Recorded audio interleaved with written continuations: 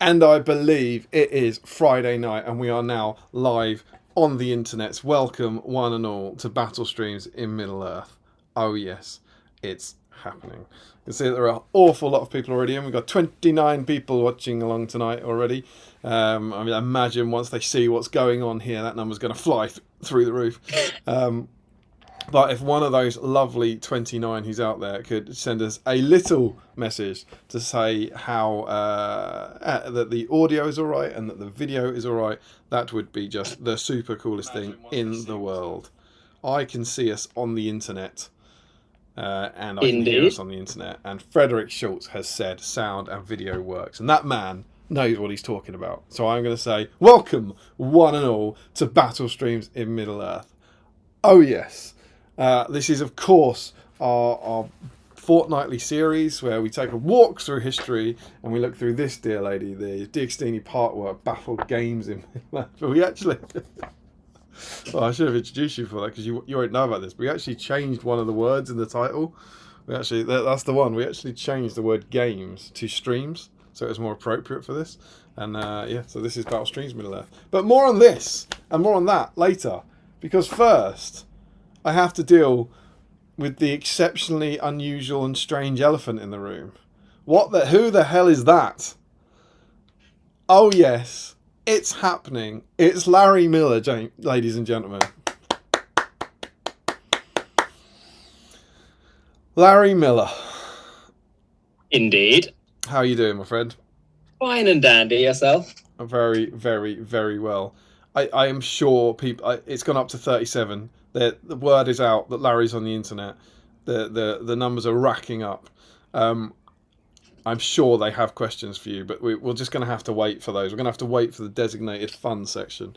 But yes, welcome one and all to Battle Streams in Middle-earth. Happy Friday.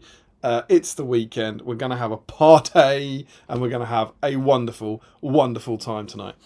Yeah, so as I've said, Larry, don't know if you've ever seen the show before. What we normally do is take a look through one of these old issues of the DXD Part Battle Games in Middle-earth, and we see what was in there. We see what the rules were like. We see what the profiles were like in the scenery, and we just have a nice kind of bit of retro goodness really to get us through a Friday evening. And we are doing that. We've had a few specials of late, but we are back. We are doing our first issue of the new year, and it is issue 75. And of course, I don't know if you're prepared, Larry, but when we originally set up this channel... Are you prepared? The point of Battle Streams in Middle-earth was to help you clear your backlog. Nice work. And what we decided to do was that we'd all hang out together of an evening and just paint something from our backlogs purely for the fun of it. Not because you needed it, not because you wanted it, but just because it's fun to paint little toy soldiers. And we used this to guide us because it came with some models. And whatever the models it came with, we would paint. So we just hang out with all people from around the world and paint some models, paint some goblins, paint some orcs, paint some aragorns, just for the fun of it. So Larry, I think it's fair to say this is a pretty special issue. Right. What are we painting tonight? What's our theme tonight? So our theme is this. Oh, yours is missing some parts. I have pre-converted. Have you not started? Yeah. No, mine's also missing the same. Oh, okay. It's missing the key part. So what is this, Larry? This is the conversion sprue that was it only in... I believe so. Only in issue 75 of Battle Games in Middle-earth. Never available from Games Workshop, making it one of a small number of exclusives for Battle Games in Middle-earth. Someone like Frederick Schultz will probably know them all, but I want to say the Gandalf either on or without the rock. I can never remember which way around it was. I think Gandalf on rock is the exclusive. And Ugluck was for a bit, wasn't it? Yeah, Ugluck was for a bit, and I think Theodred was for a bit. But Ugluck, that Gandalf was only ever available in it, and this was only ever available in it. There might have been some other things as well. But there's been a few over the years, and this is a kind of piece of SBG history, and I've been quite excited to get to this. And so this is our theme. So Larry, how do people get on theme tonight? What do they have to do? So they have to convert or paint something converted with a part from this sprue. That's it. That's simple. So you need the sprue, and it doesn't matter what you do with it. Well, I mean, don't put it in your bum or anything, but like, as long as you convert a model with one piece of this, you are eligible. You are on theme. So Larry, if they're on theme or if they're not on theme, how can they get involved in tonight's stream? So there should be a thread on the GBHL page, a whip thread, if you will. You post a picture, and eventually, at some point, we'll go through it. I'm checking. It is up, Larry. It is up. The whip thread is up, and people are commenting already. People are doing it. Ah, yes, it is. I might do that as well. And so, not only that, that's what we'd normally do, right? So you paint on theme, you put it in the thread, and you get in with a chance to win the prize. What is the prize, Larry? Oh, look at that flex. That one? That is very good. I don't think anyone's ever done this before. I don't think we've ever hosted. It is a black Battle Streams of Middle-earth dice. A prize that money cannot buy. These purple dice, of course, can be bought by regular payments of money by joining our patron scheme. I think Larry's about to hold some up. Wow, look at those. They remain in the same poly bag. I sent you them in several years ago. That's excellent. Jiffy bag. And a Jiffy bag, of course. You've kept the envelope. See, that's a reasonable sized envelope for that package, my friend. These purple dice obviously roll sixes, but they're not as powerful as the black BSIME dice, which only roll. Oh yes! Needed that game to end. Perfect. First turn of asking. Boom, 1 or 2. Game's over. I win. Yes, indeed. A black Battle Streams of Middle-earth dice could be yours tonight if you are painting anything that's converted from that conversion sprue.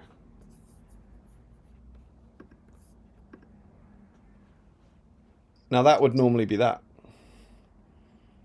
It would. I mean, that's enough fun for anyone's lifetime. But tonight, Larry, and you're aware of this. You've been trying to control yourself all week for the first time in your life.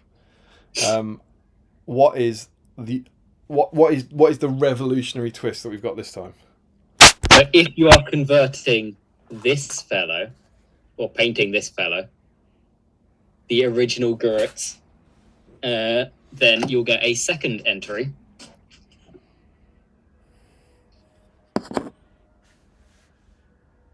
So I'm setting up my whip thread photo. I thought it did sound like you were mid-sentence, so I didn't want to interrupt you. No, or you're finishing on second entry. Yeah. Fair enough. Indeed, we have never done this before. Never in 110 episodes. Oh my god, he's literally taken the photo live. Yep. We've never done it. If you convert the model that you're meant to convert lots of models, and we will talk about them when we go through the issue. But the model that this issue is famous for, which is this Guritz.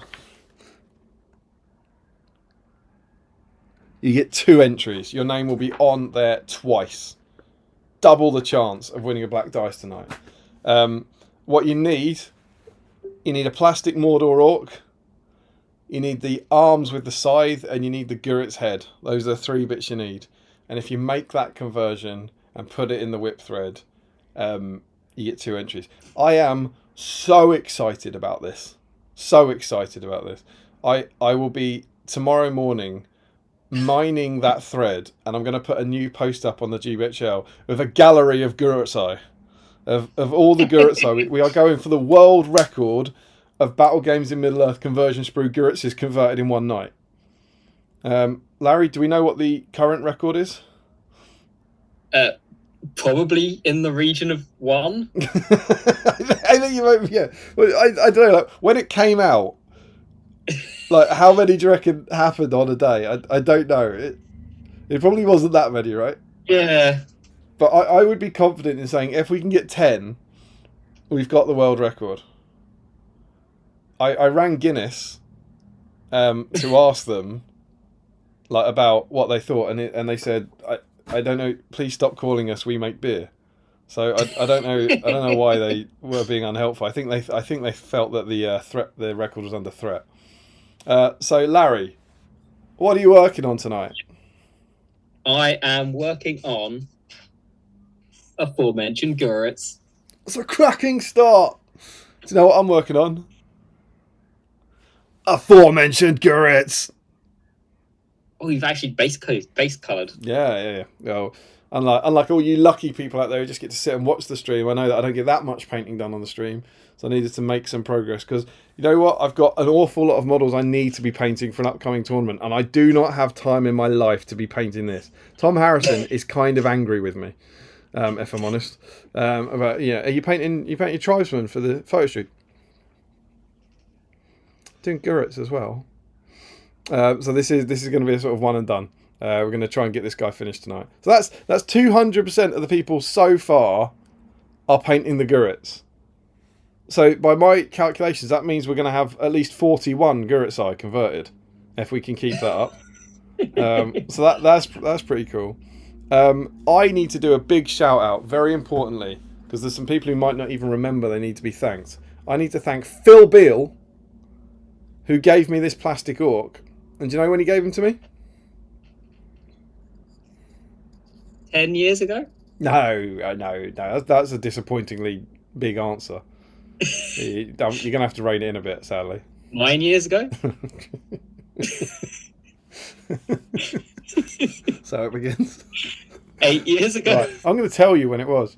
It was at 7 Stones last year. Phil Beale gave me this plastic orc. So in May last year, I don't know what issue we were on or whatever, and we had the delays over the summer. But I was after the orc for this then, and so Phil Beale gave me the orc, and this came from the kindest man in the hobby, a legend amongst men, a hero of Middle Earth. Who do you think we're talking about, Larry? Tom Harrison? It's not Tom Harrison. He's all of those things. Another Tom? No, it's not a Tom. Extremely high quality nerd. What? Michael Haskell? Michael Haskell. Did he give it to you today? Is he?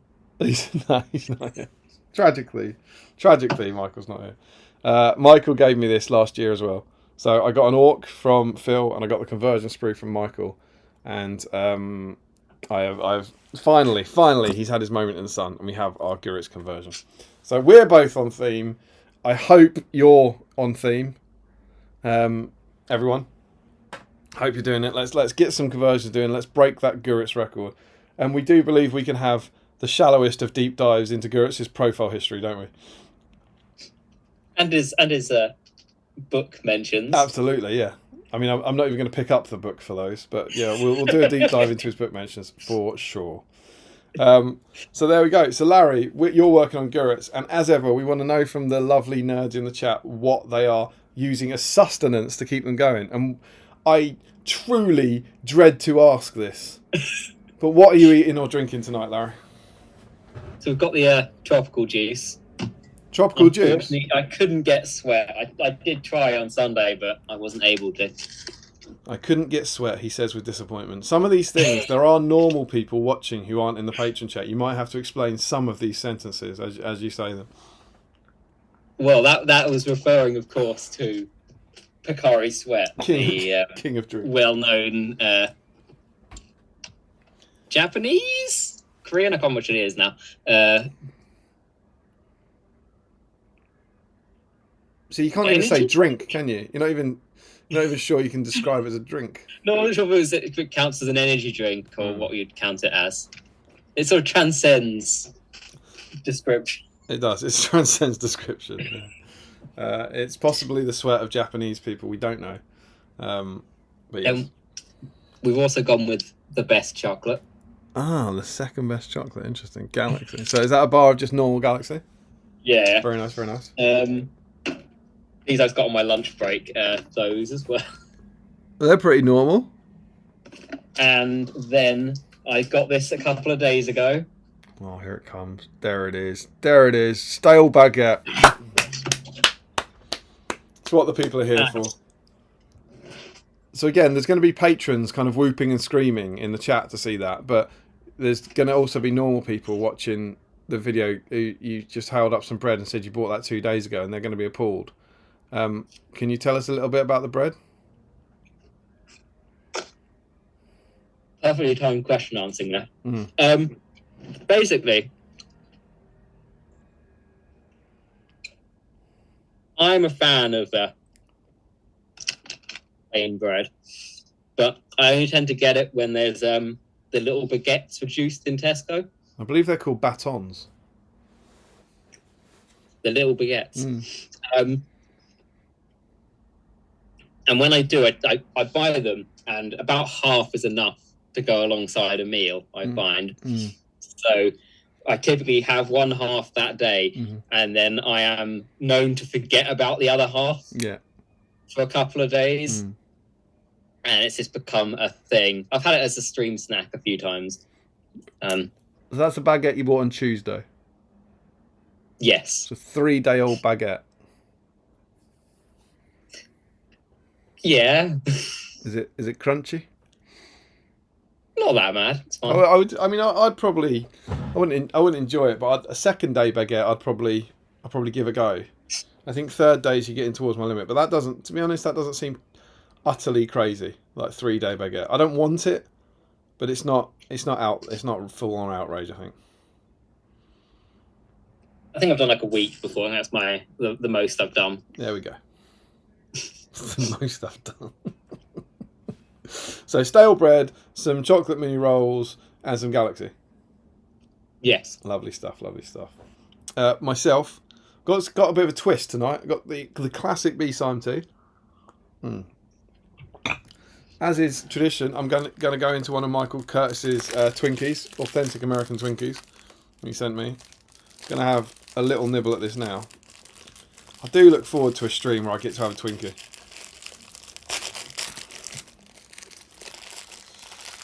God bless America.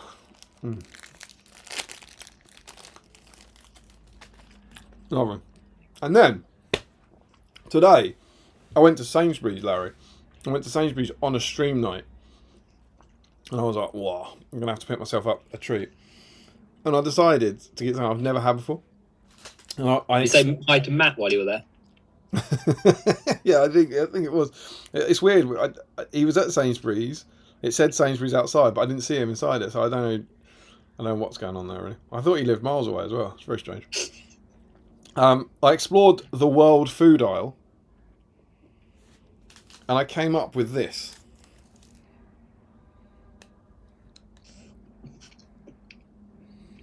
Huh. Now, is it called an alibi, or is it alibi?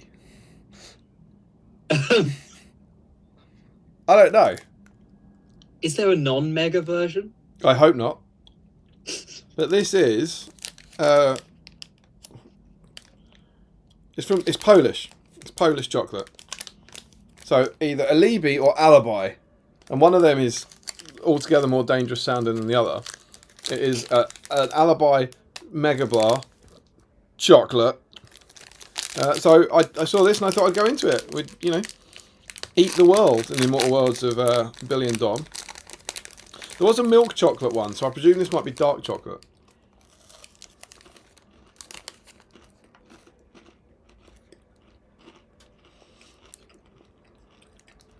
How is it? That's pretty good.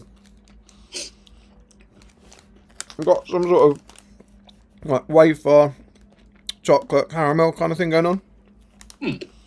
Now it's dark chocolate. That is really nice. Is that going to become a regular stream thing for other people? Yeah, if I eat too many of them, I'm going to need a Libby. But yeah, so that's what I've got to get me through. And then, obviously, it's a Friday night. You've got to have a drink. I was in Sainsbury's again, and I saw something that stirred something in me from battle streams past. And so what I have for you is one of two giant Battle Streams of Middle Earth beer steins that are in the world. Do you know who has the other one?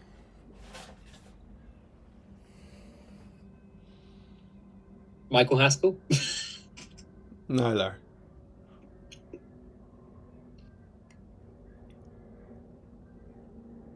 Is it Steve? It is Steve. And so, in Steve's honour, and in Steve's memory, he's not dead. I picked up a couple of giant bottles of Moretti, and I'm going to pour one out for Steve. So, nice, big, cold beer, nice tea, nice chocolate, strange man on the internet. What a night.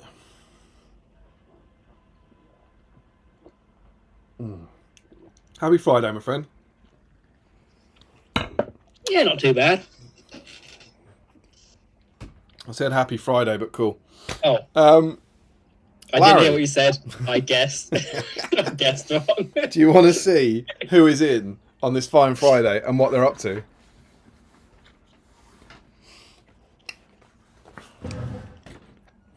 We chatting? Yeah.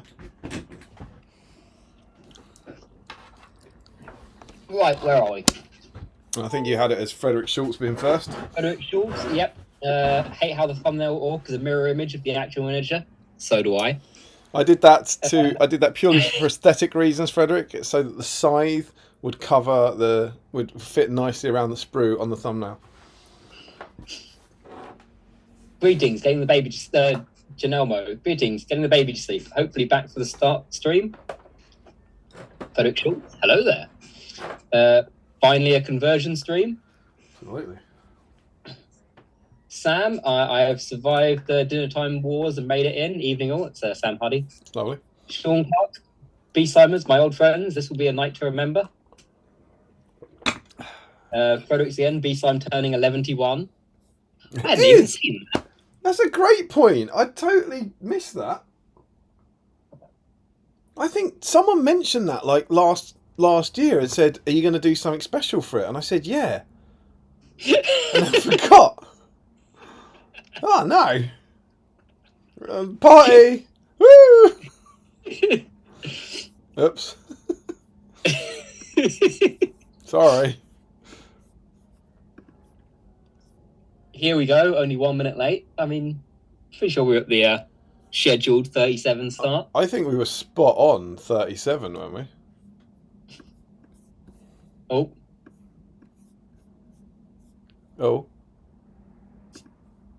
Okay, yeah, YouTube was losing picture for a minute. You're tinkering with things, aren't you? It's me. It's fine. It's all good.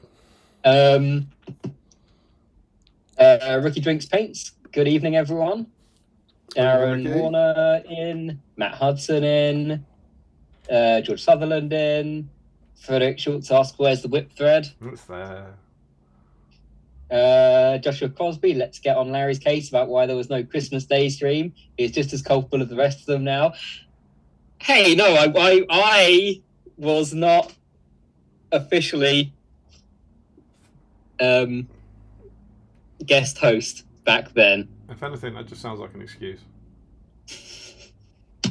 If I was, then there would have been. This year, we'll forget that that's been said by the time that comes up. Where are we? I don't think they'll forget, Larry. Frederick Schultz, will Larry catch up on the live chat? Yes. Frederick Schultz, will he caught up every TM he does? Yes. David McShearer? Yes. Alan Steels is in. Sam, will Larry be posting in the chat as he reads?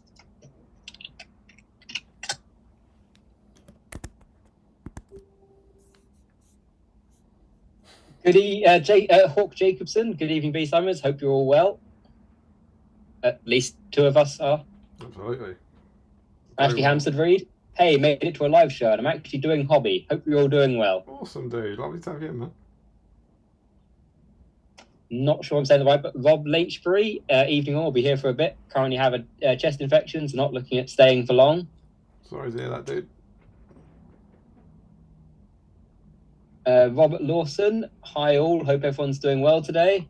He's in from the States. Frederick Schultz, get well soon to Rob Blanchbury. Jakey, evening all and happy Friday. Got you on the big screen whilst we have dinner and we'll start painting later on. Very cool. Frederick Schultz, wow, the thread is up. Larry Miller on the big screen. What a time to be alive.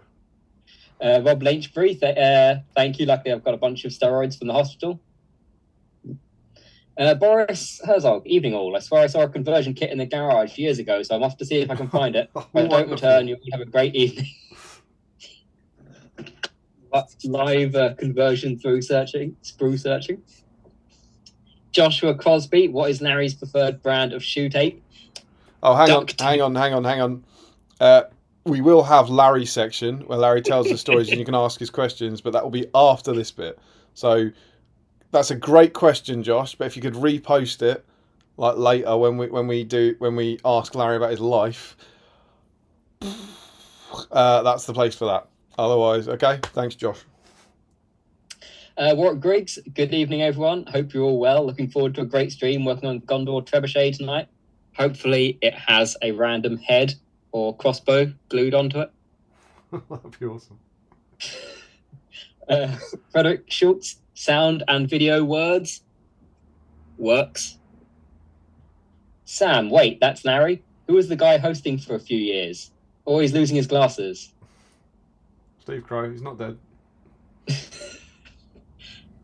That's oddly specific answer there. Joshua Crosby, I heard Larry snigger. That's enough for a stream. Larry, do you want to explain your YouTube video rule there that Josh is referring to? Right. So I have for YouTube, Facebook, etc. a series of 3 laws. The first law is that if something makes me laugh, then it has to be liked, regardless of any other thoughts I might have on it and whether I want to like it or not.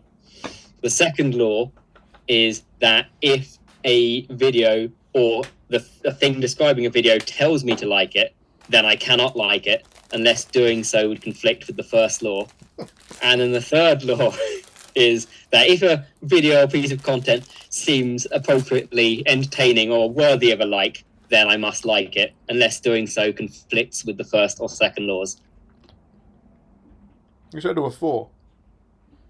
It's 3 laws. You said 4. Oh, well, there's 3 laws. I'm definitely not ripping off any authors. Just to confirm then, if they tell you to like it and you laugh, you will like it. Yes. Right, okay. That one wins. Good to know. It's good that you call them laws instead of rules. It's because I'm ripping off Asimov. That's the. Where are we? Sam, good that Larry has got good lighting and quality camera for this. Yeah, I was worried. Hey, my phone was on its way out. I was just waiting for Black Friday to replace it. I will have you know. Yeah, Black Friday 5 years after it went on its way out. Rory Campbell, bravo and welcome, Mr. Miller. Thank you. Felix Schultz, crazy times. Language.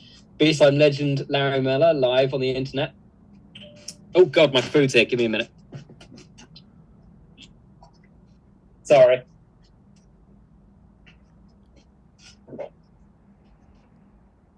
Live food delivery on BSIME. What is he going to come back with? Will it be more stale bread? Will it be broken glass? Will it be rotten meat? We just don't know. What food does Larry Miller get delivered on a Friday night? Answers in the chat. Oh, yeah, give me a second. Let me grab my phone quickly. He needs his phone. You know what it's like? The food turns up at your door. They asked to see your phone.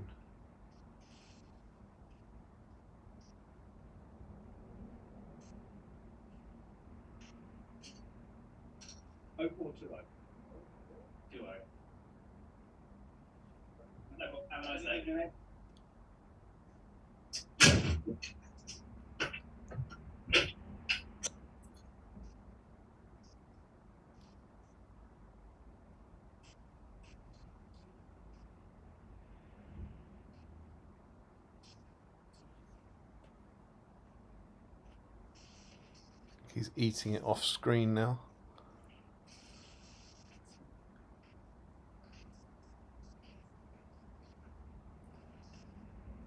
That was an ordeal. I needed a code for it. We heard. An immediate unboxing, I imagine, will be demanded by the public.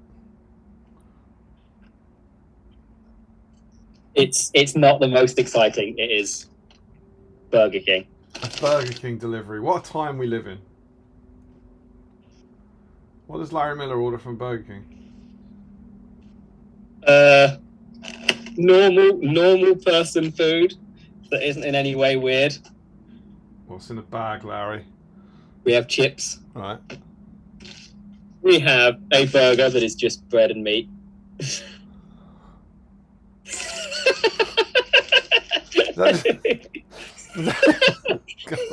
that just a plain bun with 2 burgers?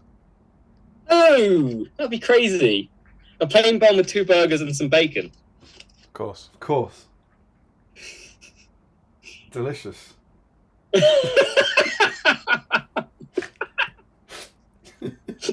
I'm so glad you got an awful burger delivered live on the stream, Larry. Brilliant work. Is that it? Is that a burger and fries? Yes. Jack Jalowski. Evening all. Missed the last 2 streams due to work. However, I've got my converted Guritz ready to go for tonight. We're up to 3. That's it, man. We off the lion. Darren Warner. Welcome, Larry, you legend. Thank you. Rick Schultz. All of BSIME is the designated fun segment. Damien. Josh Coles. Evening, guys. Glad to not be painting on theme tonight again. More boring work with elves for me. Sam, I look forward to hearing Larry's hot takes later. I'm sure they'll be out there. Absolutely. That is definitely something I should have been more prepared for. Joey Chili, hi all, and good afternoon from the States. And welcome to Larry, a strong contender for a coveted spot in the top 5 BSIME guest host. Why, thank you. Rory Campbell, perhaps one for later, but do you know what they intended for the other bits for the conversion sprue? Yes. Well, yeah, we don't necessarily know for sure, but we can give you some ideas, can't we? For sure. Larry Miller, yes. Katie, hello everyone. Sam, he is in the chat. 4th dimension B-side. Philip Schultz, what if people convert a model, then put it in their bum? Damien? No. Oh, well. I'll tell you what, actually, yeah, if you've converted it using the right bits, then yeah, just don't put a picture of it in. If it's Guritz, they get double entries.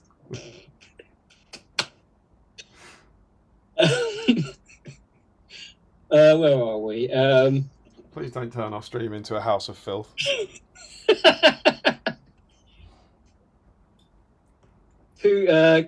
Calman, too late. It's already up the bum. I can hear catapults echoing out. Calman, as I live and breathe. Sam, then I'd recommend not posting a whip pic. Yeah, absolutely. Well, not to Facebook anyway. I think just DM that to Sam, that sounds like. James Wilson, evening everyone. Darren Warner, I'm glad you explained what to do with the conversion sprue, Damien. Yeah, you got to convert it. Janelmo, back. Hopefully. Oh, God, it's jumped. Oh, it is a thing. Crap. I love it when it happens to people for the first time.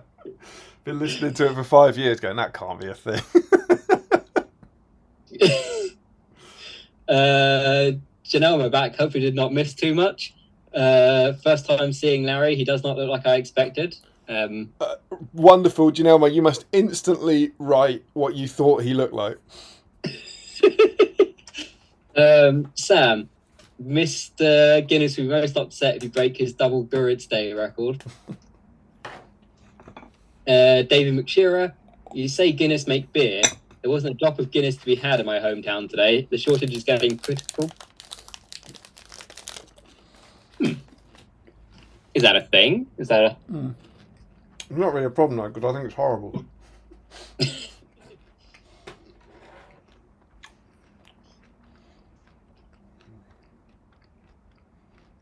Or maybe that'll be my hot take. I won't say it now. I think you just did. Sam, F's in the chat for Scotland. Thomas Macklin, evening all. Macca's, as I live and breathe. Thomas Macklin, hello Larry, hello Tom. Have we had Sam Page in? Was it that Sam? No, just Huddy. Okay. Sean Clark, he's bringing out the classics. I love it when he plays the old ones. What was that? I don't know. I don't know what that is. Oh no, I think I know what it is. I think it's the bread. Right, yeah, okay, that makes sense. Rory Campbell goes, a demi baguette. Yeah, that's it. James Wilson, is it tasty? Is it scrumptious? Is it crunchable? Stephen Ryan, joined in time for the baguette chat. Evening all. Ashley Fisher's in. Davey McShearer, I believe it's pronounced Alibi. Yeah, but see now, you're getting it now. This is what you do to us. Is it? How's he done that? Is he written a word, or is he written it phonetically? Just, I took that as an opportunity to just go with what I wanted to go with. Do you think it should be Alibi? Yes. I think I agree. That's just fun to say. And I don't like saying that. It's also a more fun word to say, isn't it? Or Alibi? Go half and half? Ali B. Well, like Ali G's younger brother, that sort of. Yes. I think like saying alibi's got kind of connotations of murder that I don't really like. So I think an alibi's a fun word. So I think I'm going to go with alibi. It's also, do you know what? It's really, really nice. Rory Campbell, mega alibi required when you wake up covered in lembas crumbs. Darren Warmer asks a good question. No mince pies? I've still got them. They haven't been reduced further. I think Sainsbury's might have run out. Frederick Schultz, what kind of... Oh, God. Sorry. What kind of man would do non-aesthetic things for aesthetic reasons? Makes no sense.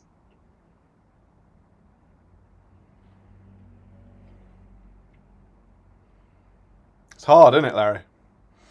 I feel like he's having a go at me for something, but I can't think what. Maybe he's having a go at you for all the things you've done and all the things you do. Hey. Sam, are we going to do something special? Yeah, we're going to get the person most likely to derail it on. I mean, I wouldn't say that about Damien. I mean, he's done well for the first 111 issues. Thanks, man. That's kind. Appreciate that. Oh, God, yeah, that was slightly nice. Crap. Rory Campbell, maybe for the 11th stream, you could build an enormous diorama of Bilbo's birthday party. Yes. Yeah, that's what I did, yeah. Get it out of the corridor. Get it out of the cupboard.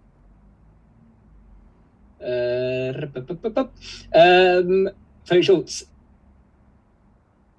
Lol, you did a Bilbo invisible after realising it's 11:1 stream.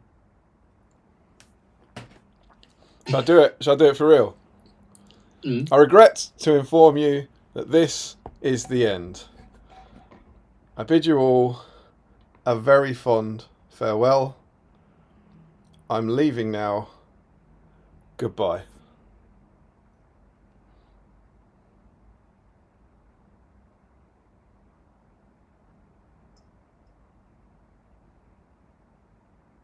I was hoping you disappear there. No, I think we have. Oh, have we? Yeah. Oh, good. But now you're ruining it by talking. There we go.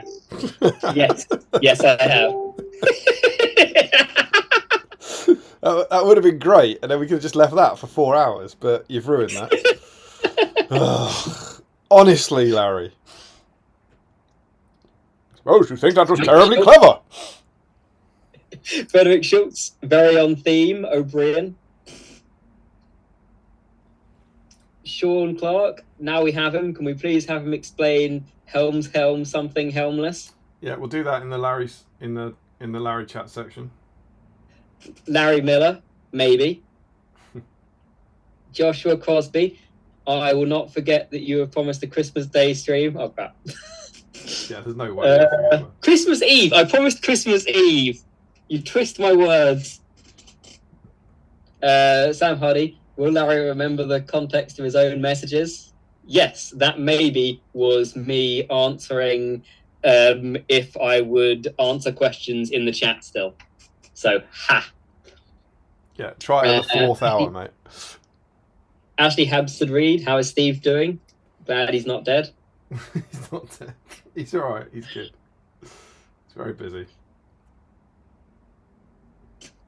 Sam, 4th law, don't tell people the laws. Rue Campbell, but what is the 0th law, Larry? Someone has watched the cinematic classic iRobot, or possibly one of the books that it was loosely based on. I haven't actually read any of them. I just know it from iRobot. Where have I gone again? Mark Greentree. Hello, peoples. No hobby for me tonight. I'm just going to sit back and watch the goodness. First time hearing the Larry. You can't be told about the Larry. You have to see it for yourself. Frederick Schultz. Chaos. Larry food delivery. We're off to a good start. My theory is still that he'll eat the conversions food. We've seen how pointy that thing is. It's about pointy as glass. Right. Well, hey, that was one time. Accidentally. I think one's enough. Joe Clark, I think he's putting the food on the side for 3 days while he gets Tuesday's delivery out of the bin. Hey. That would have been sublime if you would have come in with that, put that down, and go right. That's Monday sorted. Rory Campbell, I reckon Chinese food, but only starters and no main courses. I asked them to guess what you were getting.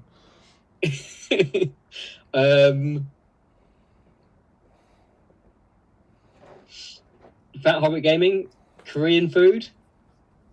No, but Korean chicken is good.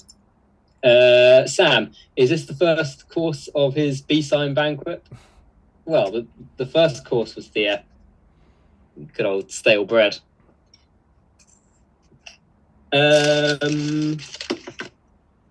James Wilson, it is Larry, so whatever food we think it is, it's probably going to be wrong. Hey. Frederick Schultz, more of an unbagging than unboxing, I think. Indeed. Janelmo, I think something you normally does not get a delivery of, so like soup. In a bag. That's another hot take. Not yet, Larry, not yet. Sam, hi, don't forget that in true YouTuber style, you must throw your food across the table as you list it, sending it everywhere. Absolutely. That's the way to do it. Frederick Schultz, is the bread and meat burger just bread and meat, no sauce? Yes. Ryan Cuthbert, it's Miller. Oh, Six Dice Colours is in. Does he have a sprue? Have people managed to keep it away from him? Oh, what colours? Six Dice Colours? Yeah. Don't know. Sam, that's a meat sandwich. Fat Hobbit Gaming, so dry it makes the dessert look wet.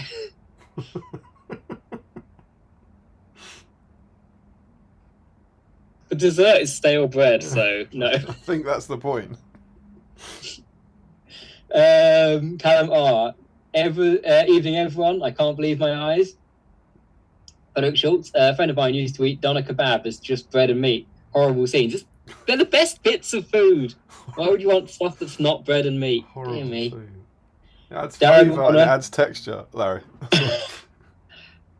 Darren Warner, quality Black Death burger. Good morning, Gary George. Good morning, all. Fully on theme here down in South Australia. Up early to water the garden and remembered the stream. We got Australian Guritz. Yep, 36 degrees today and up to 40 by Monday. Although doesn't specify Guritz, it could just be Australian trebuchet with a head on it. Oh, Australian conversion sprue. Yeah, That's still pretty cool, I think. Sam, just Huddy. Wow. that was you. You said just Huddy. No, out of context. I meant just the one Sam. Just We have Huddy. not had Ouch. Sams yet.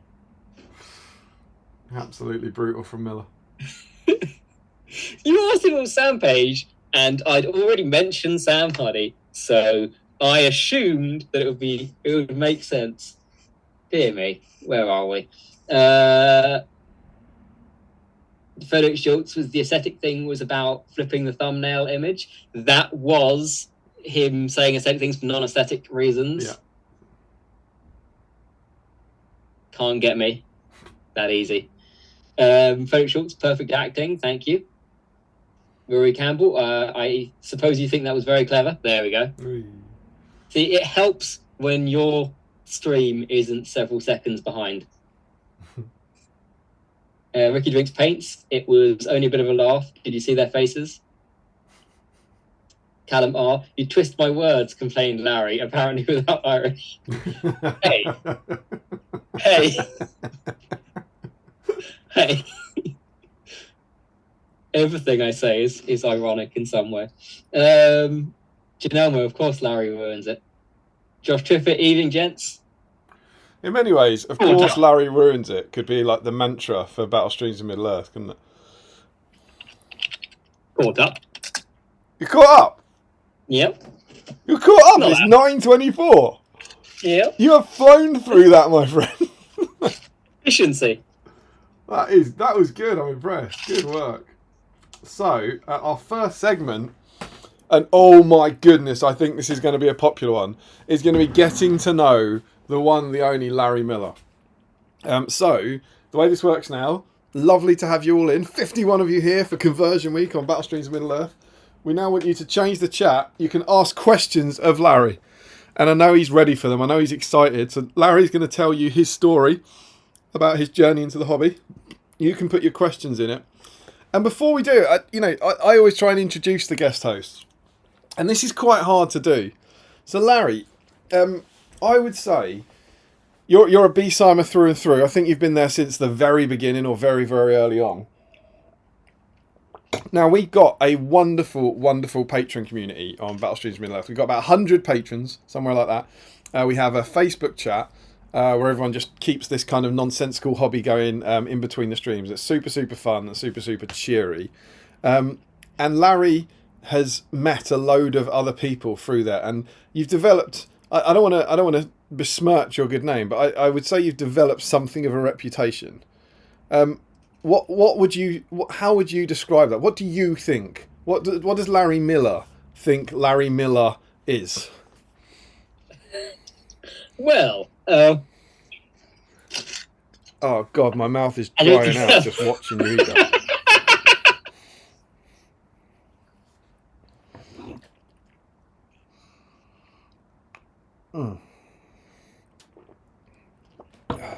Well,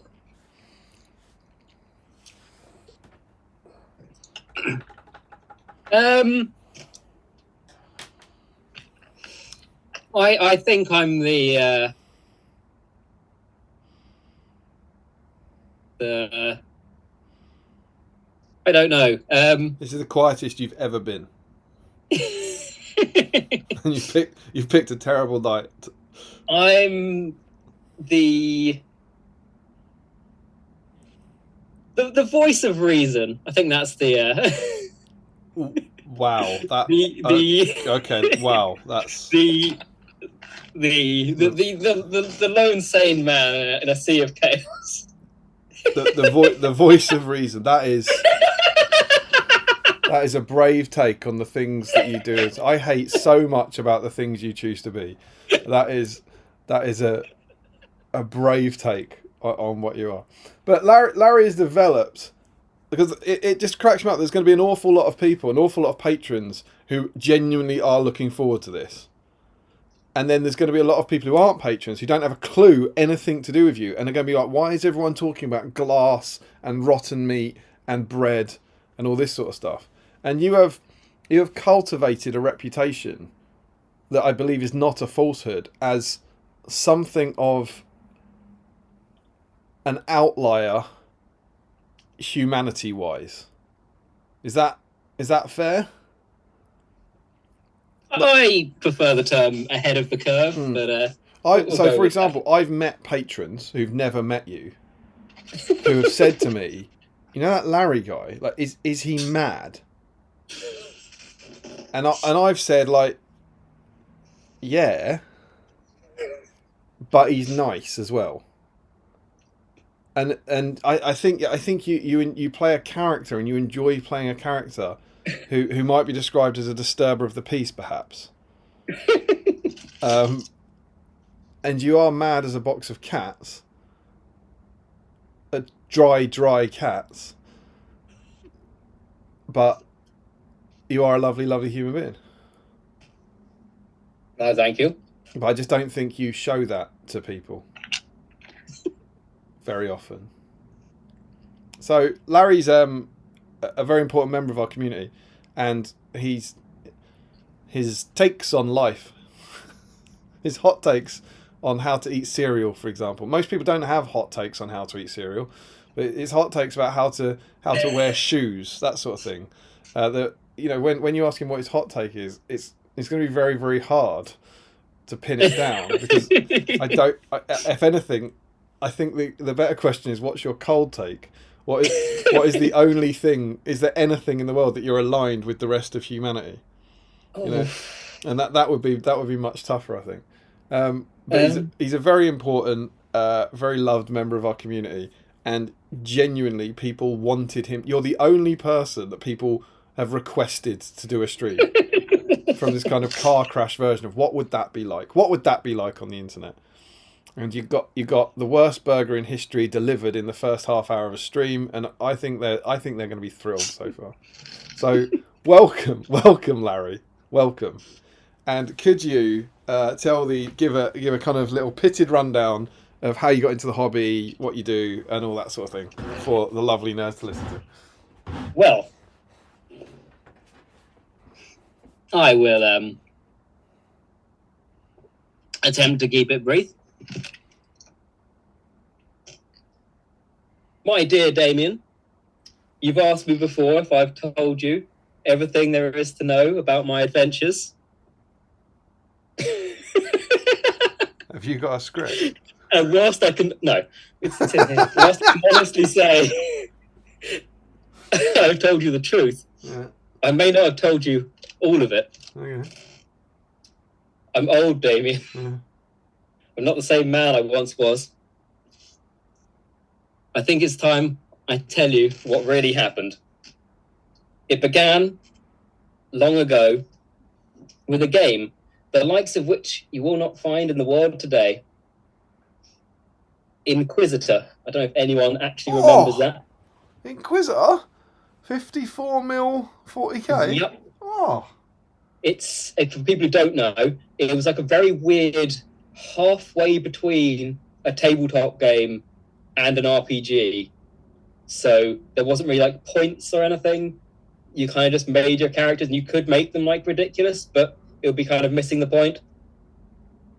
Because you weren't really supposed to be trying to win, you're supposed to be trying to tell a story. Written by the legendary Gareth Thorpe, I believe. I would have been about 9, I believe. And my brother got into it. And he taught me how to play.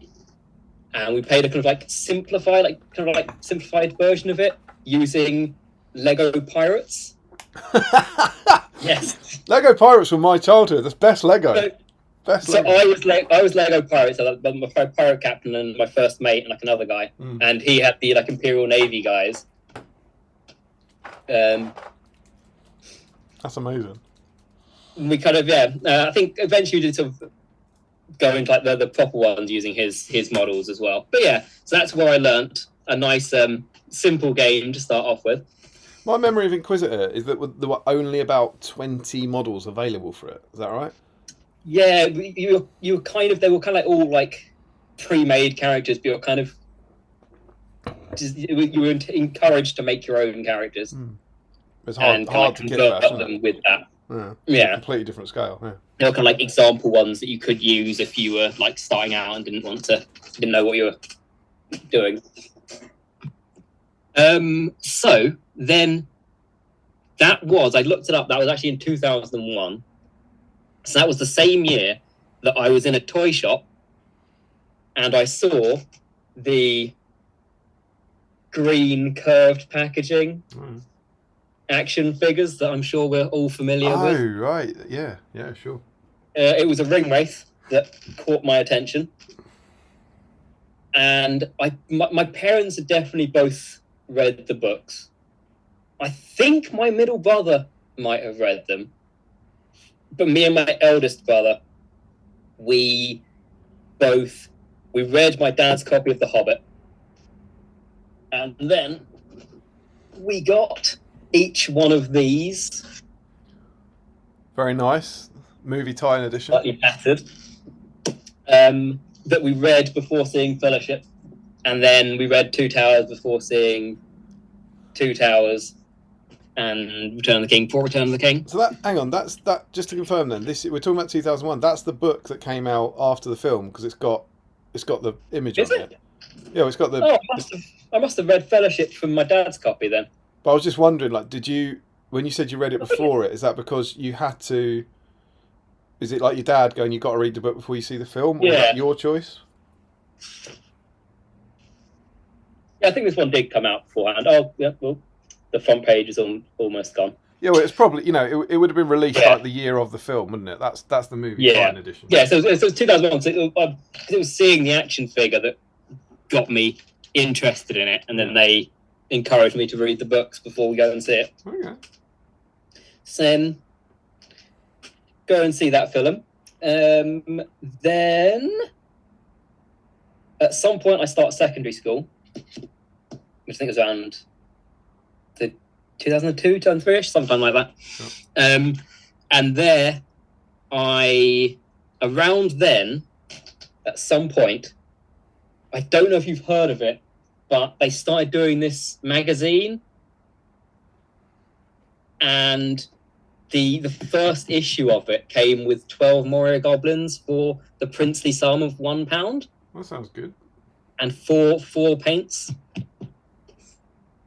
So I picked that up as my first models, and then got issue 2 weeks later, and then didn't get issue 3 or issue 4, and got issue 5, and no other ones.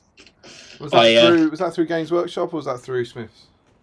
I feel like it was probably W.H. Smith's. Right, okay. So yeah, I had them, I painted them, we played a few of the me and my brother played a few of the kind of basic scenarios that were in those 3 issues. Mm-hmm. Then at secondary school, I joined the games club, whatever it was called. No one was playing SBG, so it was all 40k or fantasy. I picked fantasy, went with Tomb Kings. Correct choice. Who were incredibly fiddly and awkward. I did not get a lot painted and did not play a huge amount. I later dabbled in 40k and went with Grey Knights, an all-metal, very elite army, which also wasn't very beginner-friendly. Eventually sort of drifted out, and I didn't play there, but a friend of mine who lived 2 roads away, we would play SBG, and we got into it around the blue rulebook coming out. Great rulebook. I believe my local GW did an offer where you get the start. If you got the old starter sets, they had loads lying around of. You'd get the rule book for free when it came out. They did that every year. Yeah. So I got the Fellowship starter, and he got Return of the King. So for more elves. Ah, clever. But we I don't know if we had many or any heroes. It was all very being sort of cheap and it's going for the plastics. And did play a bit of the Battleground beat thing. I got that white dwarf. And so kind of just went from there. Then I sort of stopped playing for a while. I still paint as just kind of like a relaxing thing.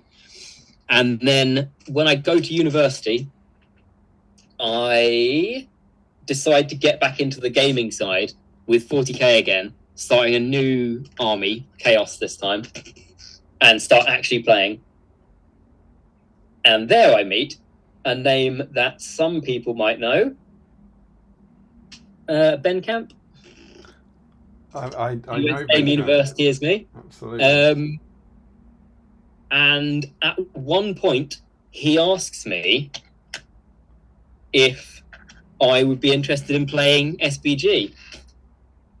Now, when he asks this, the year before, a movie came out. I don't know if you've heard of it. An Unexpected Journey. Doesn't ring a bell. When that came out, I hadn't really touched SBG for a while. I didn't really have any massive interest in it, but they had the limited edition starter set.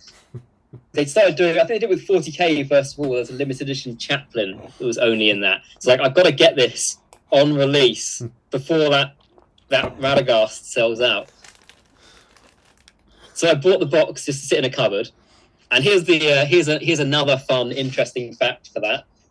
There is a possibility that Damien might have been in that same shop when I bought it. Absolutely. We definitely bought it on the same day in the same shop. Games Workshop, Watford.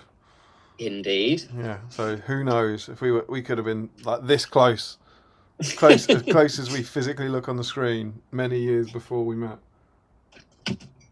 Both struggling to get our limited edition Radagast before he sells out in like six years. Well, it did sell out, didn't it? It's funny because now everyone sort of mocks that last one, but you're right. It was true. Everyone like was like, I've got to get the starter set because I've got to get that one. Everyone got it. Was like, phew, dodge that bullet. Oh, it's still in stock. Meanwhile, 5 years later. Oh. But yeah, so Ben asked me if I was play SBG. I was like, I've got the current rulebook sitting in a box back at my parents' home. I've got a bunch of painted Brannons. So over the holidays, I got them all together. I bought the Finecast Commanders set, I think, and a cheap Gothmog off eBay. So I had some actual heroes. I've always quite liked Gothmog. And then, started playing it. He introduced me to the GBHL page, which in turn led me to the GBHL channel, which I think in those early days was just James, Jamie, Tom, and some other guy. Looked a bit like a fat Andy Murray. I can't remember his name. And from there, then when I'm back home for another holidays, I go to a gaming night at my local GW. And I feel like it was either 3 or 4 people. Would you guess who one of those people was? I don't know this. We're talking. This must be like 2013, right? We're talking Destination Smaug era. Yeah. Macklin. Yes. Yep. So I meet a Tom Macklin. Then I then sort of, when I saw Desolation of Smaug, I rewatched Unexpected Journey beforehand, and then I got very motivated by the dwarves in it. Mm. So I looked up to see if anyone else had done the conversion. We make Grimhammers into Spearmen, and I saw online both yours and Sam Page's ones before I knew either of you. Yeah. But neither of you did the actual using the actual spears. So that was What, from the Warriors variable? Yeah. No, mine were like North Star, I think, like metal. I think Sam had different like other shields as well. I think, if I remember correctly. So I got them ready. So I actually did. I don't know if you'll remember, but I did the army that hasn't been able to be used for 2 editions, where I converted the old Khazad, the Durin's folk as they were at the time, out of Warriors of Erebor as well. Right, okay. So I had like Grimhammers with an axe and a sword for Iron Guard. Yeah, okay. And then Vault Warden shields, where I got actual Vault Wardens, didn't use them, just used the shields and the spear arm on Grimhammers.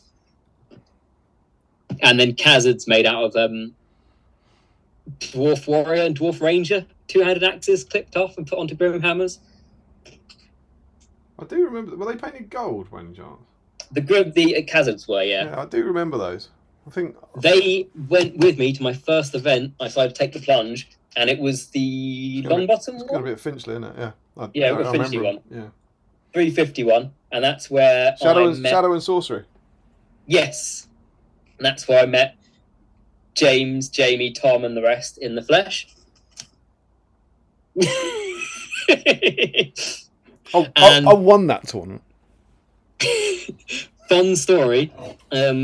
Whilst I was there, I saw Tom Macklin. He said hello to me. I recognised him, but couldn't think where I recognised him from. And I was all confused for a bit before I remembered. I don't remember a huge amount about that tournament, other than the fact that a Vault Warden shield got killed by a throwing spear on the charge.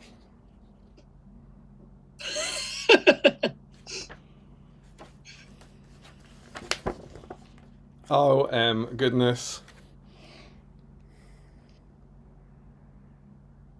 There he is. This is the league finale. Check this out for a slice of GHL history, right? On Sunday, 23rd March 2014, over 30 gamers arrived at Titans Wargames Club for the 2013 Great British Hobbit League season finale, with the winner of the league hanging in the balance. It was sure to be an exciting event. Regular tournament goer Tom Harrison was right in the middle of the action. It was record-breaking. A record-breaking 32 players made their way to the largest ever independent Great British Hobbit League. 350 points. Low, and Tom's banging on about how great we did event reviews in issue 1. Thought that was a good idea. Organised, of course, by Titans.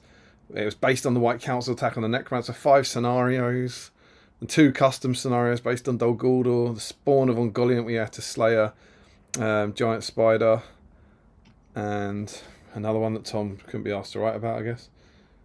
And a single unnamed hero in a player's force could carry a magic ring, which granted them access to a randomly selected spell during the game. The final scenario with Lords of Battle with a twist. In addition to 350 points, you could add a sorcerer to the ranks. Oh, yes, I used the Witch King. That was so good. I got a free Witch King with my Fururkas at 350 points. You could have had Gandalf or Radagast, and we got the Necromancer or Witch King. I think I might have got the limited edition Radagast.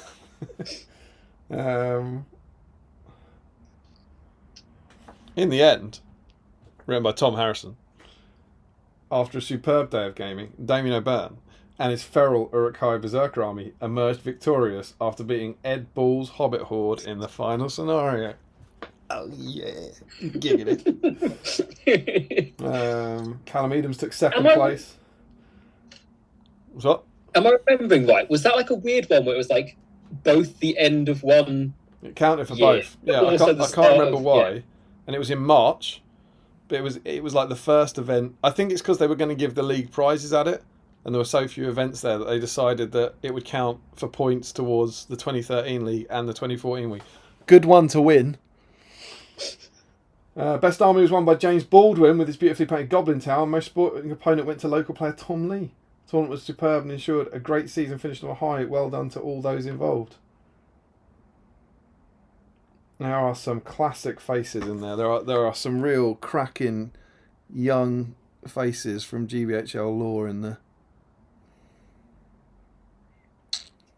Godolphin Blogs is on there as well, God rest his soul.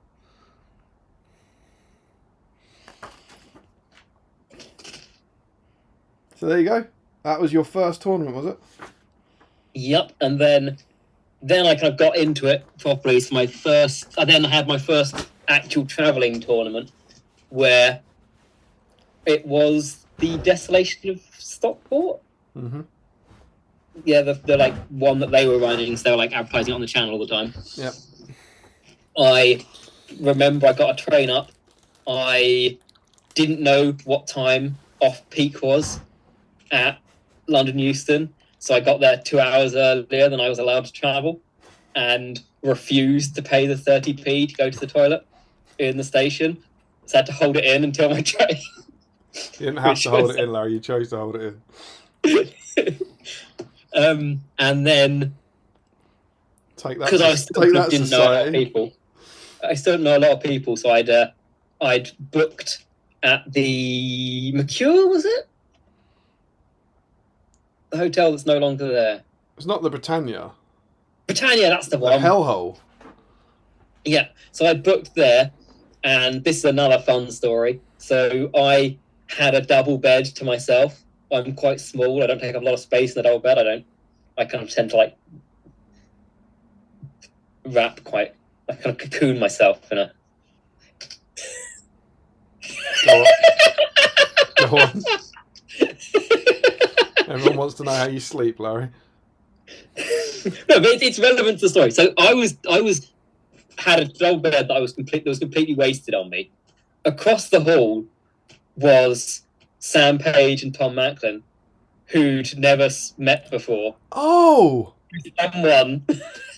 Oh!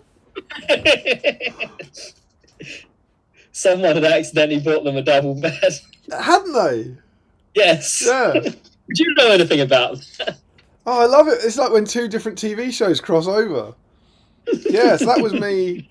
I booked I was meant to book I can't even remember what I was meant to book. It must have been I don't know, four single beds or whatever. I think, to be honest, we tried to sleep 4 and they said we've only got 2 doubles. And I went, yeah, it's fine. Me and Harrison will share one and the other 2 guys can share one. And I'm quite a cuddler. And I'm like, I couldn't care less, like being in the same bed with anyone. And then Sam Page and Tom Macklin had never met. And as it turns out, weren't thrilled to be sharing a bed with each other. And I was like, oh. Oops. But I didn't know what... I wouldn't have told... I couldn't for the life of me told you what happened. Like, what... Did one of them sleep with you? No, I was just opposite the hall in a double bed that I did not need with way too much room whilst they were sharing a bed. Yeah, but it wouldn't... However little you are, it would have been the same situation, right? They would have been sharing it with they would have been sharing it with a cocooned maniac that they've never met before. Yeah. Yeah. It's not like you had a spare bed that they could have gone and slept in. I thought you were going to say one of them went and slept in with you or something. No. Oh, good times. Yeah, and then carried on going to tournaments. And that more or less takes us up to now eventually. Absolutely. I mean, that was 10 years ago, you know, but sure. That's how you more entered the community, I suppose.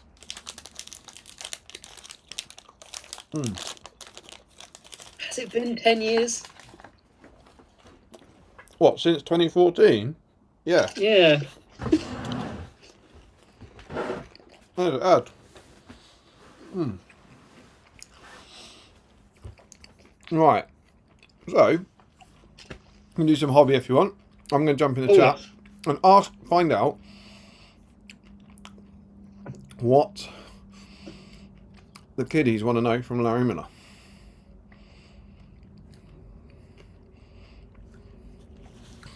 So we've got the twist of my words thing from Callum. We've got Janelmo saying, of course, Larry ruins it. Josh Triffett is in. Evening, gents. Larry's caught up. And Gary George confirms it is indeed an Australian Guritz. We love to see it. Ask a genuine question, and this is for anyone in the chat. I've asked people to get hold of this tonight and convert Guritz, right? How many of these do you think there are in the world? I was wondering that. Because it's hard to know how many issues they make, especially like late on, because I think normally with these types of things, they sort of tail off a bit towards the end. I'd just be interested, like out, pristine, because a lot of our BSIMers managed to get hold of one through eBay, but they were never mass produced. They were only ever on the magazine. So there's probably not. It's a good time to celebrate this sprue, and we will when we look through the issue, because there probably aren't that these will run out. People will convert their Guritzes. The next time someone runs a series of YouTube streams investigating Battle of Games of Middle Earth and gets to issue 75, there might not be many of these around. They might be draining the world's resources. So last issue stream, so I'm not very organised. Last issue stream, when you mentioned that it was conversion sprue next week, yeah, I quickly went to eBay because expecting a rush. Oh God.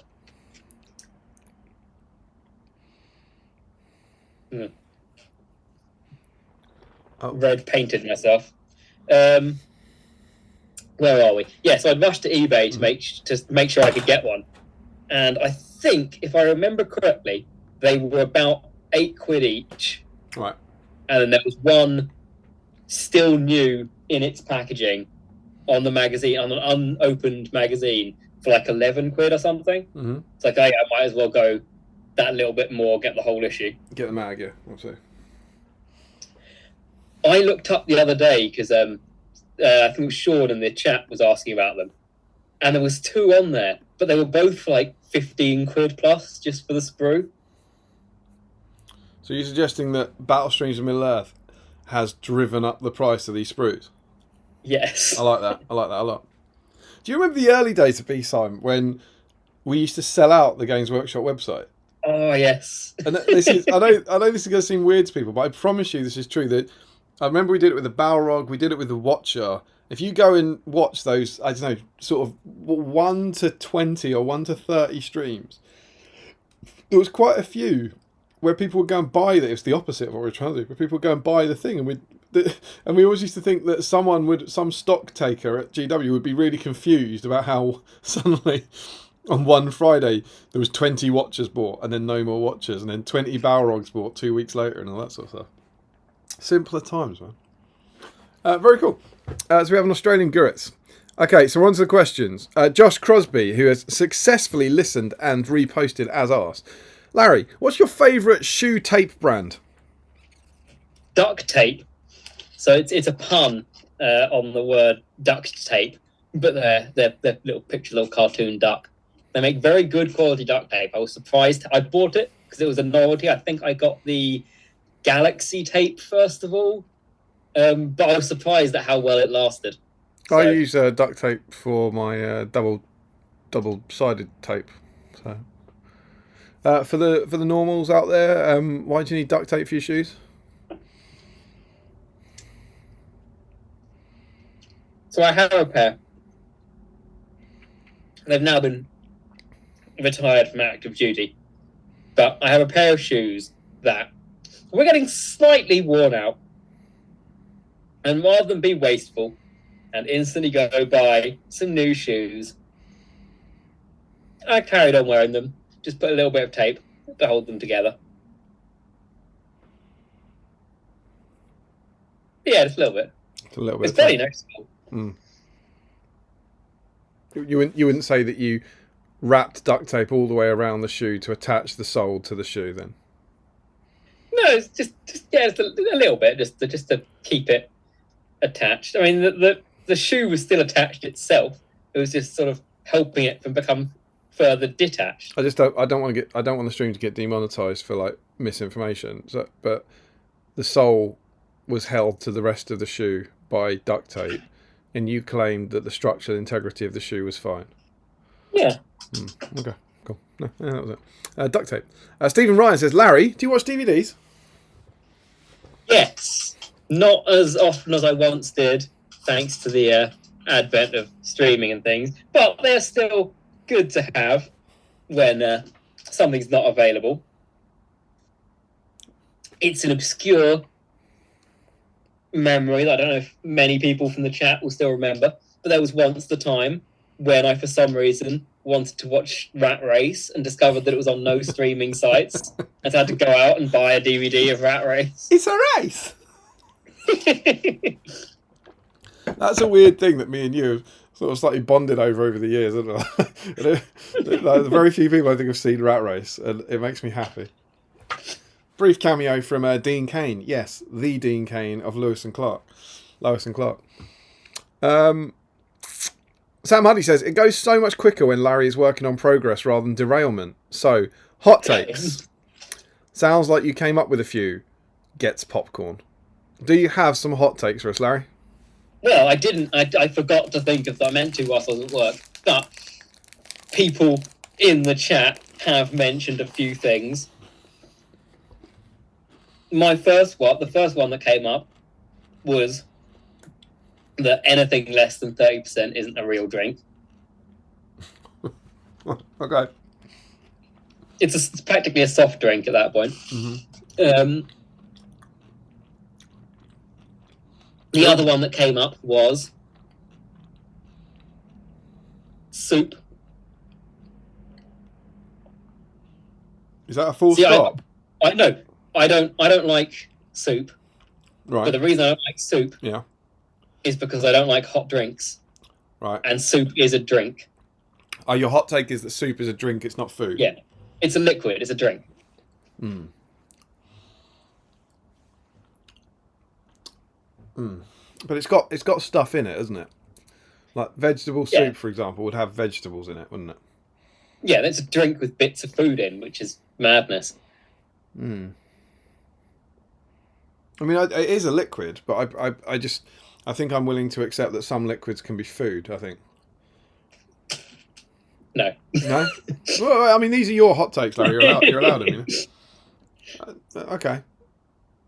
That's still, for me, that's still about 84th on the list of weirdest things you said, so... Okay, you don't like soup.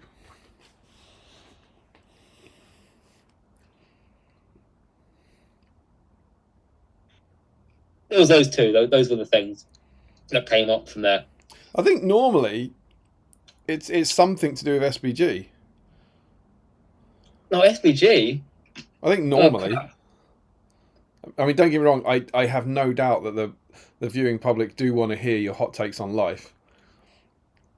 But I think we'd like an SBG one, ideally. My SBG one is that they ruined Faramir.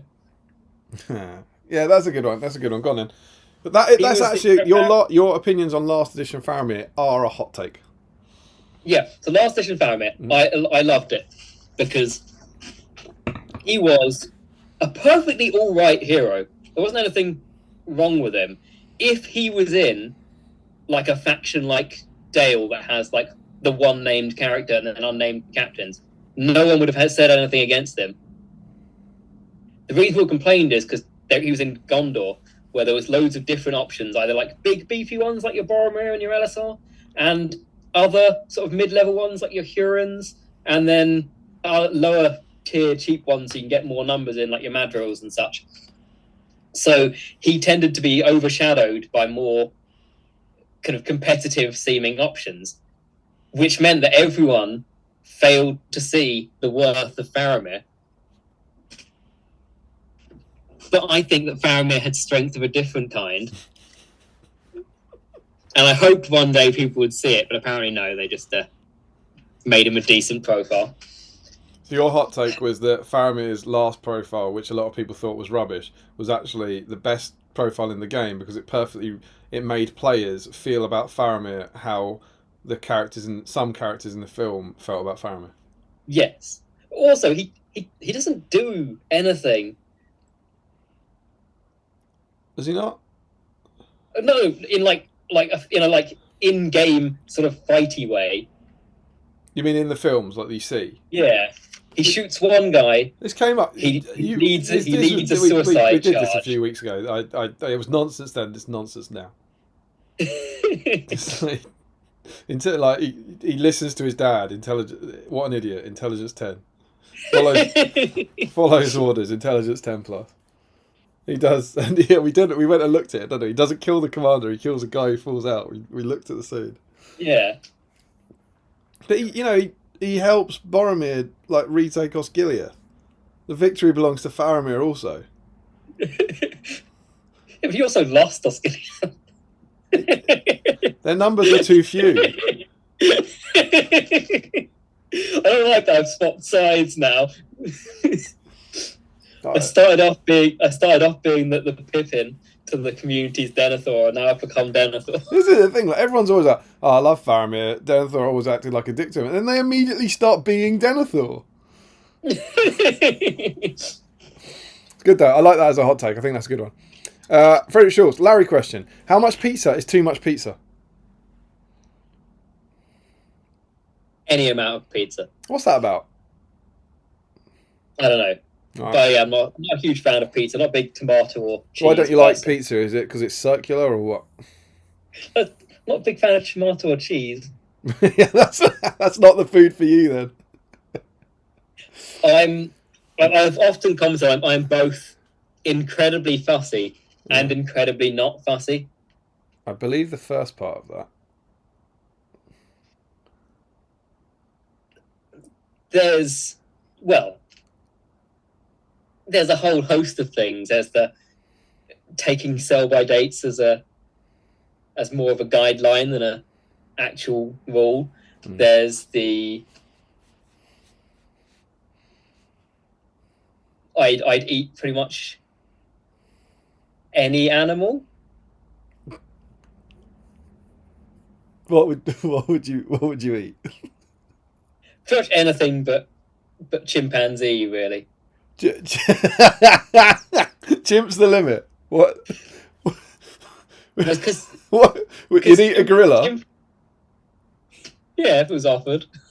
Why? What? Did a chimp save your life or something? And you owe them as a species? No, just chimpanzee. It's very close to human. So if you don't cook it very well, you've got a good chance of catching something. Yeah, I agree with that. They are very close to human, relatively speaking.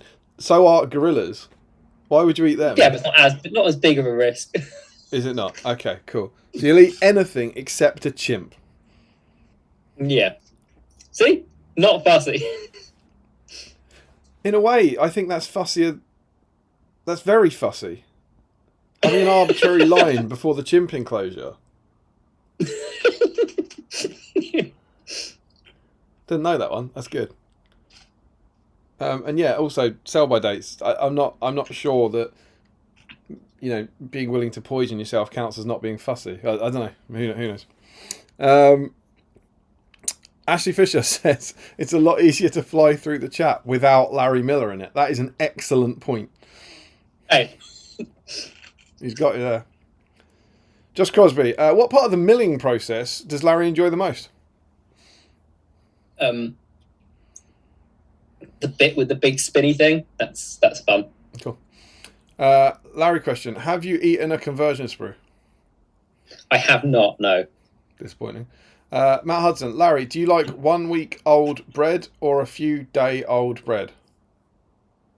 I would ideally, out of those two options, prefer the few day old bread. Okay. Ideally fresh bread. This is another thing that I often have to argue with. I don't choose the stale bread. I just tolerate the stale bread. And I'm forgetful. Not sure I believe that. I just realised you said you don't like cheese and tomato, and you've expunged both of them from the burger that you're eating at the moment. That's proving it. Janelmo says you skipped his message about your appearance. Do you have any idea what that was? Did he say you look like a little chimp or something? Oh, here it goes. Oh, I found it. Mostly, I did not expect him to have a beard or a moustache. For my sanity, I had not spent a lot of time thinking about Larry. Clean I was actually shaven. talking about this about someone earlier on today. I used to always be clean shaven until 2020, when I was wearing a mask all the time, and I realised that there we go, that you wouldn't be able to see the beard, so I couldn't be bothered to keep shaving, and then I just carried on not shaving.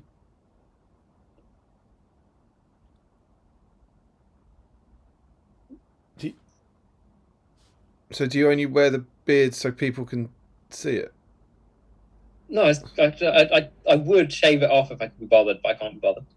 But I have grown the beard twice for some doubles tournament. It's a good tournament. Wait, you were clean shaven, Then I was wearing the mask, so you couldn't see if I was clean shaven or not. right? So I was like, I might as well just not bother. And then by the time we stopped wearing the mask, it had grown too much, and I just realised it was easier just to not bother. So you were.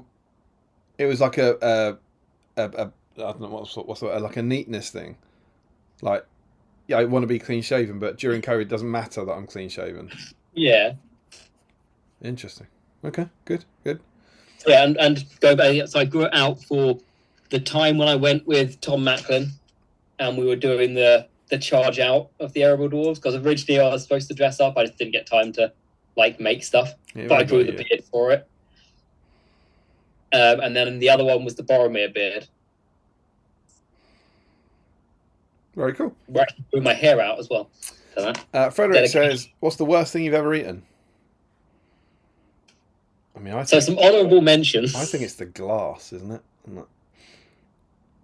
I don't think it is. Right, good. So glass is an honourable mention. Basically, when I first moved into this house, these plates here,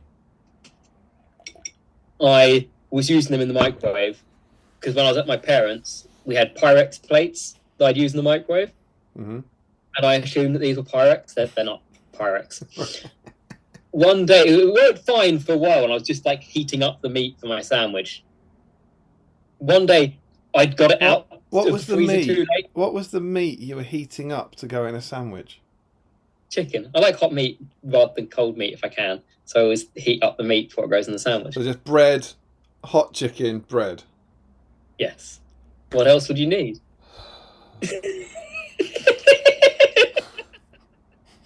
Make me feel quite sick. So yeah, but because this is something I got for my dad. I always buy Hey, lunch, babe. chicken Do you want ham and salad? No, can I have hot chicken? Nothing else. Yeah. I'll microwave it. Yeah, microwave it. So I got for my dad that I always buy the chicken when it's reduced in Tesco, and then you freeze it until you're ready to eat. What do you mean like raw chicken here? Packets of raw chicken? No, you know the packs like chicken meat, like the like pre-cooked. Yeah, so the cold kind of near the ham chicken. So right, yes. we're buying cooked cold chicken. Yeah, we're freezing it.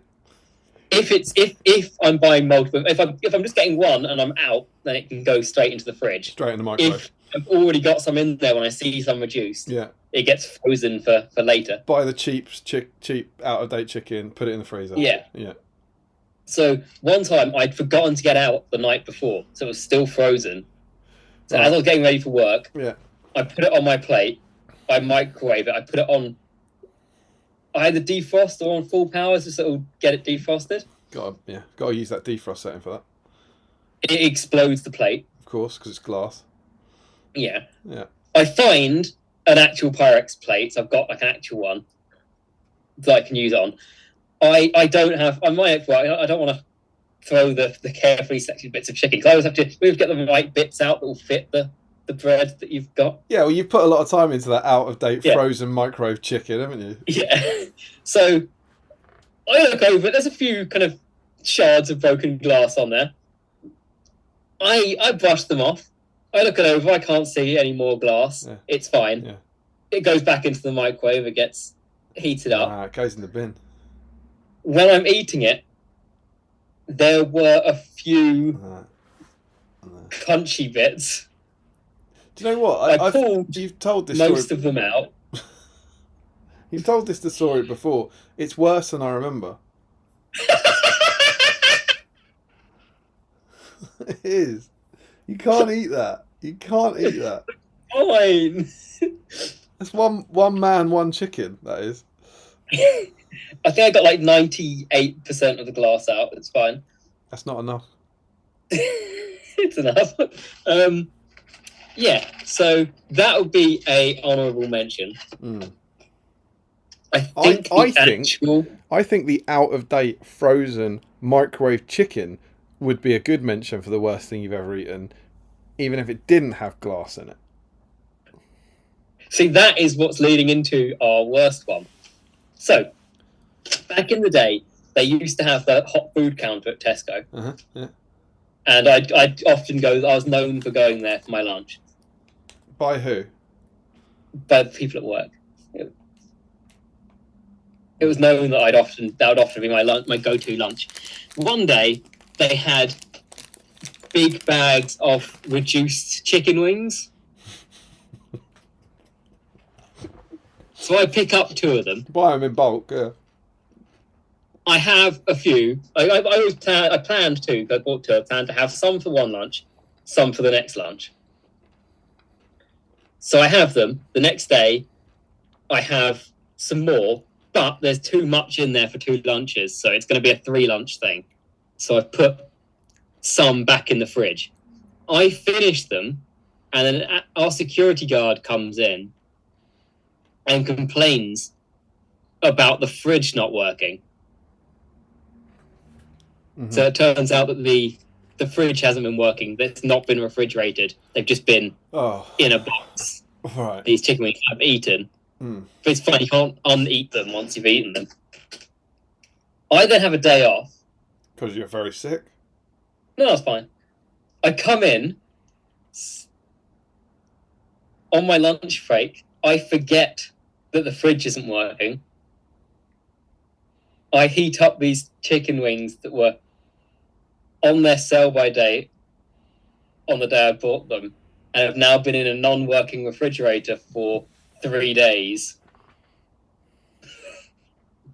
I'm halfway through the plate when our security guard comes in again and complains that the fridge is still not working.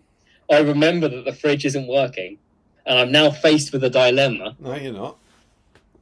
Like, I've already eaten half of these chicken wings. If I'm going to get something from them, I probably already will have it. I might as well polish them off. No, that's incorrect. So yeah, I finished off. I felt slightly off the next day. This 2 days after you bought them and haven't been refrigerating them, the security guard told you they've not been refrigerating. You shouldn't be eating them. And then 2 days after that, you ate them again. I forgot that the fridge wasn't working. Right. And ate half of it, then remembered, and then finished off the half. Why did you keep them when you knew they hadn't been refrigerating for the first 2 days? So, look, he tells me after I'd finished eating them on the second day. Yeah, fine with that. And I think, oh crap, but I've already eaten them, so it's fine. Yeah, that's fine. I just don't think about the fact that there's still a third in there. It hadn't crossed my mind Keep at that those point. for later, if anything. I'd forgotten that they were in there. That is dreadful. That's a good answer, but dreadful. Stephen Ryan, how many dog biscuits is too many dog biscuits? Oh, and we can combine that with John, who says favourite dog biscuit. Not the ones that I ate for some doubles tournament. Mm-hmm. They were slightly ashy. Which implies you've eaten other ones. No, but they were very bad. Okay, so you're looking for a new brand. If I had to eat dog biscuits again, I would go for a different bag. Yeah, it's good to branch out, isn't it? Katie, Larry, what's your favourite spoon? That would be Lingula. Bear with us one moment. Do you think there's 2 of you there? No. I'm going to get things. That was very Two-Face. Going to get things. Katie, you've done this. I hope you're enjoying this insight into Larry Miller. I like how the chat has absolutely exploded since we got to the Ask Larry a Question section. This feels like 5 years of like baffled frustration from our viewers all coming out. Oh, you love to see it. I can't really carry on because they're all questions for Larry, quite rightly so. I can hear now. Oh, I was just saying the chat's exploded since we got to the Ask Larry a Question section. Maybe you always need an Ask Larry question section. Right, so Okay. The question was, I got what's your two favourite things. spoon? I'll save the other thing that I got. The first, we have, I don't know how well you'll be able to see this. It's a spoon. That is Lingula. Sorry. Lingula. Is that a type of pasta or what? It's its name. So it's not. It's sort of from the Latin for spoon. There isn't really a Latin word for spoon. They didn't have an actual word for spoons, but they had three different things that are kind of spoon-esque, and one of them is called lingula, which means little tongue. It's a kind of Latin spoon. It comes from the inscription that's written on it, which says Deus ex lingula, a god from the spoon. A god from the Deus ex lingula. Oh, I love it. It's been my main hand spoon for a long time, since secondary school. Your main hand spoon. Yes. Mm-hmm. That's the answer. I think as well. Again, the Normo's watching. Larry, how many spoons do you carry with you on a day-to-day basis? Normally 2. Right, and why? A main hand and an offhand spoon. Why do you do that? Because they're useful. You never know what you might need. What problem you might need to solve with a spoon. Why do you think you have more problems to solve with spoons than the rest of humanity? I think everyone has the same number of problems to solve with spoons. They just don't have the gumption to do it. I guess what I'm driving at is, why hasn't the rest of humanity worked out it's important to carry multiple spoons at all times? You don't know. We can't all be, again, ahead of the curve. Elevated. Frederick says, are you a miller? Where is your mill? Alas, I am not actually a miller. I think some ancestors were. Any clue, Sam Hardy, any clues on this year's Seven Stones outfit? Yes. I mean, no. I think you meant ideas. It's one of the two, wasn't it? It's ideas, but no clues. You have no clue? No clues for here. Oh. So, post the guarded secret. Of course. I know the feeling. Frederick Schultz, what's your... What is this? What's your definition of a normal person? That's a great question. Something that doesn't bear thinking about. Riri Campbell, where was Larry when the Westfold... I didn't show my other thing I got. Oh yeah, of course, sorry.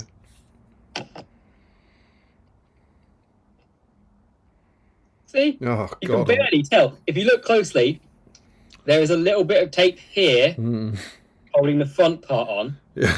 And actually a little bit over. Can you see that there? And is that rainbow tape? That is the Galaxy tape, the original duct tape that I got. But also some high vis. This was... You think people would miss those shoes, do you? It was towards the end of it when the back started going. So the back one, the tape had to kind of go inside the shoe to go around. It's not ideal. And it kept kind of wearing out a lot more quickly. Had to. Than the front tape. But yes. Had to. Yes. To maintain... And how long did you wear those shoes as your mainline shoes in that state? In that state, so with the back tape as well, or just with the front tape? Some of it, either of that gaffer tape I'm going to go for. The front tape would be probably like a year, maybe. Yeah. There's nothing. Back tape was only a few months. There's nothing you could do about that. Rory says, "Where was Larry when the Westfold fell?" Probably Watford. That's a good answer. Josh Cosby, how would Larry rank the Ruffians Mill out of 10 on the categories of A, aesthetics?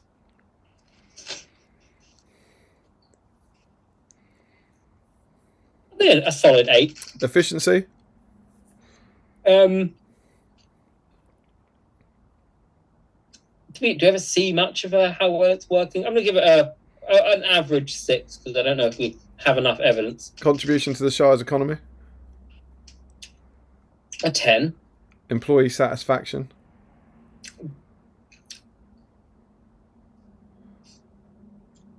Define employee. Yeah, was it if we mean the Hobbit? Do they have to be paid workers? Yeah. Or...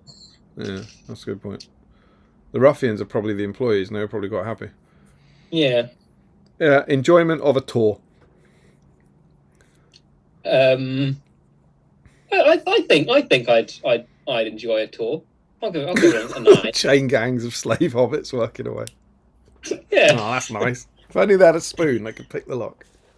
Good question, Josh. Frederick Schultz, how does the caught up work? So this is where in the Battle Streams Middle Earth patron chat, we will fairly regularly get messages from Larry that just say caught up.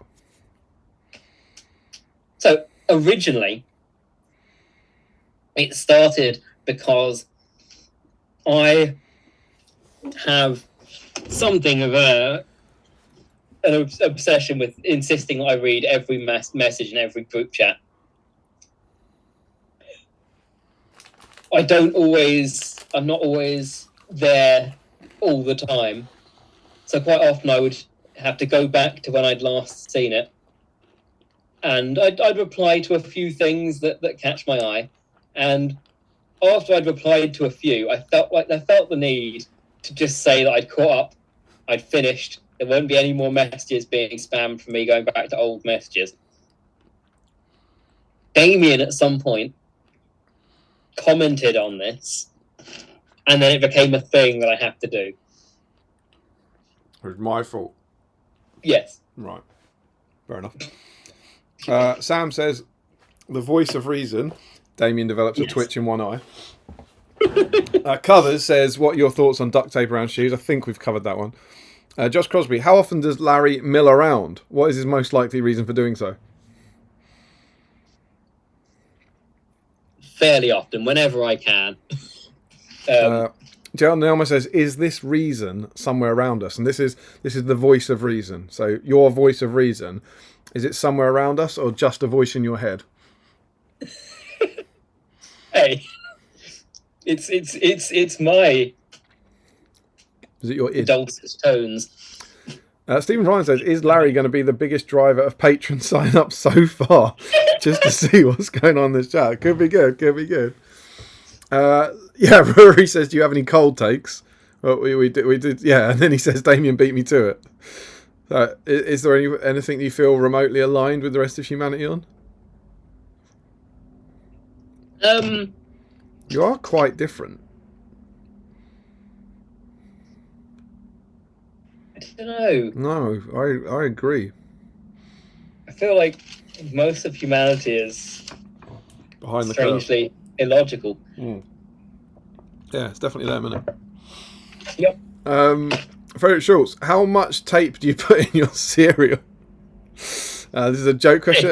Larry, how do you eat cereal? As you should. Right. With a bowl of cereal. Yeah. With some milk. Where in are a they? Mug next to the bowl. So the milk's in a mug, the cereal's in a bowl. Yes. So you eat cereal with milk, but you won't put the milk on the cereal. Yes. Why? There's a story behind this as well. Of course there is. So, obviously I've never put milk on cereal because that's pouring a drink onto your food. It's ridiculous.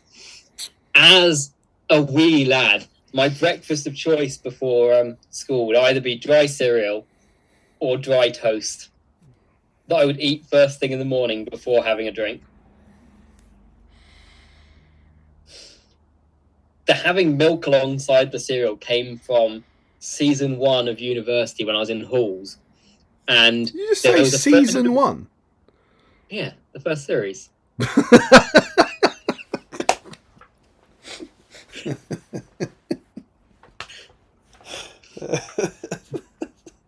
There was a friend of mine who was on another biological science degree, and he would. Basically, when I was in halls, you couldn't have a bottle of milk because if you had it, it would be in the communal fridge, so everyone would have that milk. So I bet they wouldn't have had it yours, milk, mate. Your 2-week-old milk. That would be safe as houses. It doesn't start there. It has to get there. So the only way to have milk was they'd give you milk option at breakfast. They'd have the jugs of milk that you could have. Oh. So I'd have a glass of milk with my cereal. And it used to annoy this other guy who was on another biological science degree. And because it annoyed him, it became a thing that I'd have to do every time. And I quite liked it, so it stuck. It's stuck. Now when I have a bowl of cereal, I'll normally have a glass of milk alongside it. What's your dry cereal? They go quite well together. What's your dry cereal of choice? The Tesco brand Shreddies. Oh, that is so dry. It's so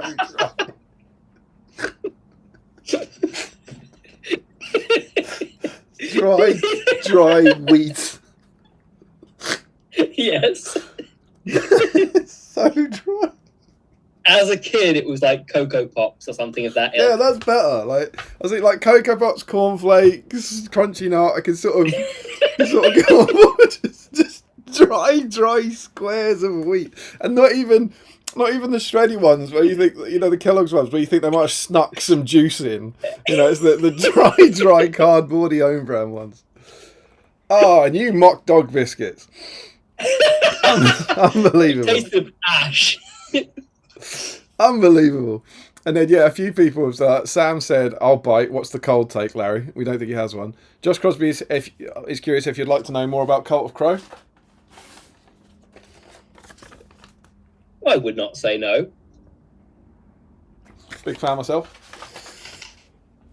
Derek Schultz, what's your take on string theory? I can't combine Larry with string theory. I don't understand either of them, and I don't think it would be good for the future. Frederick then says, how much wood would a woodchuck chuck if a woodchuck could chuck wood?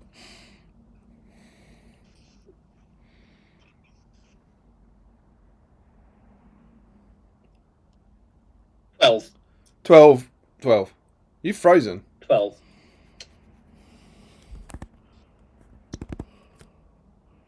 You're moving again. 12 woods. You're moving again. 12 woods. Good answer.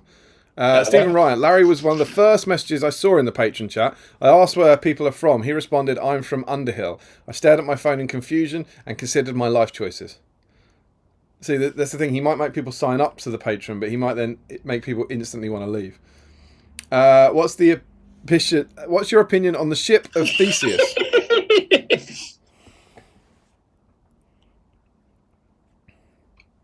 Good ship. I love it. Sam, for anyone who's ever met Larry, he tends to have a learned script. Still a good ship, no matter how many parts of your place. He tends to have a learned script for his army, including Boromir's tantrum with sticks, Thorin's meltdown during Battle 5 armies, and Frodo, Sam, Gollum, and Mount Doom. You do, don't you? You like a bit of theatre in your games of SBG, which I like. It's become a thing of late. That was, I think, the original was the Black Gate with Tom Pickard. That was second some doubles tournament. That's again on the Larry scale. That's just remarkably sane. That's just, I don't think anyone would think twice about anyone doing a bit of theatre at a table compared to someone microwaving glass, hiding it in their chicken and eating it. Sorry. I apologise. They're out of date chicken and eating it. Janelle says, always loved the Inquisitor contest in White Dwarf. Never played it myself. And Sam's confirming he's talking about 7 Stones. Sean Clark, are your brothers are your brothers just like you? Are there multiple Larrys out there? They are not. God damn them. Um, Are they just part my of the rat oldest race? brother. What? Are they just part of the rat race? Yeah, my oldest brother's your sort of typical lawyerish type. Has My he middle brother. He put milk on his cereal? Put milk on his I cereal? believe so. My middle brother looks a bit like Jesus. You don't look unlike Jesus. Yeah, he's got more of the long hair. Yeah. I used to not have a beard when I would describe him like that. There you go. Sam says, "Are they great brother?" That's good. Are they great brothers, or are they like you? Hey, That is a cracking quote there. Good bit of away. Janelma says, "Don't say anything that's scary." Don't know what that's about. Sam says, like in asterisk, Damien in GW Watford 2014 has a sudden chill down his spine, but hasn't the foggiest idea why. Josh Crosby, is Larry another part of Damien's mind, like those two guys he thought he was hosting the Palantir with? Ricky Drinks Paints. My local hobby store still had a copy of Escape from Goblin Town until last year when I purchased it. It's great. Gotta get that Radagast. The huge irony of the Radagast thing, and I know this is exactly the sort of thing that Larry will like, is that, by all means correct me if I get the order of this wrong, but you had a limited edition Radagast, which was the plastic one, that then became not limited edition because it never sold out. And at the same time, they released the Finecast Radagast that was going to be the main range Radagast that then was pulled as a lot of stuff happened to the Hobbit range in 2013, 2014. So you had the limited edition Radagast being absolutely not limited, and then you had the non-limited edition Radagast suddenly becoming extremely limited, which was a beautiful little twist. Oh yes, and then I think there was quite a lot of fun to be had when it came back. It was brought back by like Middle Earth team and it was like the I can't even remember how we described it. The limited non-limited Radagast is back along, and the non-limited limited Radagast has never come back, ironically. Calamar, speaking of wasted bed space, Larry, can you describe your hotel room the last time the pair of us were in Stockport? who is this? Callum Rutter. It's got a story and a half, isn't it? Oh God, that was the bedroom. That does. So yeah. It was not SBG, if I remember correctly. It was when I'd gone up for one of Sam's Shatterpoint event that Sam was doing, and I had booked a room, as you do. I think I got it a bit last minute, and it was the only one they had available. And I can't remember if it was described as a twin room, but this room, for some bizarre reason, just had an obscene quantity of beds. What is an obscene quantity of beds? I can't remember if it was 4 or 5 beds. That is a lot of beds. And I was just there on my own with all of these beds and my ice cream, because there's a place round the corner from that hotel that sells ice cream till like 1 o'clock in the morning. Meanwhile, Sam Page and Macklin are still sobbing about sharing their bed. Yeah, I could have given them some beds. Good to have spare beds. Yeah, right. Very good question. Fohammer, hey guys, still looking for my upgrade frame, but I found some Mordor Orcs. Can anyone confirm which is the correct one to convert? I can help you with that, my friend. It is. I think there's 2 that would do the same thing, but to be spot on, you want this guy. There isn't a picture of him in the magazine pre-painting, but he's this guy here. So he's the one with kind of what looks like kind of metal armour down his front. Something like that. Although I always wonder about that. What, whether it's leather? Yeah. Yeah. I mean, of course, this one's going to be painted as metal because it's got to attempt to look like Guritz from the film. Yeah, absolutely. But normally, I think I've painted it as leather. I think as a kid, I painted it as metal. Yeah, I think I'm very much in line with you there, which, as always, makes me feel sick. Gary George. A bit too like Annoyingly, too it's time early. for Saturday morning shopping. With luck, I'll return before the stream ends. Fingers crossed. Enjoy the shopping. Tim says, I'm not sure how many upgrade frames there are in the world, but those that survive tonight's cull will be worth a fortune. It's not a I cull, was is wondering it? about that as well. How many we're taking out of circuit? Yeah, it's not a Circulation. cull. It's a cull. Cull sounds bad. We're not culling them. We're freeing them. We're freeing from their boxes of doom and obscurity. I was like motoring away with my Guritz progress, and then like all the Larry questions came in, and it's really kind of slowed me down there. But I was eating a burger. That slowed me down. Rob Lynchbury, good night, guys. Hope you managed to get the Guinness World Record for tonight's stream. Thank you very much. Sam says, if we were smarter people, we'd have bought 2 and saved one. Stephen Ryan, Rat Race was one of my favourite films growing up. Was just excited to see Mr. Bean in something else. Sam says, Larry, do you still have the 2 halves of your raffle DVD from Seven Stones? That is a perfect time because I need to refill my drink. So I'm going to go get another prop. Another prop, love it. Wash my hands, fill up my drink. That's quite exciting. Now I'm excited about this because when Larry won this in the raffle at last year's Seven Stones, he basically said something along the lines of, this won't be the last you see of this. And so he implied that he'd be doing something with it to then return it to us at the turn of the tide, like for this year's Seven Stones. So I'm quite excited. I don't know if we're about to get a world exclusive on something, or if that that work hasn't begun yet. And we'll have to wait and see what the great man comes back with.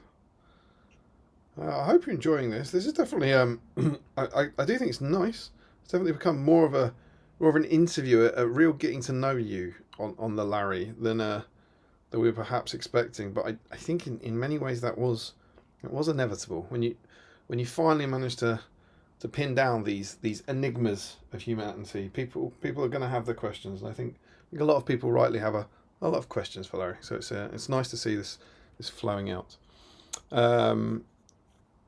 They are still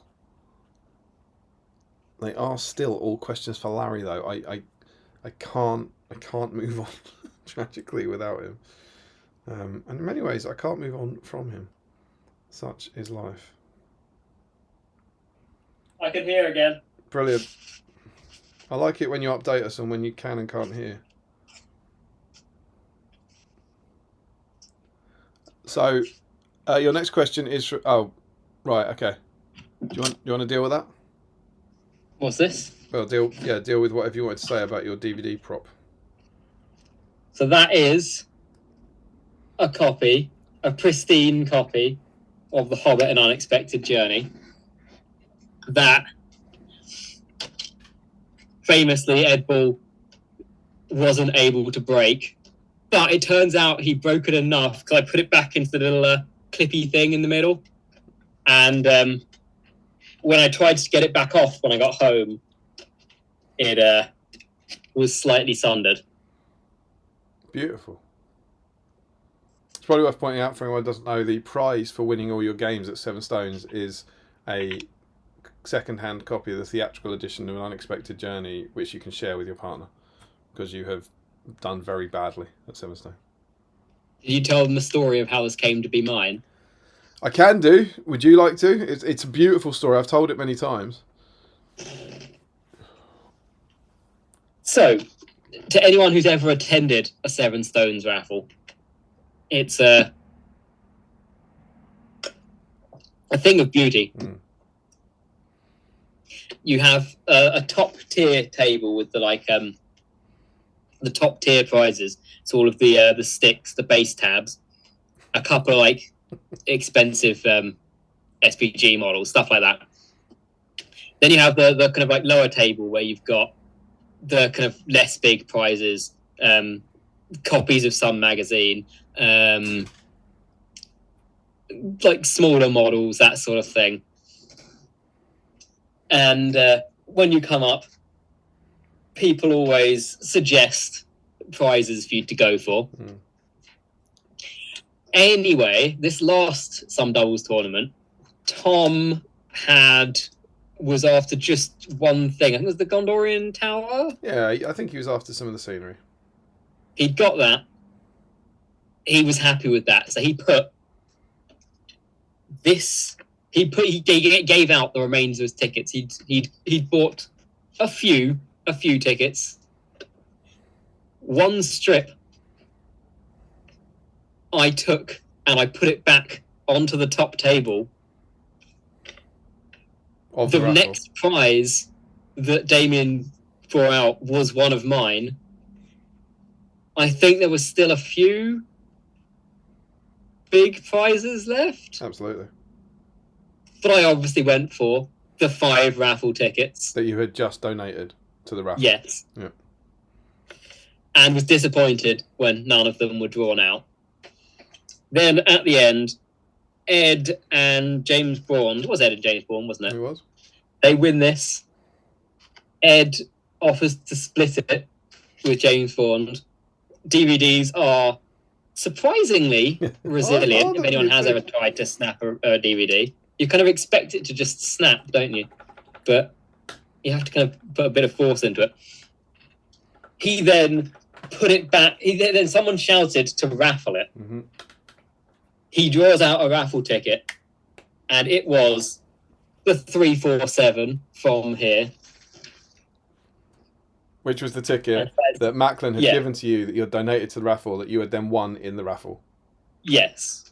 People won't. I always think if you just told someone that, they wouldn't believe it. It's, you know what I mean. It's impossible. And thankfully there were 60 people there screaming with joy as witnesses to know that's what happened. Beautiful, beautiful scenes. And I was saying when you were away that you've threatened to do something with that for the next 7 stones. Is that correct? Yes. Yes. But you can say no more, presumably. Mm-hmm. Josh Crosby says, is sauce a food or a drink?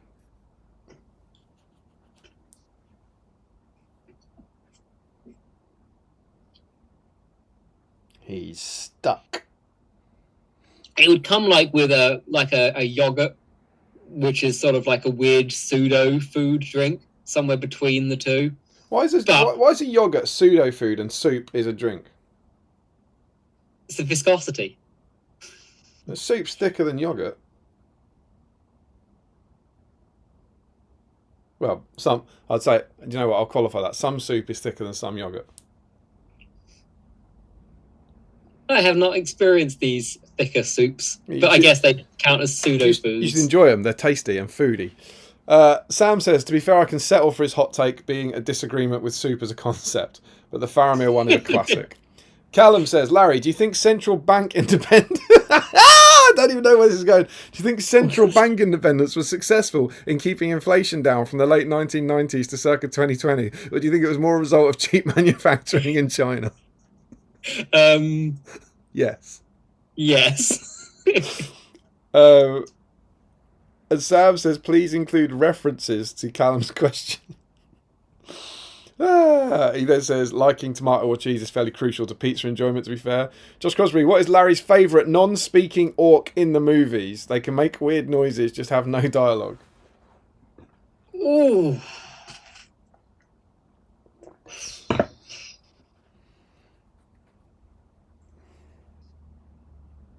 Whilst I think about that, obviously, my favourite speaking orc is the one that we need a profile for.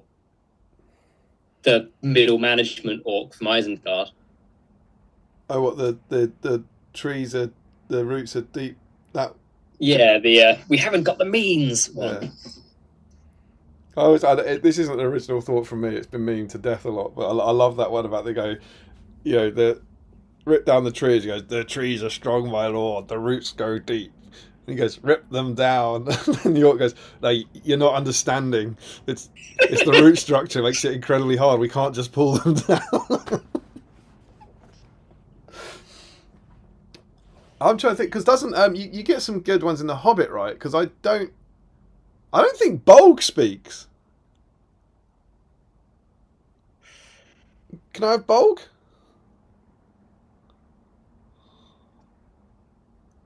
There you He go. must speak. Chuck that out. Chuck that grenade in. Drive those clicks. I don't think Bolg speaks. Do you not say something to Azog when they like? No, he just grins like a drunk puppy. Don't know. He might have something in the river chase, possibly, but I can't picture him speaking. The keeper speaks to Gladio, doesn't he? He speaks to Gandalf as well. But I don't think does Fimble say anything. Narzug does. Yeah. Yazneg does. I'm not sure if Fimble says anything. Maybe he says Oh, something. yeah, he has the whole interrogation, doesn't Oh, he? do you know what? I think Bolg does. I think Bolg says something in Lake Town. I think he says like let's leave. They've left for the mountain or something. He calls her a she-elf as well. Yeah, he's got. There's something about the she-elf. Yeah, you're right.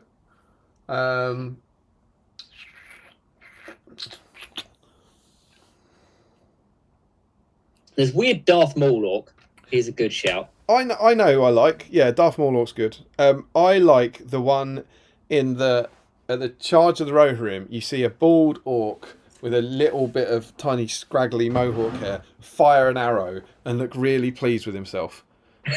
Just as the cavalry are charging towards him and he's going fire at will. You get an orc who does this. He goes. I think I know the orc. And he looks like one of my mates from school. And so we always used to call him like, there's Dan Orc. But he's my favourite. And his face is blocked by the bow, and then he reveals himself looking happy. So he goes... Yeah, he's my favourite non-speaking Orc.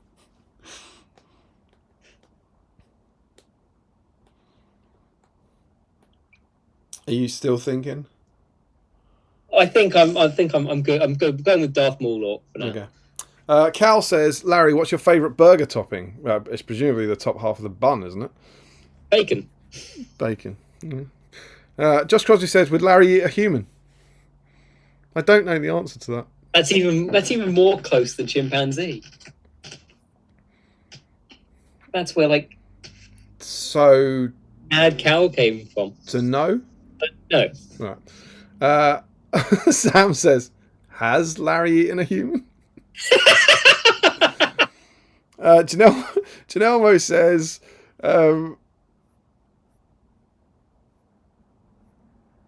would you eat long pig? You know what that is? No. What's long pig? It's what we were just talking about. It's a slang name for human meat. Oh, is it? Yeah. Oh, cool. Harry Parkill is in his house. What are you eating, Larry? Also, my wife likes your wallpaper. Thank you. He's eating a delivered Burger King burger, which is a bun with a burger and some bacon in and nothing else. He has Bard Galaxy, I believe. Indeed. Sam says, why don't you just put the... And yeah, she likes... Mrs. P likes your wallpaper. Sam says, why don't you just put the bread in the fridge? It lasts a lot longer.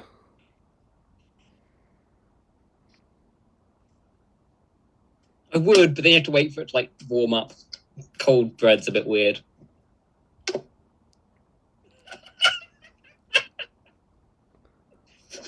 I mean, 3-day-old stale bread's a bit weird.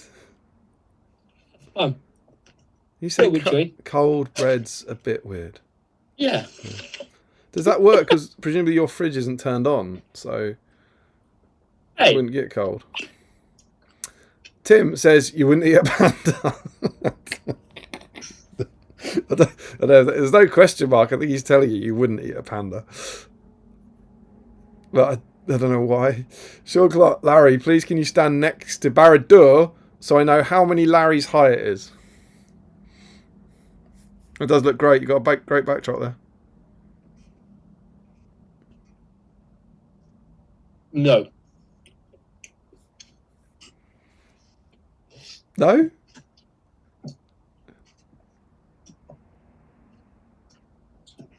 There we go. I'd say I'm about 2 barra doors high, I think. Why can you not stand next to it? Is that where you keep all the meat? Yeah.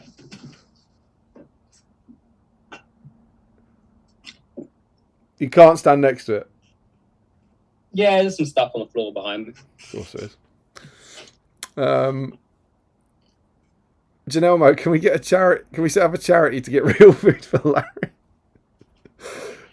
Sam says, sorry, Larry, Dave is the voice of reason. 2% glass is 2% too much. Josh Crossley says, the questions are getting a lot simpler now. Who employs Larry? Are you willing to reveal that? Yeah, at the toy shop. Cool. Janelle asks, how is Larry still alive? We don't know.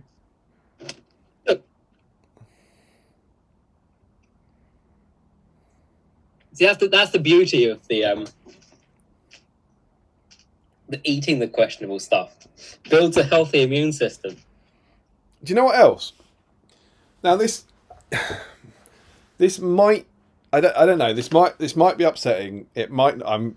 Apologies if this is upsetting, and it might not be true. All I'm saying is this could be true, right? And I'm just saying if you were a cyborg or a robot, that would explain why you can eat glass and why you're not quite like other humans, wouldn't it? It's like someone made something that looks like a human and taught it all the words, but it doesn't quite understand because it's not real. Hey.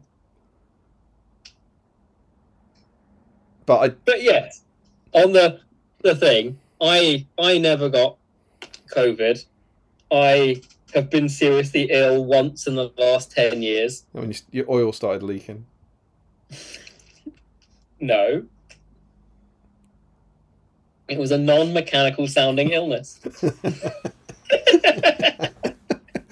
Somebody says, Larry, were you brutally punished in your childhood for not finishing your dinner? No.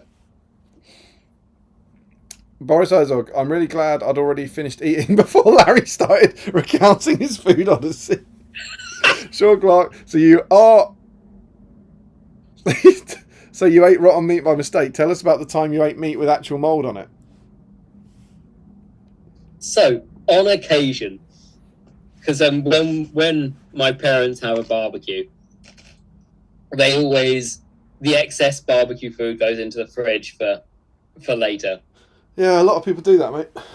Sometimes when it's been there for a bit, some of the burgers will have small bits of mould on that you just pick off. No. No, you don't. No, you don't. That's the problem. That's the problem. Everything made sense. Sometimes when you have a barbecue, there's food left over, yeah, and you put it in the fridge, yeah. Then when it's been there for a bit, yeah, there's mould on it, yeah, and then you pick it off. No. You don't. And so you've done that. You pick the mould off the burgers and then you eat the burgers. Yeah. That's exactly what a cyborg would do. Julian Hammond got here in time to see a spoon. What a surprise. Evening, guys. Sam says, does this mean you have an offhand spoon for dual wielding? You absolutely do. Yeah. What's the extra attack. What's her name? My current one doesn't actually have a name. For a long time, it was Secundus. But then I lost that one. And I haven't got around to naming this current one. Secundus? Yeah. The second spoon? Yeah.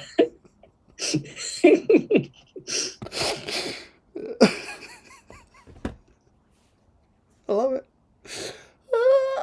Cal says, main hand spoon. Yeah, they're all asking, does that mean you have an offhand one? And he says, did you say Deo ex Lingula or Deus ex Lingula? I think he said Deus ex Lingula, as in God from the machine. God from the spoon. Yeah.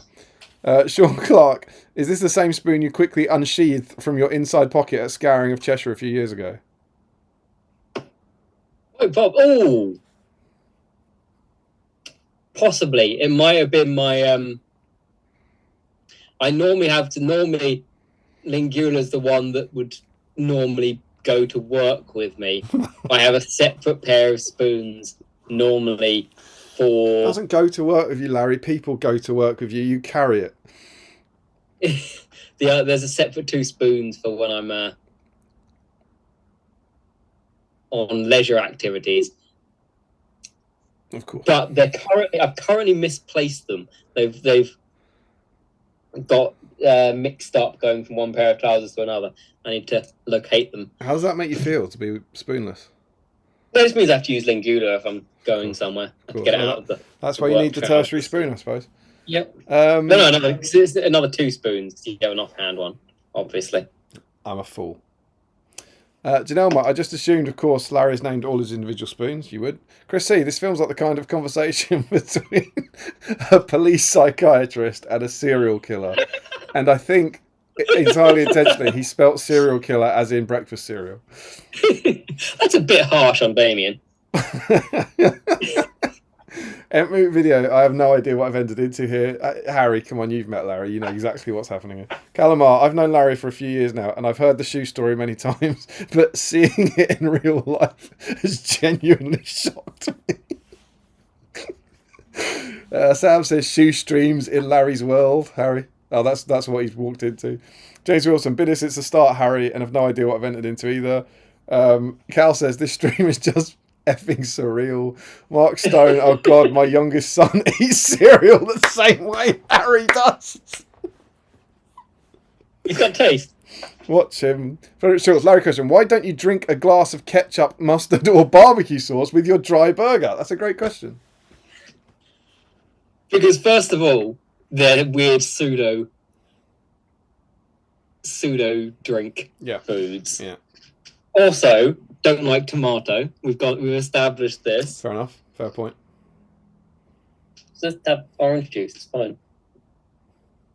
Do you know, mate? Well, you know, I think he's talking about. You know what his future holds. Kate says, I quite like dry bran flakes. Yeah, I mean, I'm not really into a lot of dry cereal, but I do get the appeal of some dry cereal. My kids eat dry cereal sometimes. It tends to be a weekend thing, but I have to during the week before school we put milk on it to make sure they stay sane. You know.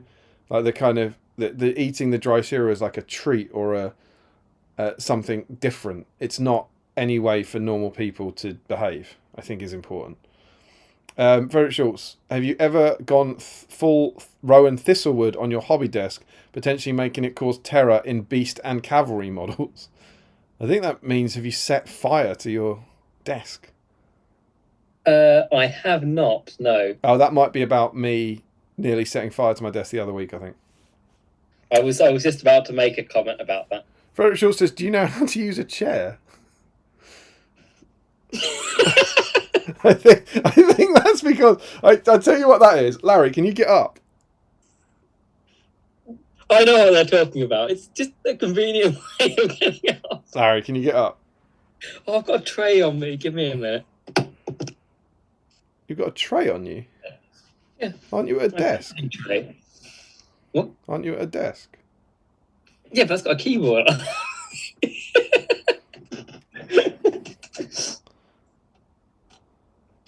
What? I just want you to get up. There it is. It's a perfectly acceptable way to stand up. Yeah. Just like a cyborg. Josh says, antler-related question for Larry. Favourite animal with antlers? Ooh.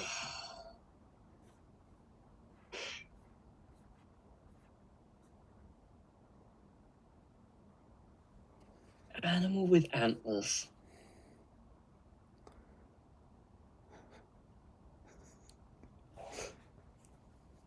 So many questions for Larry. Probably just going to be boring and just go with the classic reindeer. It's good. I've got a good set of antlers. Favourite god with antlers? Favourite god with antlers?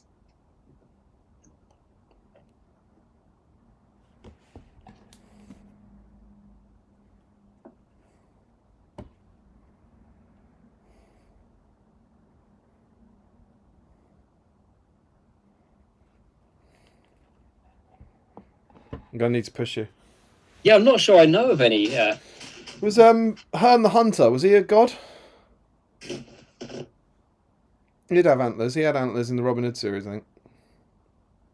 Favourite antler-related archaeological find? I can't say that I have looked too far into antler-related archaeological finds. Okay, sorry. I must say. You haven't known the last two, so just the final obscure one. Favourite characters in Rings of Power who have antlers? Oh, it's antler people, obviously. Oh, That's everyone's favourite answer for any favourite character. Frederick Schultz says, soup's thicker than yogurt, put that on a mug. But I believe it actually goes, blood is thicker than water. Do you know what? A question for Damien, so he does not feel left out. What is your normal Burger King order? Thank you. I go for a Whopper meal myself. And I don't normally go... I'm not a fan of... I'm a fan of McDonald's over Burger King. I think Burger King's chips are awful. But a Whopper burger is fantastic. Obviously, with stuff on it for flavour and texture. But a Whopper burger is fantastic. Well, like bacon. No, Larry, not like bacon. I don't mind bacon on a burger. But we haven't even mentioned the my staple Weatherspoons order. Sure. It's the triple animal burger. That's going to be... hang on. It's going to be beef. It's going to be pig. And it's going to be maybe a chicken burger? Yep. Okay, got it. Weatherspoons lets you... And also, you can actually make a quadruple animal burger, but I've never tried that because I'm not a big seafood person. You can also add fish. Oh, I thought you put a chimp in it or something. There was a time, and they've only done it once. It was just before lockdown. McDonald's did what they called the quarter pounder. I think it was a quarter pounder deluxe. And it tasted like a Whopper. And I think basically it's just like mayo and fresh tomato, I think. But it was just like a Whopper, and you got McDonald's chips with it. That was the dream, but it's never come back. Sam says, if you can make a profile for Pennycrook, what would you make her special rule be? This is, of course, old Pennycrook from War of the Row Room. That's a great question. She needs to have something about just, like, randomly appearing. We've got some quotes from Frederick underneath. But my lord, they cannot be armed in time. We don't have the means. But we don't have enough fuel for our fires.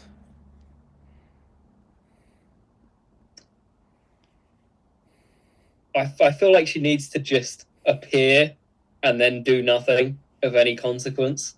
That's the most thematic way to do. She could have something like Nasdaq's rule, like where she keeps wanting to nick a harp and burn it and stuff, and then feels very attached to the harp afterwards and all that sort of stuff.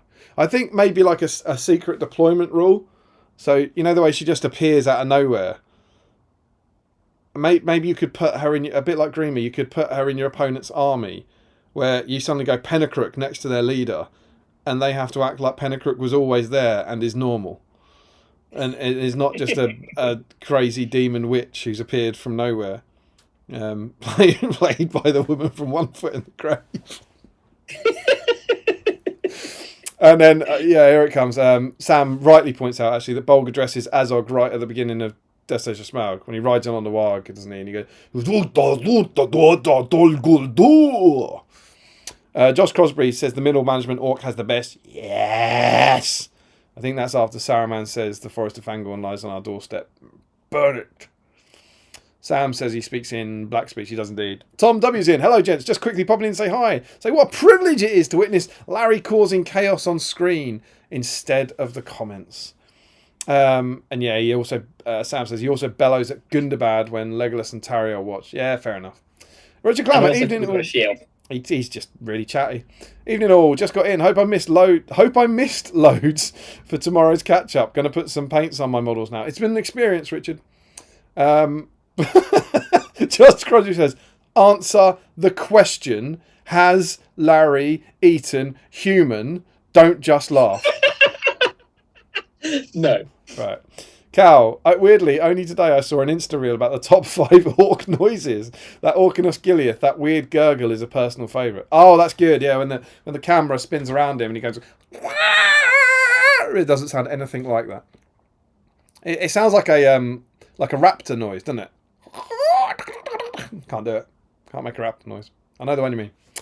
Boris, breaking news. I've been waiting for I jumped. I've been waiting for Guritz and Gothmog's Enforcer to be in stock for ages. Just checked so I could compare paint schemes. And they're back in stock! BSIME now brings things into stock. We've got Guritz back. What a time to be alive. Sam says, maybe Larry can't stand beside it as that's not Larry's room. It's just how he's decorated the far wall.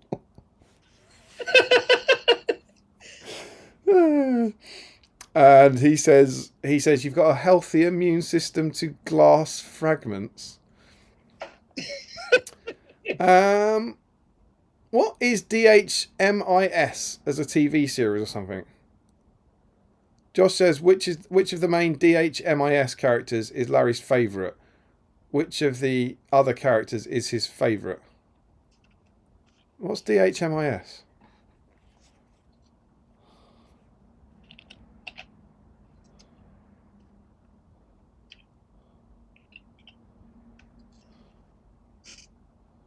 Oh, yes! Don't hug me, I'm scared. Oh, that is a classic. I've not seen the TV series they've done of it. I've seen the original YouTube shorts. Is this something you've talked about with Josh before? No, I just think he I don't know. Have I? Do you have an answer? Probably the red one? No, the crow. The Crow? Yeah. For Josh? You'll like that. Jakey, question for Larry. Is Dwight Schrute from The Office based on your life? That would, of course, be Gareth Keenan over here. I haven't actually seen him. I only really know The Office through, like, memes and stuff. Ricky drinks paints. I think this might be about your one illness. He says his check engine light came on. Hey. Joe the Dexterous, Estonian greetings all. Josh Crosby, shouldn't you call the second spoon Secunda? I think I had recently seen that film with all of the princes who have different number names. Sure. Is it Stardust? I want to say Stardust. Stardust do they? I love Stardust, but I haven't seen it in a long time. Maybe Neither I think you might be I think right. the princes in it all have different number names. They're not the number that they were born in. Right, yeah. Katie says the leisure spoons have got lost in his trousers. In moving from one pair to another, because they live in the pockets until the pair of trousers need to be washed. They've been taken out at some point and put somewhere and misplaced. I'm not sure I want to know the answer to this, but how often do the trousers need to be washed?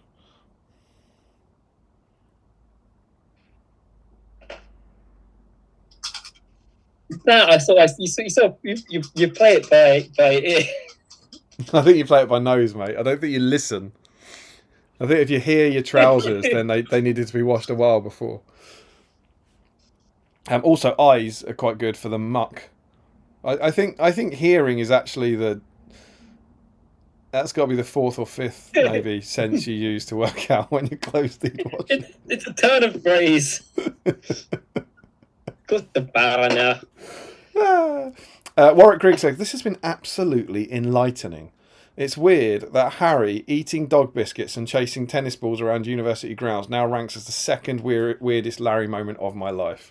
Night all, I'm off. It's like when you listen to Brian Cox like talk about the universe and then you can't do anything afterwards because you're just like, there's no point. That's just changed. I just can't think about anything else now. I think it's a bit like that. It's like, once you listen to Larry for an hour, that's it for the day. Frederick Schultz, why do you call your remote-controlled boat a tray? That's a great BSIME gag. And Sam says, McDonald's over Burger King. Okay, Larry, you're the voice of reason again. Like, absolutely. McDonald's chips, infinitely better than Burger King chips. Infinitely better. I think the Big Mac is the single greatest fast food item ever. And that, yeah. A Whopper's great though. See, I have never actually had a Big Mac. I mean this. Anyone else on Earth, I think I'd be shocked. So I've always been a big, since I was a kid, I've always been a big fan of the McNuggets. Sure. And we didn't go to McDonald's often enough that I kind of needed to deviate from the McNuggets. Mm-hmm. Often, because it's always kind of a rare enough thing that, that's fair enough. You know, you can just go with the same thing every time. One time, I did decide to go for the chicken burger. Yeah. Didn't particularly care for it. And so ever since, I've been reluctant to venture off of the McNugget. That's all perfectly reasonable. You just sound like a normal person, but when you just say normal things like that, if anything, it's just disappointing. There's nothing. That's perfect. That sort of thing, mate, is fine. You're allowed to like what you like, if it doesn't have glass or rot on it. I don't like things with glass in. I just am willing to tolerate a higher percentage chance of there being glass in something than most people. Shouldn't. Josh Crosby, how is it that the guy who sings Creepy Happy Birthday and dresses as the sun and fireworks is the normal one on here? Frederick Schultz, I believe Larry is yet to give a reason for not drinking mustard. That's a fantastic sentence. Foe Hammer, whoop whoop, found my upgrade frame, it's on! Frederick Schultz, lol, Damien, those quotes were the middle management orc in Isengard, not all Penacrook. Oh, were they? Oh no. They sounded like all Penacrook. Oh, yeah, that's crazy. But my lord, they cannot all be armed in time. We don't have the means. We don't have enough fuel for our fires. That is so weird that we both missed that. I noticed it. I just didn't say anything to her. Sure. Ashley Hampson Reed, I'm glad I'm not paying eyes tonight as I've not stopped laughing. I can't cope. Josh Crosby, would you write and submit a script that tied together the stories of the Antler people and Penacrook? Yes. Absolutely. Posty Spirit, double, triple bacon cheeseburger XL any day of the week. Sounds good. Richard Clammer says, why would Helm Hammerhand talk about the universe? Let me guess. He points out star systems that look like hammers and hands. That's some good Brian Cox gag. Janelmo says, do you get sauce with your McDonald's nuggets? No. Dry for life. Except for one of the last times I went. Sometimes on a lunch break, if I have to go normally if I have to go to GW to order something on my break, I'll go to McDonald's whilst I'm there, and I'll normally pick up the 20 box of nuggets because there's no reason not to. For the 9 for £1 more, you get 20. Sure, yeah, okay, I get that. So I get that, and I'll have 2 lunches worth of nuggets out of that. One time when I went, for some reason, it wouldn't let me order no dip. So I had to insist on picking 5 random dips that I then didn't eat. Okay. I caught up, and I realised there was a question that someone brought up earlier that I wanted to ask, and I mean this in all very seriousness when you're here and I can talk to you. Can you please explain Helm's Helmless Helm? Because I'm sure you were there in the stream when I was trying to work it out. It's a simple thing. Yeah. So, and I believe I'm right in saying I backed you on this. I said I'm sure it makes sense. I just can't get it. So obviously, originally, Helm came out, and there was a helm without Helm's helm. That's the original helm. Do you mean the Forge World one? Yeah. So there is a helm without Helm's helm, and by that you mean there is a Forge World Helm's Hammerhand without Helm Hammerhand's from War of the Rohirrim helmet. Yeah, he had that is non-Helm's helm. Because he's wearing a helm that's not Helm's helm. Why is he non-Helm's helm? Because he's got non-Helm's helm. Because he's got a helm, but it's not Helm's helm. And he is Helm, obviously. Non-Helm's helm. I get that. I get 3 of them. So non-Helm's helm is Helm who does not have Helm's helm. Yeah. But that's or 3. You can either go non-Helm's helm, or Yeah. non-helmed helm. Because he's wearing a helm. He is wearing a helm. But it's not at helm. that point, you're talking about the helmet. You're not talking about him. Yeah, but he's helm wearing non-helmed helm.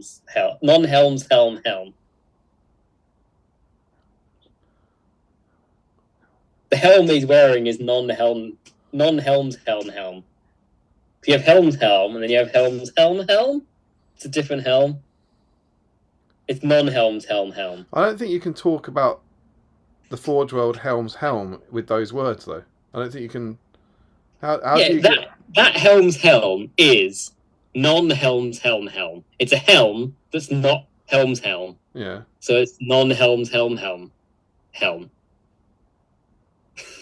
Yeah, but I don't think. Yeah, I get that. I get that you're now. The last helm is referring to the helmet of the Forge World model, right? If you're doing 4. Yeah. Yeah. And then this is the helm that's wearing non-helm's helm.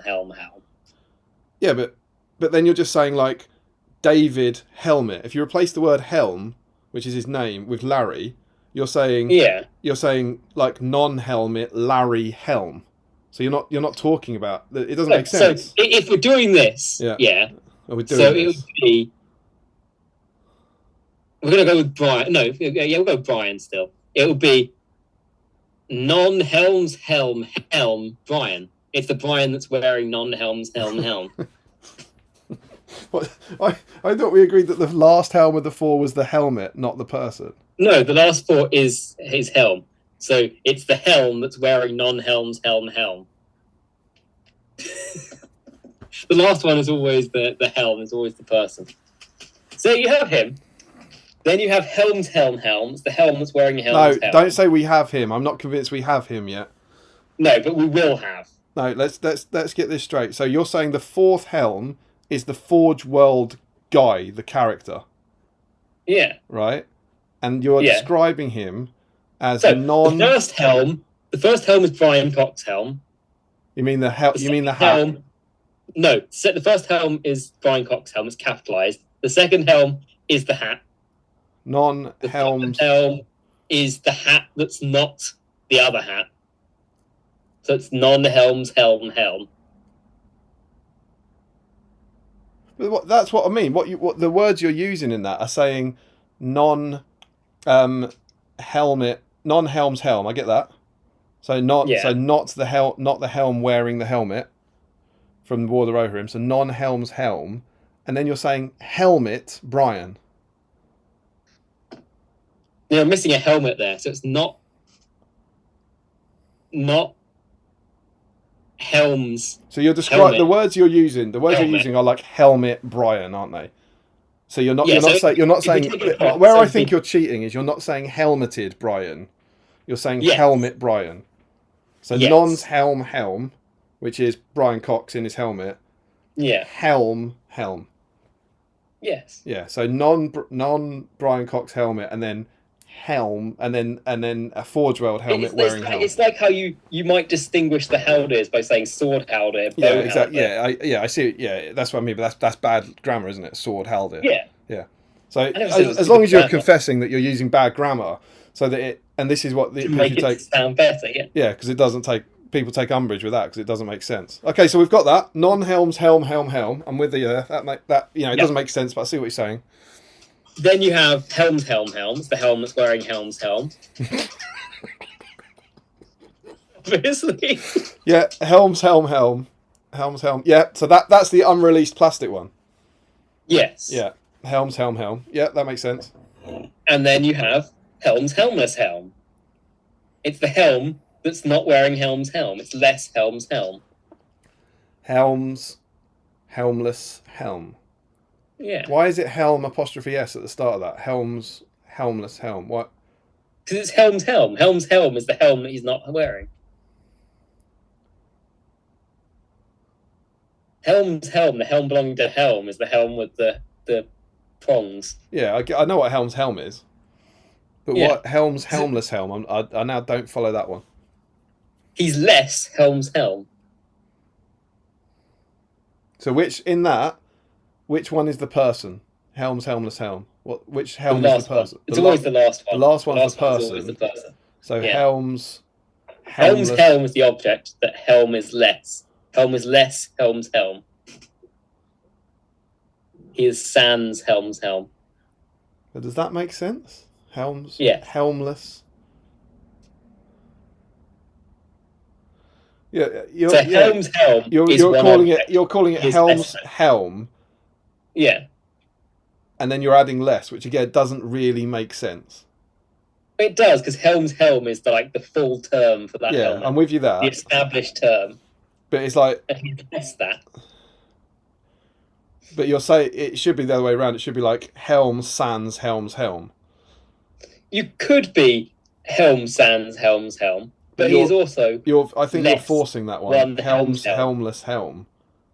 Yeah. Like he's less. The helmless in that helmless is referring to the first helm. You say Helm's helmless. Helmless No, the thing is, the first the helm. helms and the helm are one object. They're in brackets. If this was an equation. Okay. All right. It makes sense. I'm not convinced about the last one, but it's good. As I said, I wasn't. I didn't think it didn't make sense. You know what I mean? I just couldn't. I couldn't figure it out. Let's see what the people think. Photo Hammer says, doesn't Jacob Rees-Mogg name his kids after the number? Pretty sure the latest one is called Scepters or something. Probably. Josh Crosby, don't forget Larry is doing the Christmas stream this year. Do you know, of course you didn't eat the dip. Christmas Eve. Of course you didn't eat the dip. You would drink it. Frederick Short's Drive for Life. He says, broke, fish on land, woke, former alcoholic. What? I don't know. What is that? I don't know what any of that means. Dave McShearer, am I having a stroke? And then he says, bespoke, Larry refusing any kind of sauce ever. I don't know what that is. Dave McShearer, what's happening? Josh Crosby, we've commenced the Helm hour of the stream. John said, I joined a minute ago. I feel like I'm having some sort of Helm-related stroke. Harry Moore is in, ladies and gentlemen. What a time to be alive. He said, what the hell is going on? Frederick Shorts drink every time he says Helm, and you'll die 10 years ago due to a life of heavy drinking. Sean Clark, I regret asking this. Somehow I'm more confused. Right, guys, oh my god, am I going mad? I've never heard the word Helm said so much. Oh, this has been a hit, man. Jakey, I'm gonna wake up screaming Helm, Helm, Helm, Helm. Oh, Calamar's gone big. He is the Helm who is not the Helm's Helm, so he's the non-Helm's Helm. But Damien's also right, that he's the Helm without Helm's Helm, so also the non-Helm's Helm. And I'll tell you what Callum does very helpfully, he uses capitals, which does help to identify That's between... how I write it. I always write it Helm's Helm with the appropriate capitals. Of course. Josh Crosby, how is Damien not getting...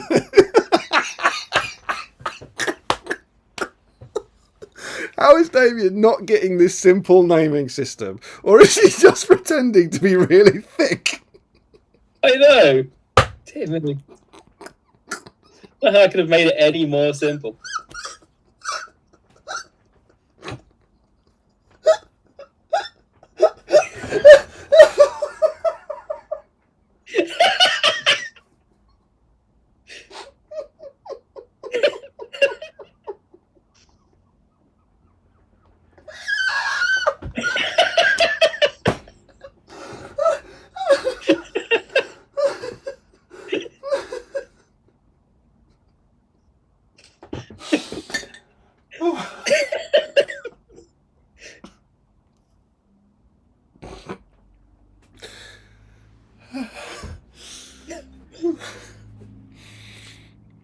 Stephen Ryan, in a shocking turn of events, I think I actually understand. You see, that's what I've done here. I've elucidated.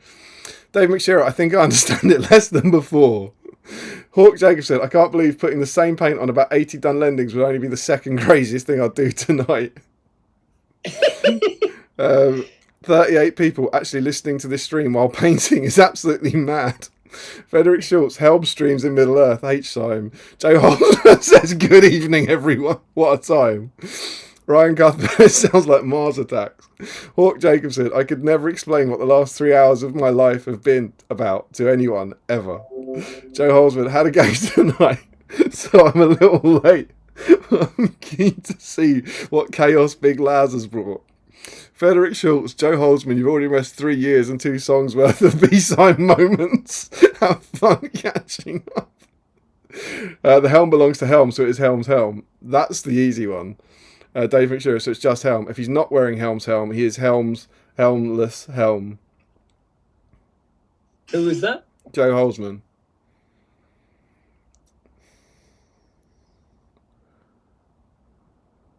I can kind of see it. I get what you mean. Helm's helm. See? He gets it. I don't think the phrasing is right. I get what you mean. I get which bit everything means, but I just think as a way of describing the helm without Helm's helm, Helm's helmless helm isn't great. It's not as good as the other two. It depends, though, if your end goal is an easy way to get people to understand what we're talking about, rather than saying helm as many times as possible. which one of the two is it for you, Larry? More towards the latter there. Frederick, hope the neighbours don't hear me. High on glue fumes, laughing my arse off over the helm talk. Calamar, how long do you think any new listeners lasted tonight? I think we could all agree there are definitely none left now. And Joe Holsworth, makes sense. Fohammer, what would happen if non-helm swapped Helm's helm with elf helm? And then Joe says, it's absolute bloody nonsense, but it does make sense somehow. Stephen Ryan, I put my painting down to watch Damien's face trying to figure this stuff out. Matt Hudson says, I'm glad we've cleared that up. Ashley Fisher, I've been listening to Larry too much. That made complete sense to me. Stephen Ryan, okay, all right, says Damien, when Damien is far from okay or all right. It's the words of a defeated man. Given up, Stephen. Frederick Schultz says, Helm's helmless helm, helm, as helmeted helms without helm. Damien's next academic works basically write themselves at this point. Frederick Schultz, the broke, woke, bespoke thing is a mean format. Okay, fair enough. James Wilson, so helm and helm, helm and helm, helm and helm, and helm and helm and helm, or lobster thermidor au crevette with Mornay sauce garnished with truffle pate. And Ryan Cuthbert turns on caps lock and says, stop saying helm. Frederick Schultz, broke is bad, woke is okay, and bespoke is great. Got ya.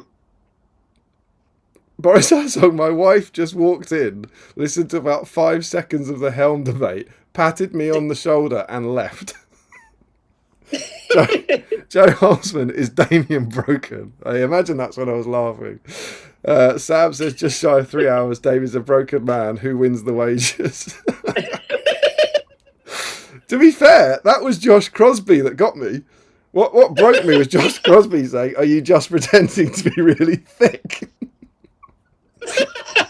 Frederick Schultz, I know you've killed him. R.O.P. Damien O'Brien. Stephen Ryan, it's happened. He's finally broken. Stephen Ryan, the fax machine is dead. He's descended into Nazgul Screech. Cal, Yaz has just got home. Asked, how's the stream? I just can't. Sam says, Larry, at least he had the decency to take the boiling frog approach and start slow. Now reaching an absolute mindfuck level. Matt Hudson, you'll have to explain to her Helm's helm for context and she'll easily get it. Joe Hosman, I usually understand Larry, even if I think it's insane. I'm not sure that's a good thing. And I've caught up with the chat. And that, ladies and gentlemen, is Larry Miller. Right. Larry, in every possible way, I really enjoyed that. That was wonderful. Well done, everyone. Well done.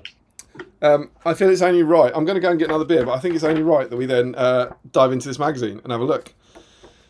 Have a chat about Guritz and stuff. So some Goodson. I think that's a good point to pause the madness. Great fun. Let's have a look at a magazine and chat about Guritz, shall we? Right. Wonderful, wonderful stuff. Oh, you love to see it. He has now gone, having caught up on the chat, which means I have to somehow entertain you guys whilst also painting Gurit's hair. So everyone now feeling enlightened? VOV Helms.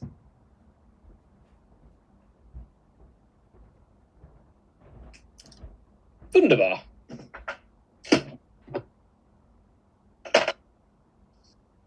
Where are we at?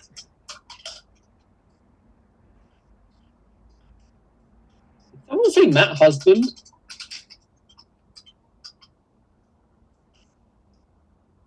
Did Damien say Matt Husband? I didn't see that.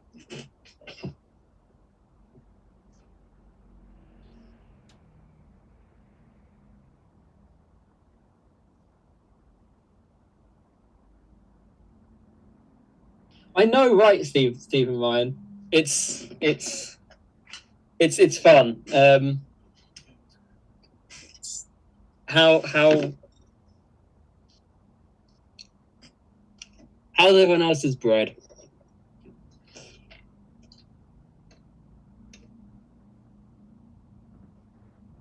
Yep.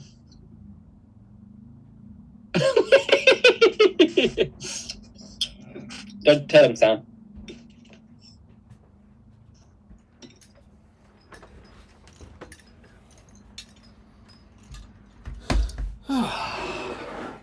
Have you been naughty? I stalled for time. I ate some bread. Nice. Did you catch up with comments? I read a few.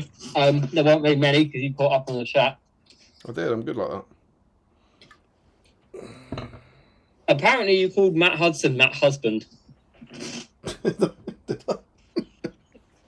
Maybe.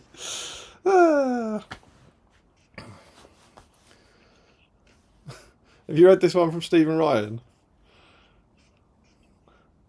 I think so. I love the decision of Damien catching up on the chat, then leaving to go to the loose. The host has to fill the time.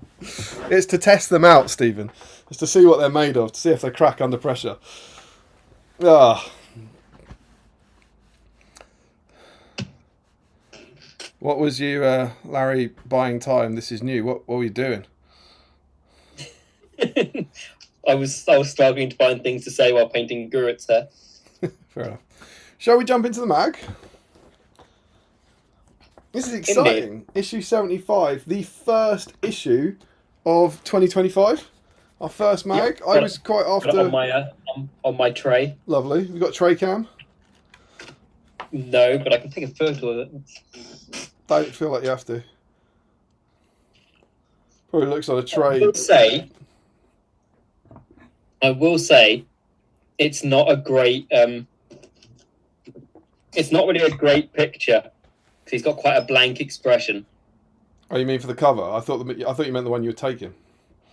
No, I was unlocking my phone. But what I will say is, with that thing on his head, it does give me some doubles tournament vibes of him being sat at a table dressed like an idiot. Oh, I see. You're playing like what's Guritz saying as he plays SBG, right? Yeah. Yeah. And yeah, I know what you mean. He doesn't have the look of particular. There's a bit of kind of resigned spite in there, don't you think? I guess, yeah. It's like his opponent said something terrible and he's furious about it, but maybe it's a throne of skulls and he's thinking about the favourite game vote. It would also suit Throne of Skulls. That's another one where people like to dress like idiots. But they're all dressed like idiots, aren't they? On the front of this, it's the skull on the head.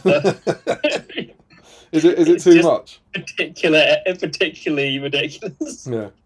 He's also got like a basket around his neck, isn't he? That's a bit fun.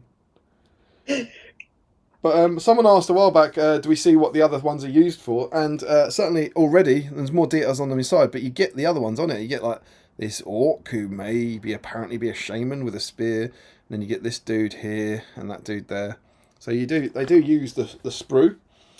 And we have battle companies clash in ferocious combat. So, inside, heroes of Middle-earth. The power of Sauron grows and his influence can be seen everywhere. Even once noble souls like Saruman and Denethor have turned to madness and despair.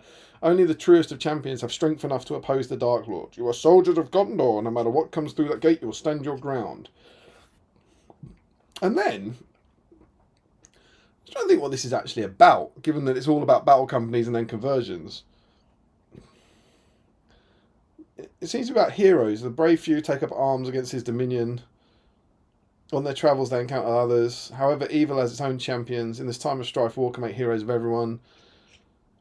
It just seems to be talking about heroes. And then, this pack's playing the game focuses on the exceptional individuals you can use in your battle companies. In the battle game, we present a number of challenging scenarios for your battle companies to fight in. Painting Workshop shows you how to use your Heroes of Middle-earth conversion sprue to create your own characters, and in the Modelling Workshop we look at techniques for creating dioramas that depict heroic scenes of your favourite characters' exploits. Before we turn over, I found it interesting, the shoulder armourless Ministirith guys. Oh yeah! You've ever seen that before? That is interesting. Presumably that's in the movie. That's a good point. I like that. It's kind of deep dive we're after, Larry. And then, yeah, you do get the first potential conversion down here. Oh, God, I hate this. There he is. So, very little about Guritz on the intro. He gets his big cover moment. And then we get on to our final part of Battle Companies, which is, predictably enough, part 3. I mentioned as we did part 1 and part 2 that we looked at all 3 of these in detail years ago when we had Dewi on and we had the Battle Company special. But this is the best stuff, I think. Even now, this is the best few pages of Battle Company stuff. As I thought... Go on. I particularly like how they actually finished their Battle Companies series. Yeah, I was thinking... Just leave it unedited for unpainted. Some good stuff in that cupboard, mate, I tell you. Maybe this year, you know. Maybe this year. Do you have thoughts on Battle Companies? Have you played Battle Companies? Do you like it? Be nice to get a fresh perspective. Big fan. I've said it was like one of the ways I sort of got into playing it originally back in the old White Dwarf era days, and then I was very keen when they brought out the first official book that they did. Oh, for the MESBG. Yes, yeah. I don't know if anyone remembers, but they actually did a Warhammer World event. Yeah. That was at I know Dave Whitaker was there. Can't remember who else now. It's been a while, but yeah, that was a good fun. Definitely a very interesting event. Was that 2 days? Yes. That must have been like 12 games or something. You must have got a lot of games in that, right? Yeah, it was like kind of weird. I think you did like a bunch. So it was weird. You did a bunch of games of like standard battle companies. Then you also brought an NPC force. So you had like a force that was made up of unnamed captains. Oh, cool. And warriors. And you'd have a couple of games like you do like standard games, and you do like a game where you play your NPC force against someone else's actual force. And it's quite fun because you don't really care about your guys. I think I took a dwarf captain and dwarf rangers because that was back when dwarf rangers were a bit crap. Right. I figured they'd be good because the models look cool and they die quite easily. Yeah. So they'd be kind of good fun to play against. Very cool, very cool. And then the final game was a 3v3. Oh, what, with, 3 players versus 3 other players? Yeah. Oh, that's cool. Yeah. And it was hilarious because I don't know if you've battle companies where you have the re-roll per every 15 influence. Yeah, the difference in their experience, whatever. Yeah. Our table was not very balanced. They had like a huge pile of dice. They had like 30-something dice. What, 30 re-rolls? Yeah. They just, every time someone wanted them, like, oh, pass me one of those dice. It's amazing. I must ask, as we're talking about battle companies, I can't bring up the subject of battle companies with you without talking about something that I know we genuinely disagree on, which is the hobby bingo square for battle companies. Now, I'm a big fan of hobby bingo. I try and complete it every week. Now, it is, and I think rules as written is very much on your side. It says create. No, that's to start a battle company. Is it still start though? I'm just trying to find where it is. I can't actually see it. Oh yeah, there it is. Start a battle company. Yeah. Now, I think that means if you paint the models for a starting battle company, it should count and you can tick it. I think that. You disagree. Larry, this isn't like glass in chicken or rot on food. This is a difference of opinion. I would like to give you the floor to say why you disagree. So, part of it is just the fact that if it's just a square of painting 6 random warriors, it's a fairly boring square. Mm-hmm. But it's a good square if it's getting you out of your comfort zone. It's like the go to a Middle-earth gaming event one. There's some people who'd be really reluctant to do that because they think of them as being kind of hyper-competitive type things, and it might encourage them to do that and to try it. So I think it's like it's encouraging you to go out of your comfort zone and try battle companies as a different way of playing. So you think that kind of getting out of your comfort zone is like a social thing? You think it's trying to get you to I think play battle companies? Yeah, it should be starting a battle company, as in like playing game 1, giving it a go. Yeah. Maybe you don't do another game; it just tails off. But at least you've tried it. I mean, I like that, but I think if it was play a game of battle companies, that's that. I think starting a battle company is painting the models for me. But if it's starting a battle company, you could just put like one little bit of paint on one model. You've technically started. Oh yeah, no, they're all. I think that's another stupid one. To start a new army. I think that's silly. I think you're being silly there. I think you're being needlessly obtuse. I think it's quite clear what it means. It doesn't mean like go slightly nearer the book, does it? Like what's the minimum effort you can take to start a battle company? Sit down and think. I might like to do that.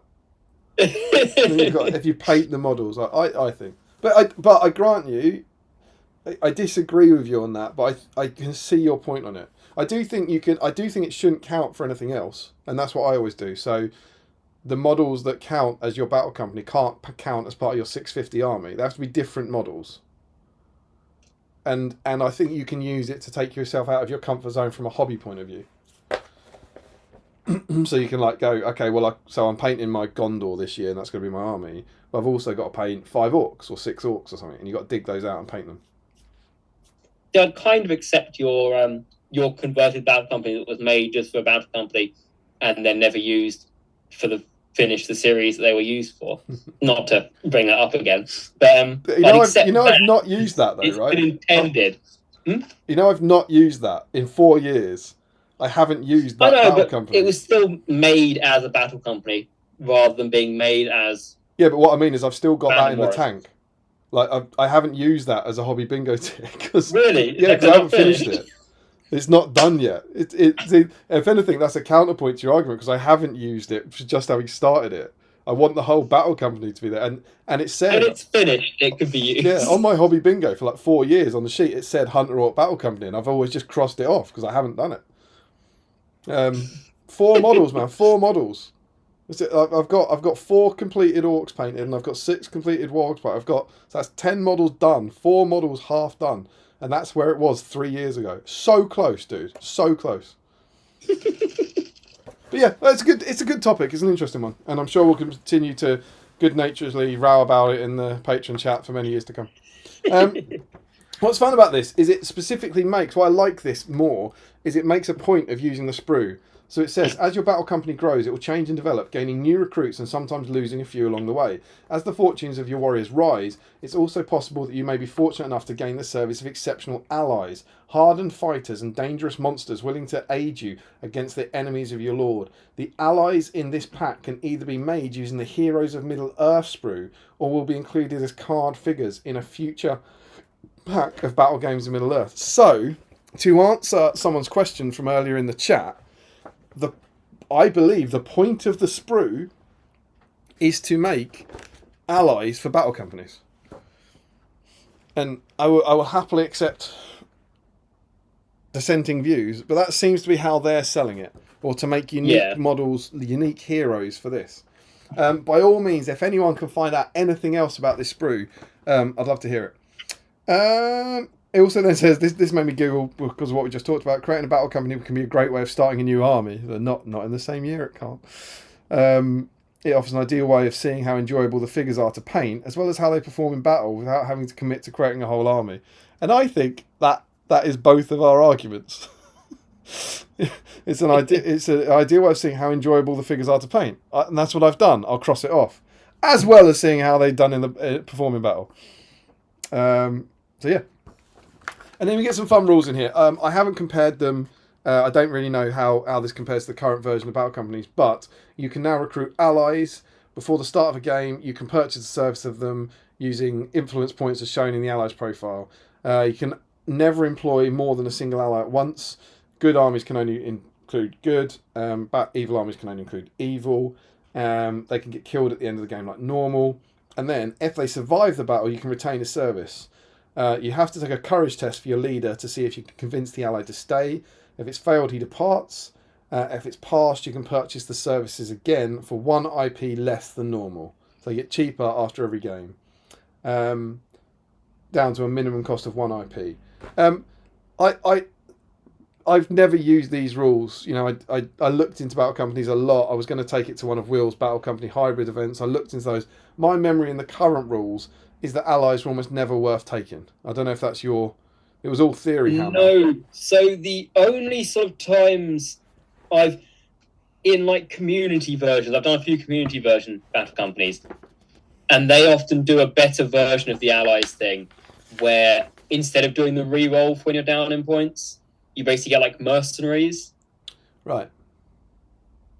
So that led to it was a campaign done by James Baldwin, I think it was, way back, and there was a very fun game where I was High Elves, and I was down in points, so I'd taken a bunch of mercenaries, and they're just standard High Elf warriors, but I just had to make up the points, and we were fighting in a bit where there was a bridge across a river. And my main guys were fighting on the bridge. I sent the mercenaries because they were like more expendable to swim across the river to fight to flank them, and they all drowned. But my memory of it is, and again I could be getting this wrong, is that they were never much better than your normal warriors, and they were always they're normally more expensive, and you only got them for one game. So it just never seemed worth it. It works with the catch up. Yeah. Yeah, that sounds like a very good way of doing it. Yeah. But then they present them here, and they're quite cool. So we get an Orc Shaman. I feel like one is slightly better than some of the others. Yeah. And the Orc Shaman doesn't look like an Orc Shaman and doesn't use the conversion sprue, so it's a great start. I like how he's doing the kind of thing. Come on, boy. There's your Orc Shaman. It's an Orc with a spear. I always wonder, were Orc Shamans a thing? Yeah, well, they start in... I'm pretty sure they start in Shadow and Flame, which is the first supplement. I'm sure Shadow and Flame is a hilarious supplement, which we'll get to. We might be looking at this time next year. But I'm sure I've giggled about this on the stream before. Because I think I remember asking Steve, like, what's in Shadow and Flame? And he was like, "It's dwarfs and goblins, isn't it?" It's like, yeah, it is dwarfs and goblins. It's dwarfs and goblins, and loads of scenarios about them for 29 pages. And then it's Barrow White, Tom Bombadil, Golbery, Glorfindel, Eladan and Elrahir, Radagast, Uruk-hai Shaman, Moria Goblin Shaman. Huh. It's like, well, why? And this is the first supplement they did when they had the book license, and it's like Alessio Cavasori just went, and here's a bunch of stuff I want to put in the game. So the Shamans came out. This is before Return of the King. So there were Shamans with Shaman models in 2003, which is before this issue of the magazine comes out. But the magazine, the issue, as we'll see, is about converting. So I think that's fine. It's cool. And it's also, I think, so he gets Transfix. He's got 3 will points. And he also gets Fury. And I think, because the rule's in here, I think this is the first time we've seen Fury in Battle Games of Middle-earth. And this is good old Fury. This is O'Byrne's Ferurka's Fury. Where any model within 6 inches automatically pass a courage test. And in addition, they get a 6+ fate, basically. Very, very good. Notably, they don't get both. Well, what? They only get 1 spell? Yes, you're absolutely right. Great point. Yeah, great point. And it's random as well. So again, you pay 5 IPs, and then you get the one you don't want. Rank. Fun fact, the rules for Transfix were in Pack 12. So if you were an Orc Shaman aficionado, you had to wait for like 60 issues to get the second spell. You then get a Magician, which is cool, because I think that's a very un-Tolkien word. And you get this guy, and he's very like D&D, isn't he? So this is using the conversion sprue. It's just the head, right? Is that Kane? That Kane's not on it, is it? Explains it on the next page what it's made out of. Yeah. But he looks cool, right? Mm. So he's a magician. He's got a staff. He's got 4 will. You roll, and he gets one of 3 spells. He gets Immobilize, Command, or Sorcerer's Blast. Here's a thing this makes me think of. It's one of those things that often bothers me, that a lot of people complain about the idea of mannish wizards being like un-Tolkien-y. But clearly, they do to some extent exist. Because doesn't Saruman say that he thinks that the necromancer... Yeah, he's just a sorcerer, a human sorcerer dabbling in dark arts or something. It's more, So, to be honest, it was more the word magician. I don't think magician Yeah. is very Tolkien-y. It was the word use for me. You do get a lot of people who complain about the idea of mannish wizards in Yeah. Shall we read about him? While the mastery of the magical arts is mostly the domain of powerful wizards like Gandalf the Grey and Saruman the White, there are those among the race of men who have some small degree of arcane lore. These dabblers in the art are often known as magicians, have been known to sell their skills for gold or knowledge. I think it's cool. I think it's fun. We then get an Elven Scout. I think there was an Elven Scout in the latest version. He gets a bow, a blade, and armour. Yeah. Cunning shot skill detailed in the Moria company list. Sorry, I haven't got that to hand. I reckon that's shoot twice, do you think? Someone might know. Maybe. So either in issue 73 or 74, in the Moria list, there's a skill called Cunning Shot. What did it do? And he uses the elf head from the conversion sprue.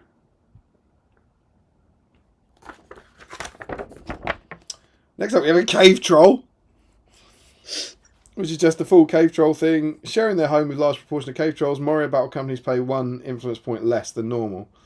So a Mordor battle company could hire a cave troll, for example, which is cool. 5 IPs. Like the Orc Shaman is 4 IPs. That's what I was saying. One of these is slightly better. Well, it's not slightly better, is it? One of these is vastly better. It's a 3 attack, 3 wound, fight 6 troll. Do you want the Orc Shaman that may or may not have Transfix 3 times a game? Or And for goblins, it's the same price. The what? For goblins, it's the same price for the troll. Oh yeah, 'cause it's 1 IP less. Yeah, absolutely. Yeah. Yeah, it's ridiculous. Ridiculous. And then there's a cool Dwarf Adventurer, and they just use the Dwarf King model for that, which I like the idea of a Dwarf Adventurer. There's some of these, that Elf Scout, Magician, Dwarf Adventurer, they really feel like old Warhammer for me, like Warhammer Quest kind of stuff, which really... I think the Wandering Elf and I think the Wandering Dwarf are normally like staples for battle companies and things. They get my old fantasy juices going. Everything about that sentence sounded wrong. Cunning Shot reroll failed in the way tests. Okay, that's rubbish. That's fairly rubbish, isn't it? Well, no, it's almost as good as the fight 6 cave troll. And then, the Dwarf Adventurer has the unstoppable... Oh, who was that, Joe? Back to your magazine with you. The Dwarf Adventurer has the unstoppable skill from the Isengard Company. Can we have that one as well, please? What do you think unstoppable... Here you go, Larry, have a punt. What do you think unstoppable is going to be? It's an Isengard skill.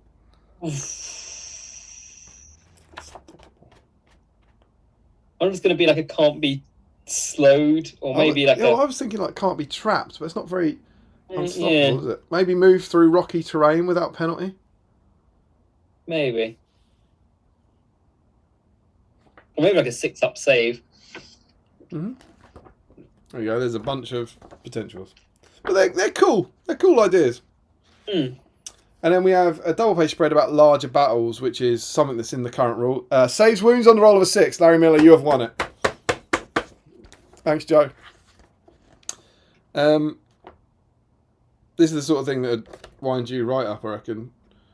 mass combat, it can be fun to include your battle company in big games. Also, here is a picture that in no way contains a battle company. Like Larry would be livid about that if you tried to use that in Hobby Bingo. There's no conversion. Yeah, there's no one converted there, is there? No, just a picture. This is basically how to turn your battle company into a kind of warband for use in your match play games, which I think is super cool. I really like it. And I loved, I didn't get to it, I wanted to, because I wanted to take this bloody Hunter Orc one. I wanted to go to Will's event. I really wanted to go to one of those. I think you played like 6 or 7 games of battle companies on day 1, and then you put that company into a bigger army on day 2. And I really, really wanted to go to it.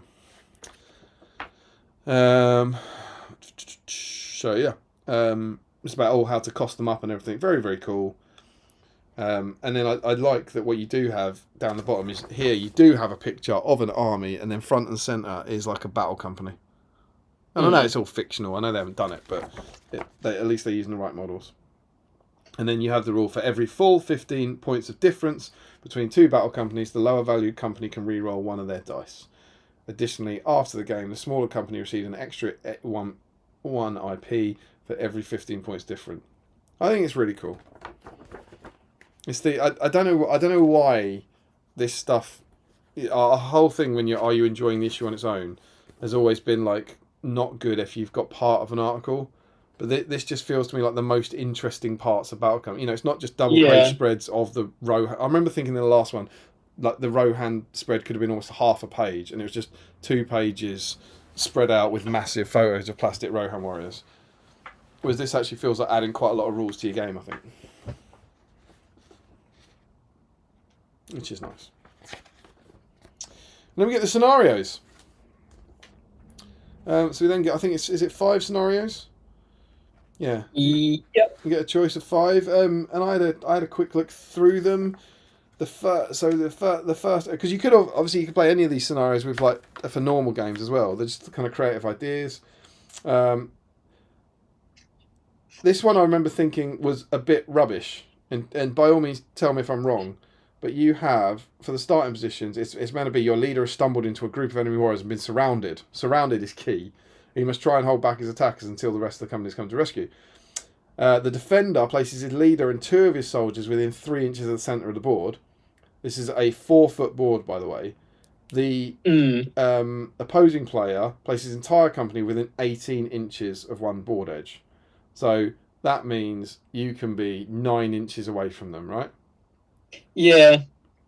Then you start rolling for your guys to come on, I believe. Oh, no, they move on in turn 2. So in turn 2, the defender's all gone. And then the attacker has to win the defender. So it looks a bit like that. Now, forgive me if I'm mathsing this wrong, but that just means the defender can just walk away from them, doesn't it? Yeah, unless they've got, like, cavalry or something. They're not in any way surrounded. Yeah. They just walk backwards, meet up with their company. And like I say, they can start 9 inches away. So they'll never, ever be caught. I haven't really thought about this one, but yeah, that one is a bit...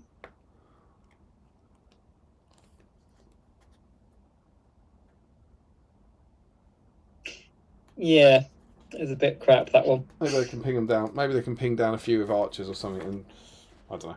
But yeah, I thought that seemed a bit rubbish. Deadly Hunt. Both battle companies have been sent to locate and secure an objective of vital importance. It's up to your leader and his warriors to find it and drive off enemy attacks. And I believe there is no one on the board at this point, which is cool. The objective is... Is it in the middle? Yeah. This is the one I thought was a bit stupid. Oh, okay. So it's placed in the centre of the board. And then you just roll... It's almost like Maelstrom for each model, right? Yeah. 1 to 2 doesn't arrive. 3 moves on from either side. 4... So chosen by your opponent, chosen by the controlling player, or moves on at your final edge. And then you have to get twice as many models within 3 inches of the objective. He's the winner. So why do you think this one's stupid? Because it doesn't have any caveat to stop one model from just winning it. So I think I would always argue. Easy I think these days there'd be the extra parallel where you'd have to have 2, right? If someone wants to have twice as many, you'd have to have 2. Even still, it's very easy to just get 2 people into the middle in like 2 turns. Particularly if your opponent rolls a few 1s or 2s, right? Yeah. Yeah. And they're like awkward bits. Because there's also your individual models, not warbands. It's really easy to just tag the models that do come off and just send one of your guys over there. Quite a fun go. If in doubt, Meriodic, always follow your nose. That's quite a good quote for a scenario about searching for an objective. Quick aside. So here in my magazine, I was surprised to discover. Oh, what is that? Oh, look at that! That's good. So that's obviously, and we know we have that stuff on the back. So you've got a flyer for. But here's the interesting thing. What? £30 for the rulebook. I looked this up in modern day money. That's like 55 something. Is it cheaper now? But this rulebook is the same. It's where does it say it? 244 color pages, which is the same as. Oh, such a good book. The same as this. So not the rulebook. The current rulebook's shorter. And how much is Armies of the Lord of the Rings? Ooh, not £55. I think it was 40 when I looked this up. There you go. GW are cheap. Take that, you moaning bastards.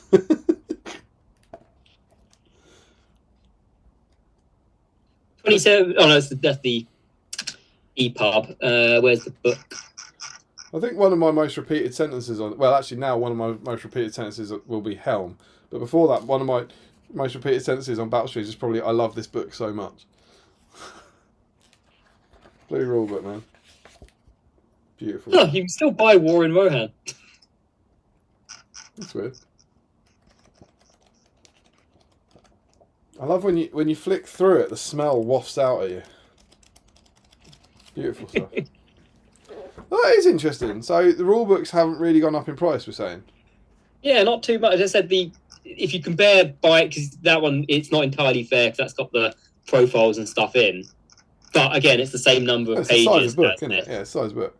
I always, whenever, dreadful GW Shield here, of course, whenever people moan about, oh, I just want one book with all of them, it's like, you understand there are more profiles than there were then, right? You understand it would be a 600-page book that would collapse as soon as you bought it. £40 for this one. Yeah. I think you're right, that's good. What has gone up in price, and gone up in quality, to be fair, how much was the starter set? Only £40, save £12. How do you save £12? What, based on the cost of the contents or something? Compared to buying equivalent models separately, even though none of them are available separately, except for the Moray Goblins. Yeah. So that's gone up by £100. What's £40 in? But obviously, you get far more in it now, don't you?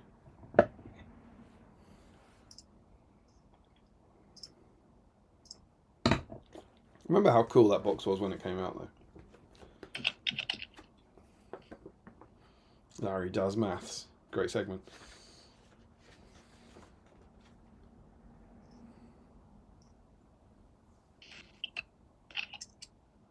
This is 2005, isn't it? No, later. 2006, I reckon. Copyright 2005. Yeah?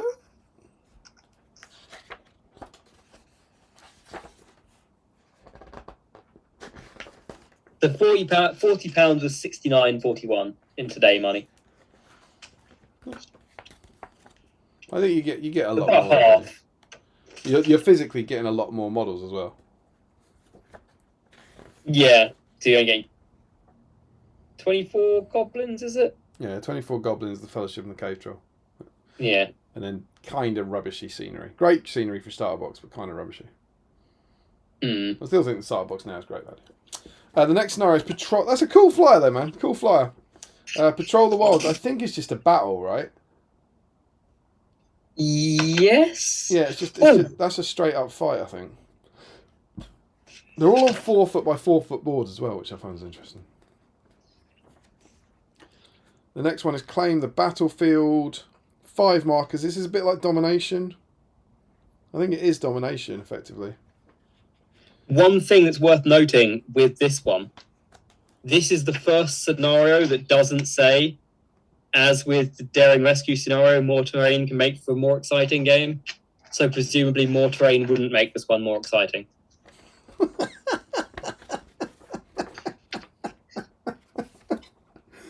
That's a great point. So scenario 1 is Daring Rescue. Scenario 2 does indeed say, as with the Daring Rescue scenario. Scenario 3 says, as with the Daring Rescue scenario. And yeah, this one does not.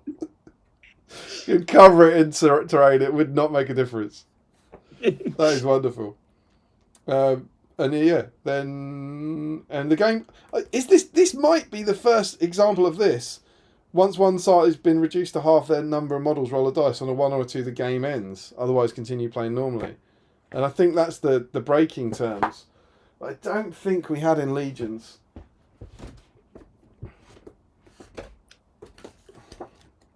I notice it just says that it may contain as much or as little as terrain as the players choose. Just make it up.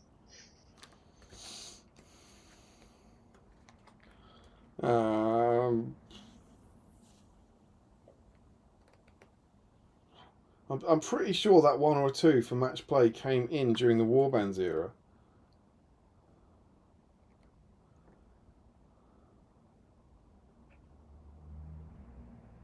Oh no, it's here. Sorry, it's in Domination here. Take it all back.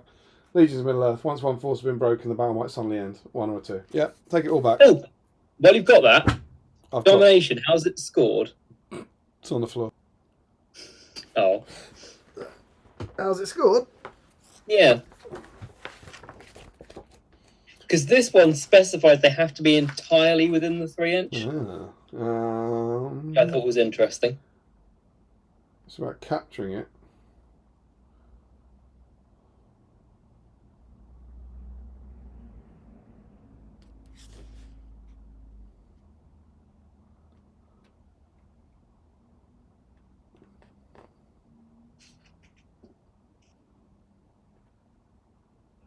The player who has the most models on or touching each objective terrain features is considered to have captured it. Oh, okay. So it's like a terrain feature rather than a it hasn't got static a range thing. Yeah. Interesting. So yeah, Domination. And then the final one, none shall pass. The battle company has been charged with guarding a vital road, mountain pass, or forest path. It's up to the leader of the company to hold this passage against all enemies, while his foes must desperately try to fight their way past. So you've got the whole force within 6 inches of the centre of the board, basically.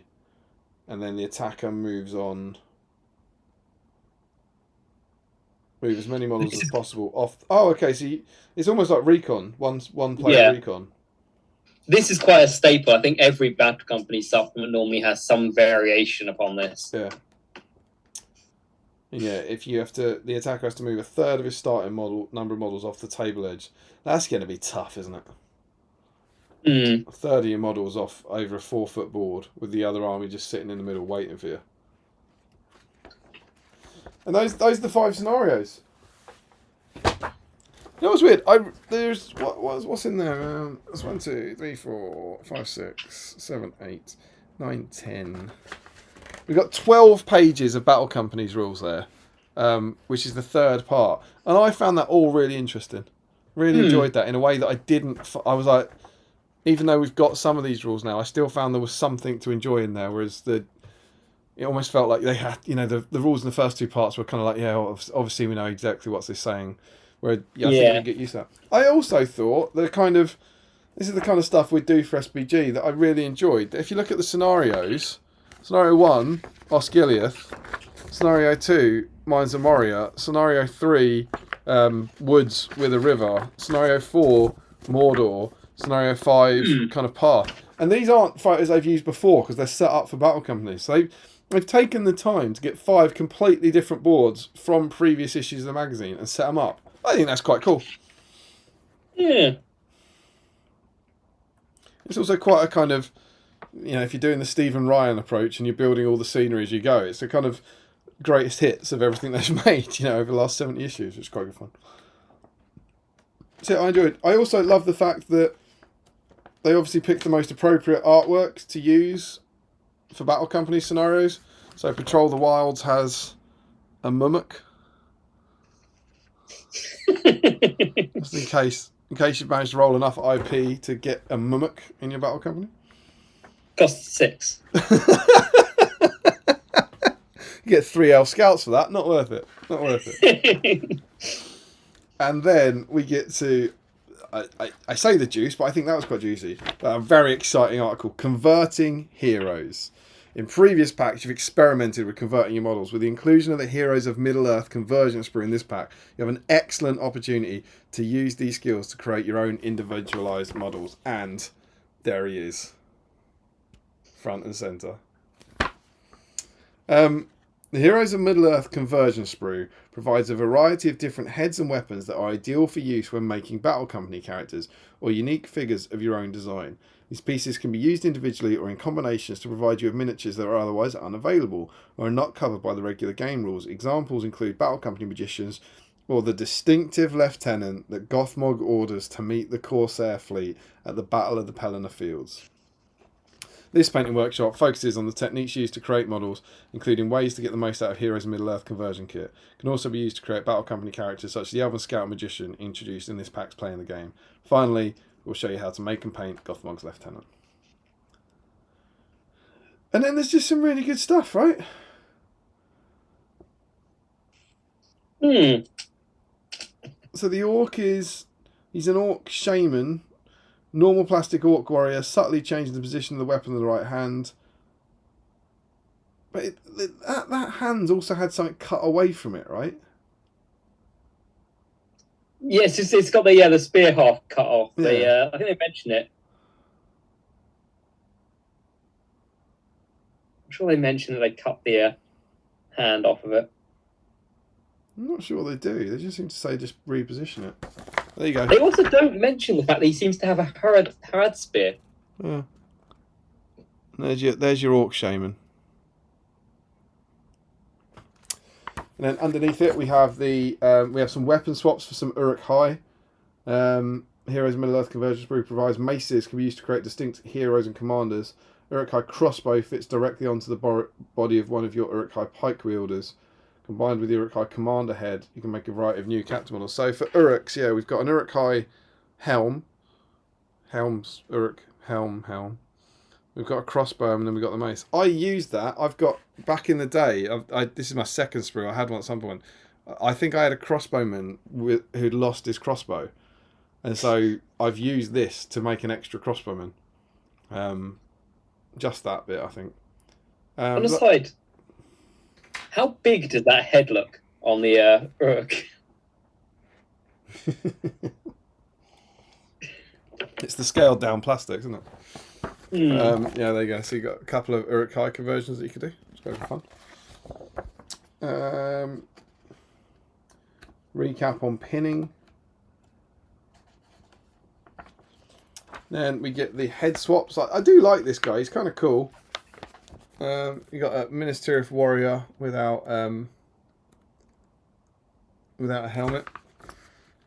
Heroes Middle-earth conversion sprue carries several heads that can be placed onto plastic miniatures, creating new models. And there's some good tips about shaving away the hair to make sure it's a good join. Once painted, this Gondorian warrior looks like a veteran campaigner of many years.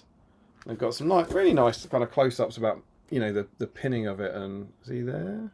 I don't entirely get why it seems to be saying that you mutilate the head before cutting it off. What do you mean? Why you don't just cut the head off? Start by clipping most of the head off. Yeah. There's also that's a pack of Uruk-hai crossbow bolts, right? Yeah, I didn't know that was on there until I got mine. So obviously I've seen this for years, but I didn't realise I had the never really looked at it. With it. We then they also talk about the paint schemes, marking them out, which is quite fun. So to create an Elven Scout, you take the head off a plastic elf warrior, replace it with the head from this, and then attach the bone quids to the back. Banded armour can be painted to look like leather instead of metal, which I think is a really nice idea. And the robes and sash can be painted green. And so, yeah, you get that Elf Scout, which is super cool. I do think this is very, very creative. To be honest, I like it.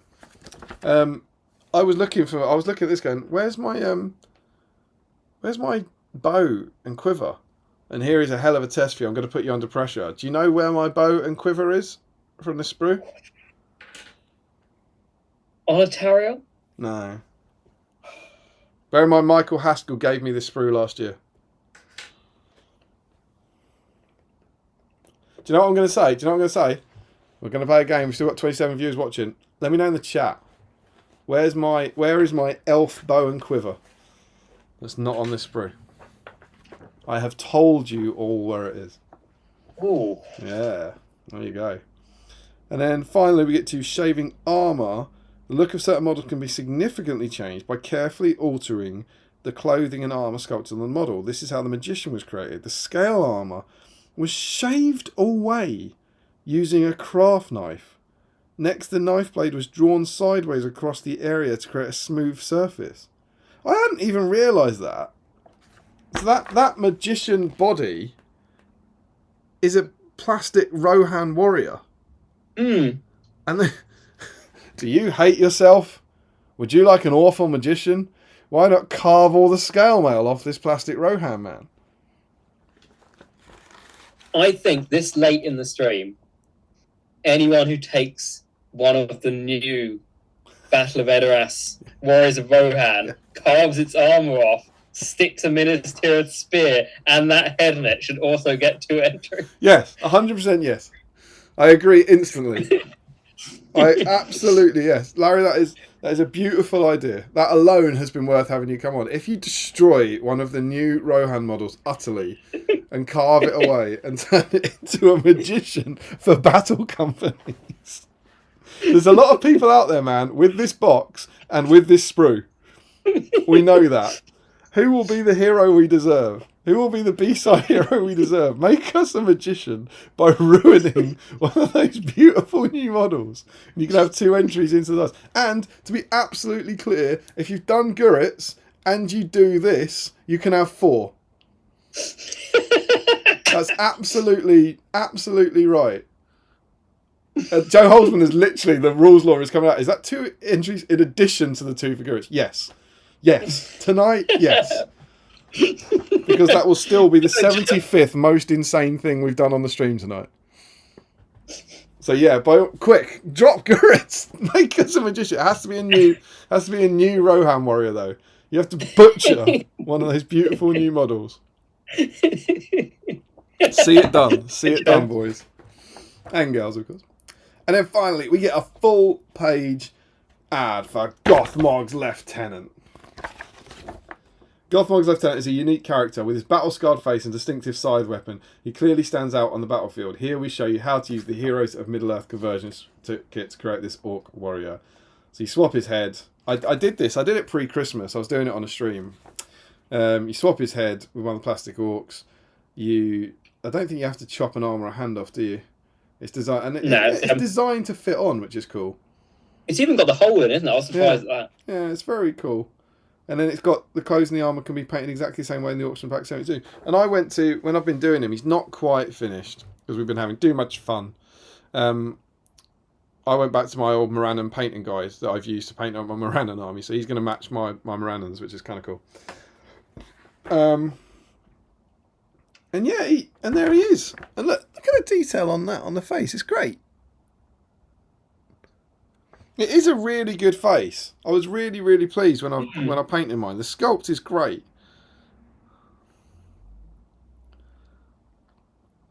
Really, do you really have like all 3 Guritzes? Gurai? I've been going with Guritz Eye. I don't have the Morannon Captain. But this is... What? He used to be a big part of my Moro armies. I used to always take him around and captain with a 2-handed weapon, even though it was less good than a shield, just so I could have Scully in there before I knew him as Guritz. I'm gonna jump to these comments because people are asking. You've got like Just Crosby going, what exactly do you have to do to the Rohan guy? I believe what we're asking is to take a Rohan guy with armor, with like scale mail armor, and carve it away to make it look like cloth. Ruin it, if you will. So we've got this example here, and I really hadn't twigged until I read that. But there's the magician who looks like he's just wearing robes, and that is this plastic Rohan guy. And you can see the scale armor is above it on his chest, and they've carved it away below. So we need to carve away the scale mail armor from a Rohan warrior. To I have quickly put a picture of the guide. I haven't bothered making it the right way up, but into the whip thread. Okay, good work. Good work, big lads. Good work. I worked out that it was a warrior of Rohan. It took me a bit of looking at it. I didn't get where the spear was from. Where is it? It's a Minas Tirith spear with the point cut off. Of course it is. Yeah, That's really clever. It does look like a staff, doesn't it, with a little jewel in it? Minas Tirith spear. Go on, BSIMers. So I think we've got a couple of people. I think we've got a couple of people doing it. You love to see, and I'm not gonna lie, mate. One of them is 6 Dice Crosby. Stacking the deck.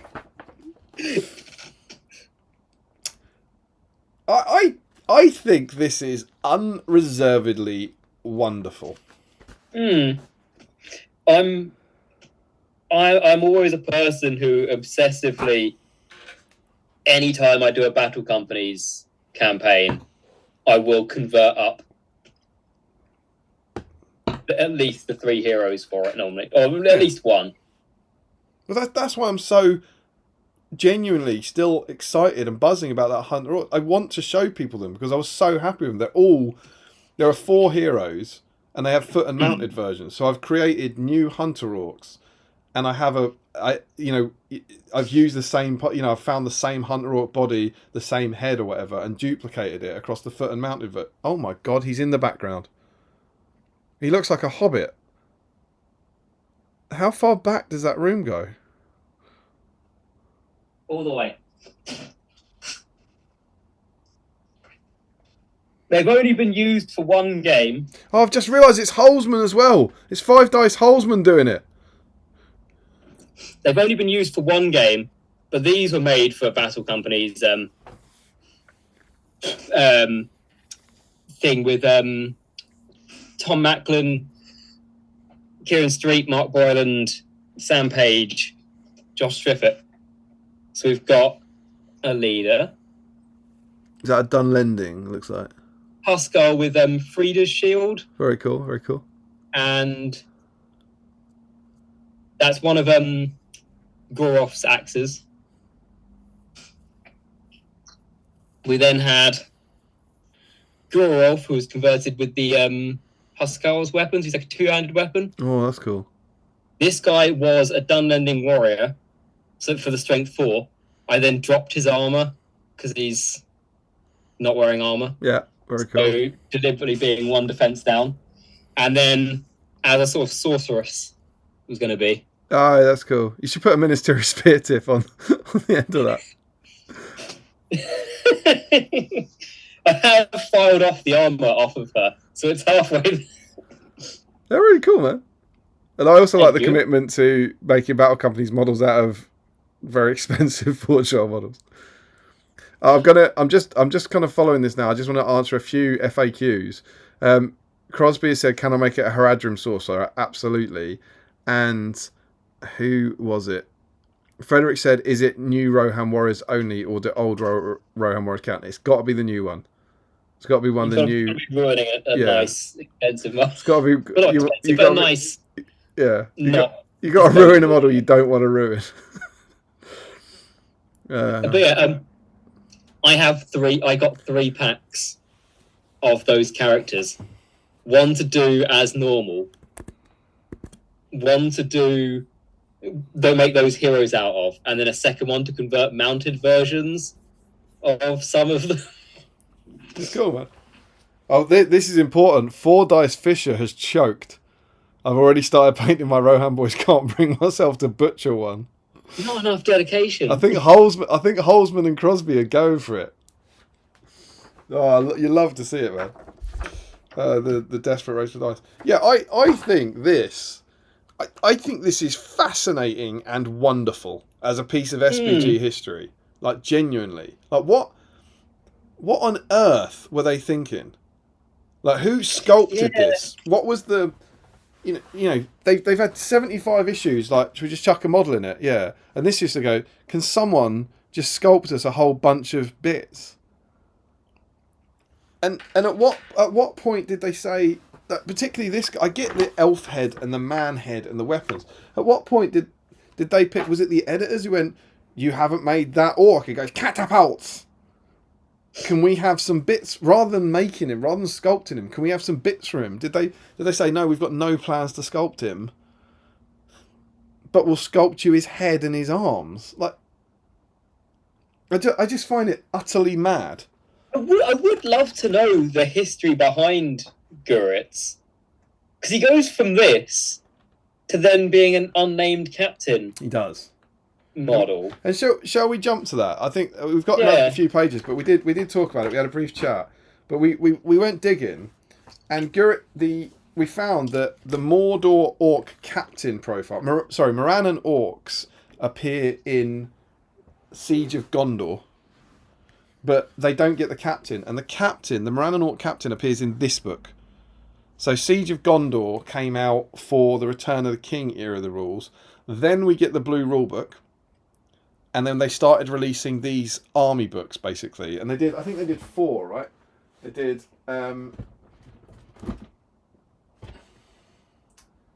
Harad, Khazad-dûm, Gondor in Flames, and Mordor. And in this one, for the first time, we get a Morannon orc captain. And the model is this guy. Oh, where is it? So that is the first Guritz. So he was released just to be... I believe Guritz is... What was the rule for GW? They weren't allowed to make up names. So he is credited as Guritz in the film. Must be credited, presumably. And the passage here says, Morannon orc captains answer directly to Gothamog, the lieutenant of Minas Morgul, and on the field of battle they execute his commands without hesitation. It's these vicious captains who will spearhead the assault across the Pelennor fields when the time comes to raise Minas Tirith to the ground. So it's not about him. You know, it makes no mention of catapults or anything, but it's obviously clearly that model. And this is probably 2007. Yeah, copyright 2007. And this, I've honestly lost track of when this is coming out now, but we are fortnightly, right? 2005, that's when the advert was... What, this? Copyrighted, yeah. Yeah, so that's, you know, and we've got the Mines of Moria. So, yeah. Yeah, 2000 to 2005 on the back. Good work. So maybe 2 years before that, they sculpt the bits, and then they sculpt a captain for it. I just find it fascinating. Like, genuinely, like, really interesting that someone, presumably from the magazine, has gone, can you just make us the bit so we could turn a plastic orc into that guy? And can you also give us an elf head and some Uruk-hai crossbow arms? And why is no one going, we've got Uruk-hai crossbowmen? But because they go, no, what we want is bits to turn the plastic models into models for battle companies, but we don't want you to release it. I just think it's mega. I just wonder if anyone has been crazy enough to do an army's worth of crossbows using plastic pikes and a bunch of these. And then just binning the rest of the sprues. Yeah. Or go the other way and an army of Guritzes. Guritz-eye. Orcs can have two-handed weapons, right? Just have an army of them. But I have mine. He's not quite finished, and he's probably not going to get finished tonight. But I cannot tell you how much I love this guy. Is yours done? Did you do him? He needs another wash, and then maybe a few more highlights, and then the skull needs doing. Like this is peak BSIME to me. This is the sort of thing that I love these streams for so much that there is no way I would ever make this. But I was asking for the parts for this last April, desperately excited to make this model that I will categorically never use, because if I ever use that arm again, surely I'll use the Forge World one. See, I've thought about this. I have got all 3 Guritzes now. I think going forwards, what I'm going to do is I'm going to take all 3 to an event and give my opponent the choice That's a great idea. of what Guritz they come up against. See, I do think now I've done him and I've painted it, and I am deliberately, I'm painting him a bit quick, but he looks pretty good. I'm not speed painting him. I think next time I use Army of Gothmog, I'm going to use this guy. Because you got to. Why would you use the lovely, beautiful, beautiful Forge World model that you've slaved over when you could use a crap plastic orc that you've converted on a late night stream? Also, on vaguely not really related, but it just reminded me. The first tournament I took Guritz to after he got his own profile, I played against, I think it was David Alexander, who had Gondor with Madril. So I had Guritz, he had Madril. We both had the Master of Reserves Right. in a Maelstrom scenario. Yeah. And we all rolled 1s and 2s for every warband coming on after their one. Yeah. It was beautifully crap. So we thought, because it's so quick, we thought we'd have, oh, look at that. That's a mega photo. Oh. I haven't really spent too much time with it. I picked these army books after the fact. I'm more familiar with the supplements that came before it, but these kind of slightly strange army books I really haven't dug into. And I'm looking forward to digging into on a BSIME stream in 2028. Is that after we do all of the Sauron ones?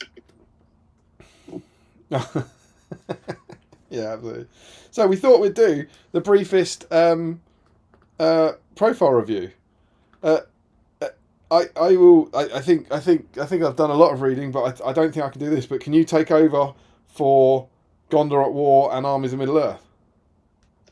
I have the old Armies of Middle Earth here. I can take over after you do Gondor at War. He's not in Armies of Middle Earth, is he? He's only in Gondor at War. Oh, Gondor at War, yeah, I can dig that up. That's what Don't worry about it, it won't take long. So his first iteration is a Miranda Orc Captain. We read the fluff. He's Fight 4, Strength 5, Defense 6, 2 attacks, 2 wounds, 3 courage, 2 might, 1 will, 1 fate. Heavy armor, carries a cudgel, sword or axe, and additional points he can take a shield or a 2-handed weapon. So Guritz would be 50 points without any special rules. Circa 2007. And then, that's how he exists. And presumably you can use your Battle Games in Middle-earth conversion as him for a long time. Until the joyous birth of the Middle-earth team and the first supplement. Which would have come out in early 2019, I believe. Does that ring a bell? Right. The new edition was late 28. The new edition was September 2018. So it was either super late 2018. And we get Guritz, Master Reserves. Under Gothmog's command, Guritz is given the task of organising the reserve force at the Battle of the Pelennor Fields, directing Sauron's mighty army to where it was needed most to crush those of Gondor. A calculating orc, Guritz has had plenty of experience in war, having fought in countless battles across the Third Age. It is these skills that Guritz utilised at the ports of the Pelennor, only to have his plans unravelled at the hands of the 3 hunters and the army of the dead. That is a really, really promising write-up of an orc who yells catapults once, isn't it? And does the late as usual pirate scum. Yeah, but I mean, he doesn't achieve much in his life, does he? He's 60 points, so 10 points more than he was. Let's see if we can do this. Fight 4, that's the same. Strength 5, Defense 6, 2 attacks, 2 wounds, Courage 3, that's the same. Only Courage 3. He gets 3 might now. So there's 5 year points. Heavy armor, 2-handed pick and sword. He gets Heroic March, which a Morannon Orc captain would have had in the Hobbit edition, so we already had that. And he gets his Master of Reserves rule, which is, you can modify the results for his warband by +1 or -1. So that's about the same points, right? Mm-hmm. Plus 5 points for a might point, plus 5 points for Master Reserves. Pretty cool. And he gets the Forge World model, which I think is absolutely amazing. Yes. Yeah? It's only one of those new ones that I've painted. Yeah. Absolutely beautiful. Like, I think it's stunning. He's absolutely glorious. And he's mega cool. And that brings us bang up to date with Armies of Middle Earth. And Guritz in that. I don't feel like he changes much, does he? Let's find out. He did make the cut. He's in the film. Everyone who's in the book, of course, probably is going into that Legends PDF because they're not in either of these two books. So Yeah. yeah, that's the same. You know, this is the first time I've compared the fluff. I'm really curious about this stuff whenever these books come out. It's like, does poor Jay, or whoever's doing it, do they have to rewrite the fluff? Can you imagine, like, every time you write, like, a Minas Tirith army list, having to rewrite the intro fluff? It'd break my soul.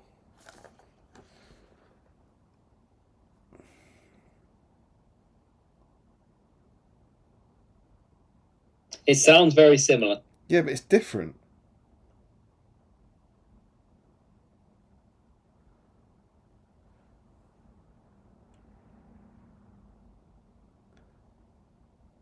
It is different. It is different fluff. Huh. It's saying the same sort of stuff, but it is different. A canny and calculating orc, Guritz is a veteran of many wars and has gained a great deal of experience fighting against the armies of Gondor. Guritz is tasked with marshalling the reserve force at the Battle of Pelennor Fields, directing Sauron's allies to where they are most needed to crush the Dark Lord's enemies. It's these skills that Guritz plans to use to direct the Corsairs of Umbar towards the White City, plans that are ultimately unravelled by the three hunters and the army of the dead. That says the same thing, but it's different words. And you can only assume that's the same for every little profile. Who has it worse, Jay having to rewrite that fluff for every profile, or the guy at New Line who has to read all of these profiles, who has no idea about anything to do with the game? I think Jay. That would think how many of those, right? That would break my, because the fun bit will be reworking the profiles, right? Tinkering with the rules, but then imagine having to rewrite that blurb. But can you imagine reading that profile when you have no idea what any of these numbers mean, and having to check it off? But that's part of what I genuinely enjoyed. Like, and I made this big. I think we did this on the. I don't know if it was the one with Dale, but when we were really talking about the new edition, and I was saying I was reading it, like fully reading it, like not taking a new edition for granted, and be like, I've got all these new books, I've paid for them, I'm going to bloody read them. And I've on here, I've finished the rule book cover to cover, and on here I'm up to the evil armies. So obviously I've dipped into evil for like the hill tribes in particular, but I've read the good army profiles and the good army lists, and I've read everything. I've read their fluffy blurbs and the army list fluffy blurbs, and obviously you don't like. I'm not comparing them, but I am. I would like Jay or whatever to know that at least one person, and it's probably but what? Oh, two. You're doing it. There you go. Do you know, it's like if you're going to bother to write that stuff, I'm going to read it. You know what I mean, like we get a new edition every 6 years or whatever. Maybe we'll never get another edition after this. Who knows? I'm going to damn well, if you're going to rewrite the fluff for Guritz, man, I'm going to read it. And so that's where I am. I've done good army lists, and for future streams I need to really get on with evil stuff. Did we mention Guritz's changes? No, I got excited about the fluff and shut the book. So he gains intelligence, obviously. And is he intelligent? He was courage 3 in the previous one. He's more intelligent than he is courageous. Less? Yeah, more intelligent than he is courageous. He's his intelligence is better, which makes sense because he's cunning. But then he gets chopped in half by Aragorn. Idiot. Intelligence 10+. Loses a might, gains a will. Which I really like. I'm a big fan of what they seem to have done, which is remove might points from named heroes, so they're not as obvious a choice. But here's what's made me smile. He gains End the Race of Men, which is the +1 to fight value when fighting men. Right.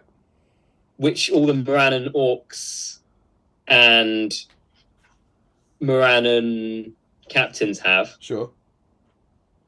But Gothmog's Enforcer doesn't get that or Strength 5. They've made Gothmog's Enforcer more shit.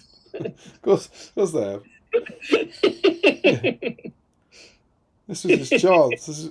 But I tell you what, you know why it changes? In the new edition, and we'll have to see what happens with the Legacies PDF and all that, but in the new edition, he might not be rubbish because you don't have Zagdush and Goroth. You still have an unnamed captain. Yeah, but that I think is better than him. That's the thing. That's what I really like about this edition. So now Yeah. I know they've improved things and balanced things across the board, but now you don't compare Osgiliath veterans to Citadel Guard anymore, because like there's an army list that only has Osgiliath veterans in it. So like, I might be saying the wrong ones here, but say it's the Osgiliath list, they don't have Citadel Guard. So if you want the Ministry of Leech, you have to take the Osgiliath veterans, and I love that so much, because it does mean that if you want to take certain army lists, it doesn't matter now if the named captain isn't as good as the other named captain, because they're not available in the same list anymore. Yeah, but I still think that you take the Man and Orc captain over him if you're being maybe. But I like that. I like the fact that there's still a place for characters that are a bit shit. Yeah, well, also I like the fact that they've removed that might point from the named heroes, which makes the captain a better choice. So yeah, there's a deep dive. We've done our best into the history of Guritz there, but of course the issue isn't over yet. We've already had some good stuff. We get into an article about dioramas, and there's a great page. So the Lord of the Rings films are filmed with many memorable moments, from the daring heroics of characters to mighty battles between good and evil. Here we show you how to use your modelling skills to recreate these dramatic scenes with dioramas. And I like this picture because we've got Aragorn fighting an Uruk-hai at Amon Hen. And Larry, I was just curious if you had any feelings about this costume or this scene. I know it's something you spent time on. Yeah, it's a weird one, because it's how you approach, what model do you use for Aragorn if you're doing Breaking of the Fellowship. In that particular scene, he is sans coat, sans cloak, which you can get the original Ambush at Amon Hen. Yeah. Yeah. But some scenes he is wearing the cloak. Like when he's fighting Lurtz and when he's consoling Boromir, he has the cloak on. I think for most of the iconic bits, he has the cloak on. Yeah. And there's no model of that, because the closest model is the Let's Hunt Some Orc Aragorn from Breaking the Fellowship. And he's got the van braces. The bandages, he's got the van braces, he's got the bow, crucially. So there's no accurate model. But that one's actually except for the legs, that pose there is very much like what the Ambush at Amon Hen one is. And so, in the defence of the sculptors, clearly there was a continuity issue with the scene. But yeah, I knew that was one of your favourites. So then we get 4 pages about creating dioramas, and I have to say, what they then do is you what? Yeah, no, this took me by surprise. I was not expecting this. They casually chuck in some of the coolest dioramas I've ever seen. I feel like some of these might be in the Best of White Dwarf from back in the day, the original Best of White Dwarf. But we get this beautiful Amon Hen one with massive kind of wireframe trees. With that Aragorn we were just talking about running around the hill, Lurtz poised in front of a dying Boromir, and then the hobbits being carried away in this lovely rocky ravine. And it's not about how they made this, it's all kind of inspirational stuff. A diorama can be whatever you want it to be, and because there's so many possibilities, we present some ideas and guidelines. One of the best ways to start building your dioramas from the ground up, me starting with a base, that sort of thing. When you had miniatures, try to integrate them with a base. And so they're talking there about like not having them on bases. Just having them like that, which is cool. Then over the page, we get this wonderful one, which is the Riders of Rohan. And this does make me giggle, because he's shooting fighting Uruk-hai. Now, at this point in the game, I believe we still just had Uruk-hai warriors. We didn't have the two profiles. The metal scouts, didn't they? But they weren't anything different. Yeah, but they had the metal scout models. Yeah. I just feel like, if you're going to go to the effort of making this, it's clearly very much this moment. You got Merry and Pippin sitting in the front. Use the scout models, right? So maybe this guy found the plastics easier to pose. And I say this guy because I think potentially the most frustrating thing about them is there's no names. This is very this era of GW, and very very much our current era GW. There are 5 beautiful dioramas on here, and none of them get the game, get the names. And you get this one, Balrog against Gandalf, which is lovely. They all look like they're by different people as well, because they're all very differently based. Absolutely, of course they are. You get Gollum and Sam at Emma Mule with beautiful object source lighting. And then they just chuck this thing in. I'm going to read this because it deserves it. In one of their defining moments, the Fellowship defend Balin's tomb deep in the mines of Moria. This scene is recreated here in exact detail, showing off the poses and positioning of each member of the company. It's also an example of how even a relatively simple base can be embellished with details such as broken weapons, debris, and a corpse of a long-dead dwarf. Most of the figures in this model have been converted to make them look more dynamic. Look at that. I want closer pictures of all of that. Yeah. They're stunning. I was trying to work out what that Gimli's made out of.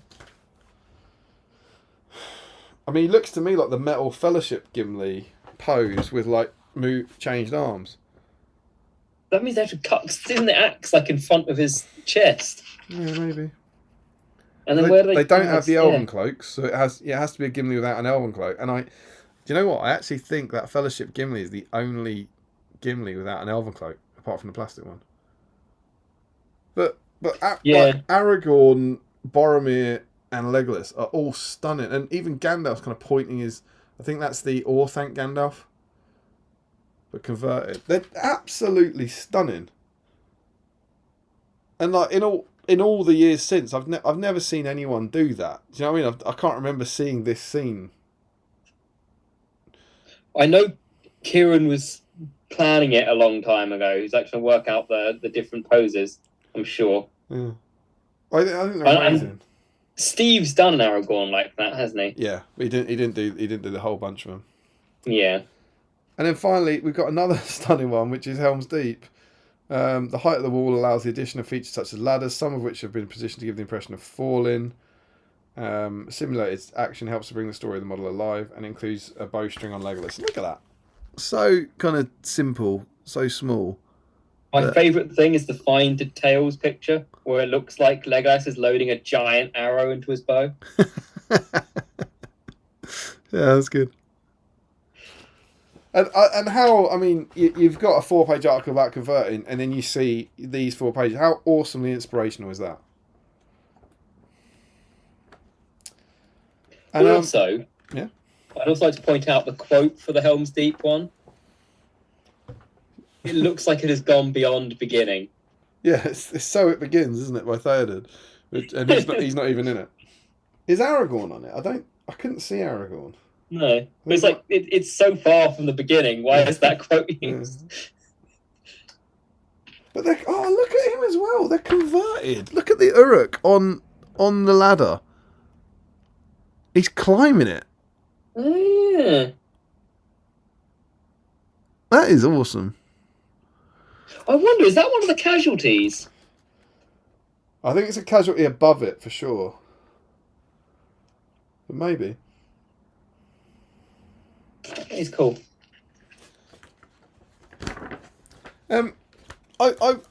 We've read a lot of issues over the years on this, and I've always been like, almost as soon as there's a part of an article, I always rule it out. And I don't feel like this on this one. No. I feel like the part of the article stands alone, gives you 5 cool and inspirational scenarios, and is directly tied to the modelling workshop. You know, the allies for battle companies are tied to the converting and tied to the dioramas. Yeah, it does all feel very cohesive, even though it's like a lot of very different things. Sorry, did you say it does feel cohesive? Yeah, you're saying. I agree. I agree entirely. This doesn't happen very often these days. I don't know how you feel. I think this deserves a nomination for Best Issue. I think so, yeah. And it's like, in my 100% of the streams I've done, I agree. But yeah, I think I really liked it. I thoroughly enjoyed reading it, and my kind of standard rule for this has always been if you were to get an issue now, what would you get out of it? You know, it's that kind of thing. What would you enjoy from it right now? And I think you get an awful lot from this issue. Yeah, I think most of the stuff's quite... Even if you're not into Battlecraft, I think you can get quite a lot out of it. And it comes with potentially the coolest bit of hobby in all of Battle Games of Middle-earth history. So perhaps for that reason alone, issue number 75 is going on the nomination for best issue. With that, I'm going to run for a wee. I'm going to get a drink. Do you want to catch up with the chat?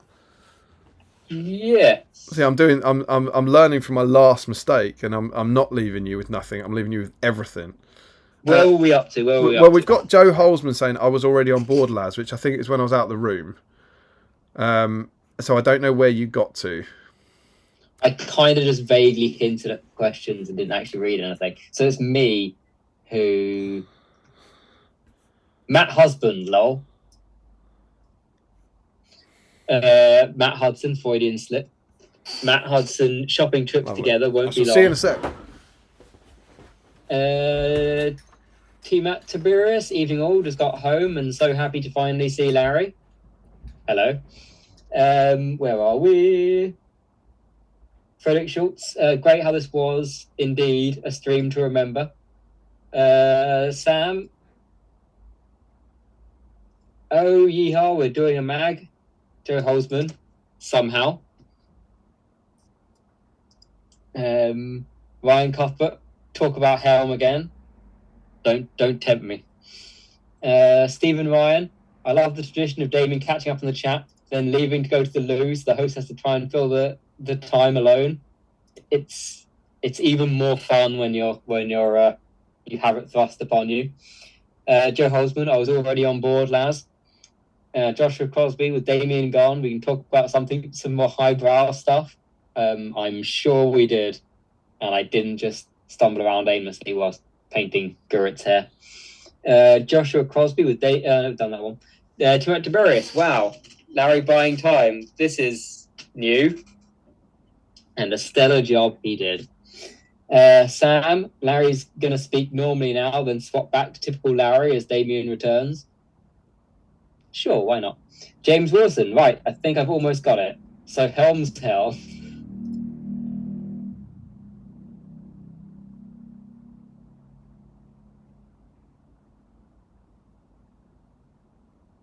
Did Damien's room just make a really ominous noise for anyone else? Was that literally just me? Okay,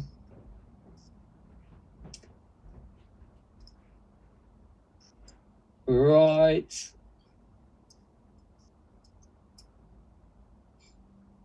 That's thrown me.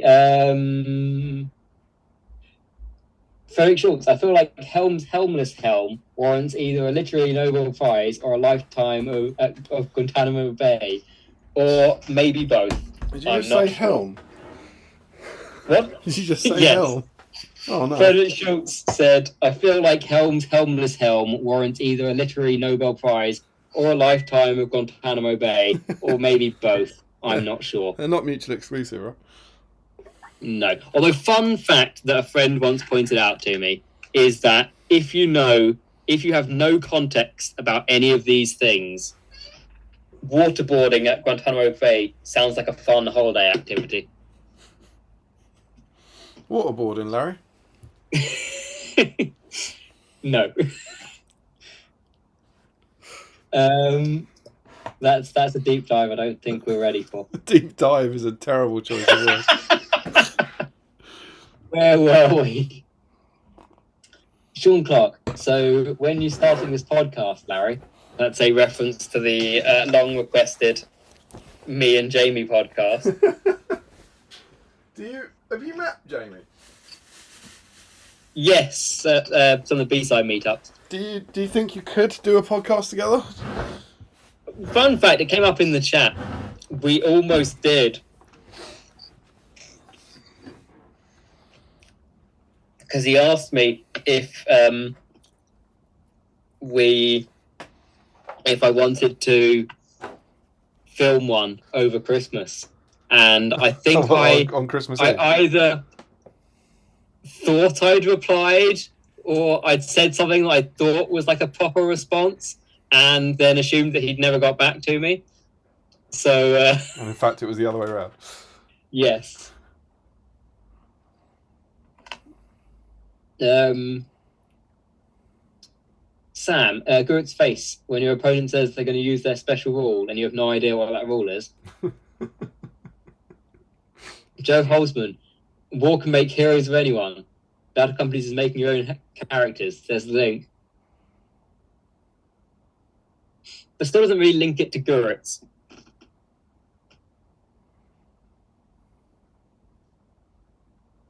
Which I think was what Damien was asking.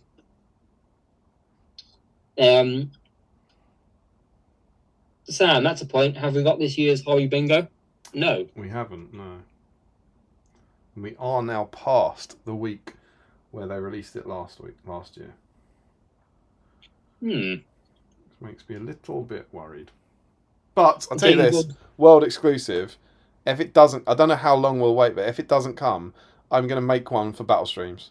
I'm going to take one from the old ones, make the bits that I liked most about it, make one, put it up on the Facebook page, and then anyone who's a fan of Battle Streams, anyone who does like, you know, the Patreon group or whatever, we can all do it and hang out together and turn it into a Battle Streams thing, because I love it so much and I definitely want to do it. Can you also make a Battle Streams one that's more on topic for BSIME? Oh, what? And has nothing hobby related in it. What do you mean? I don't know. All of the things that try a stream snack you've never had before. I'm trying to make the lines in between fingers, you dick. I definitely think we can make it. If it was the Battle Streams Hobby Bingo, we'd have to make it like build a piece of scenery from the magazine, paint a model on theme, you know, that sort of stuff. James Wilson, right, folks, calling it a night. It has definitely been a stream of special magnificence. Night all. Good night. Richard Clammer, I think your Battle Company has to reach the tabletop. Thank you. I don't think you have to paint anything new. Thank you. You just have to start the default models for a Battle Company and put them on a table so they get their XP. Thank you. a sensible comment from a sensible person. Sam, if I had known what I was starting when I recommended to Jury inviting Damien and Steve to the Battle Company thing 2 to 3 years ago. I can't wait to finish it. Genuinely, I'm really happy with it. Joe Wilson, I agree with Damien. Thank you. Have painted a course for Battle Companies, therefore you have started a Battle Company. I disagree. Thank you.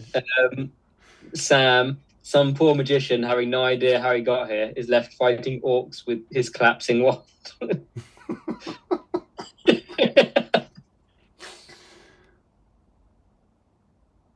Although again, presumably, magicians are a thing in Middle Earth, because there's the whole "don't take me for a conjurer of cheap tricks." I think that's a bit of Gandalf's sass, where he's saying, "Don't underestimate me" or something. I don't think he's saying. I feel like I don't think he's comparing himself to actual conjurers of cheap tricks that Frodo may have there experienced. must be conjurers of cheap tricks in universe. It's one of my favourite things. Again, not original, but I love the fact that don't take me for a conjurer of cheap tricks. Instantly does a cheap trick, like straight away, immediately. Joe Holzman, it's basically hold ground, but individual models instead of war bands. Yeah, yes, but crucially, the game instantly ends as soon as you get double the models there. So it's so easy to just have, like, you could easily have that game happening with no fighting happening. Yeah, and it's just it's the luck of those reinforcement rolls, isn't it? Sam, tomorrow morning, Larry will turn up at his local GW with a flyer asking to buy a Minds of Moria box set. No, I will be sending a fax to. Where's the fax number? Oh no, the flyer doesn't have the fax number. It's the magazine that has it. Oh, please send a fax. Somewhere there's a fax number. Oh. Imagine if that machine is still hooked up. A fax comes up.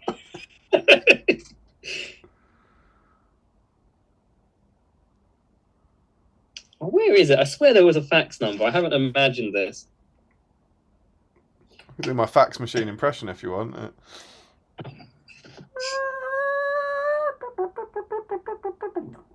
It's in the subscribing bit. You send a fax to 08700 436399.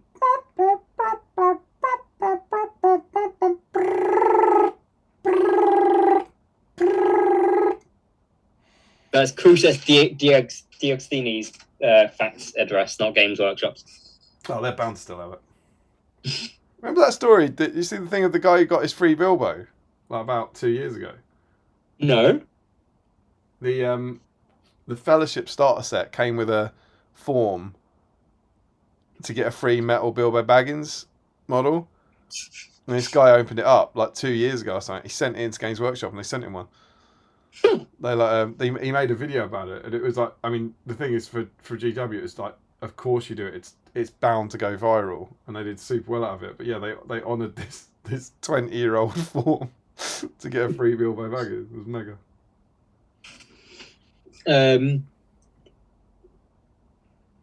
Tiberius, the Mines of Moria was what got me into the game. I love that starter box. I think that's It true. was a cool set.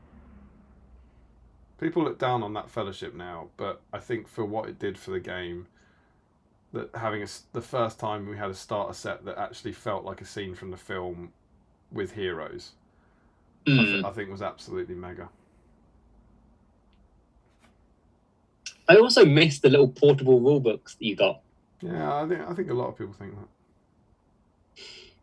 Joe Holzman, he's holding the spear in two hands. They've shortened the spear and attached the right hand to the model without the spear, then repositioned the other hand so it's a one-handed spear grip. But I think they've also given it a Haradrim spear as well. Spearhead. The new way to play 40k? What? Isn't Spearhead the new way to play 40k? Oh, no, that's Age of Sigmar. Oh, curses. That guy, it looks like a Harad spear. Where are we? Joe Holzman, I think it's so that you don't take too much away at once. Why they don't suggest using a saw is beyond me, though. That's about the mutilating the head before chopping it off. Ashley Fisher on a Hobbit. Oh, I know what that is. Oh, it's on a Hobbit. On a Hobbit. Joe Holzman on a Hobbit. Gary George on a Hobbit. Do you know what they're talking about? The bow. Yeah, it's on one of my Hobbit conversions, and I cut it down a bit. I cut the quiver down a bit. I needed. It's in the hobby vlog. That's how I thought you'd know about it. But it's I've not got to that one yet. I know you're normally about 6 months behind. I've been seeing your latest comments. Whenever you write "bless you," I presume I sneezed in the video. Is that what that is? Yeah, two hobby vlogs in a row that I watched while cleaning up trolls. You sneezed in both of them. I get down to 17 hobbits I need to paint for Throne of Skulls, and 2 of them are archers, and then I convert those 2 archers into musicians. So what that means is then I have to turn 2 of my existing militia into archers. And so the one of them I think comes out really well, but the one cheap and dirty trick I use is I'll just take one of them and put that bow and arrow on his back. So he's rubbish. He's my least favourite hobbit. But yeah, I was like, I've got this, and it actually looked quite hobbity, and it wasn't too big. Who got it first? They get the points. Who got it first? It was Ashley Fisher. Congratulations, Ashley. If only it was a dice.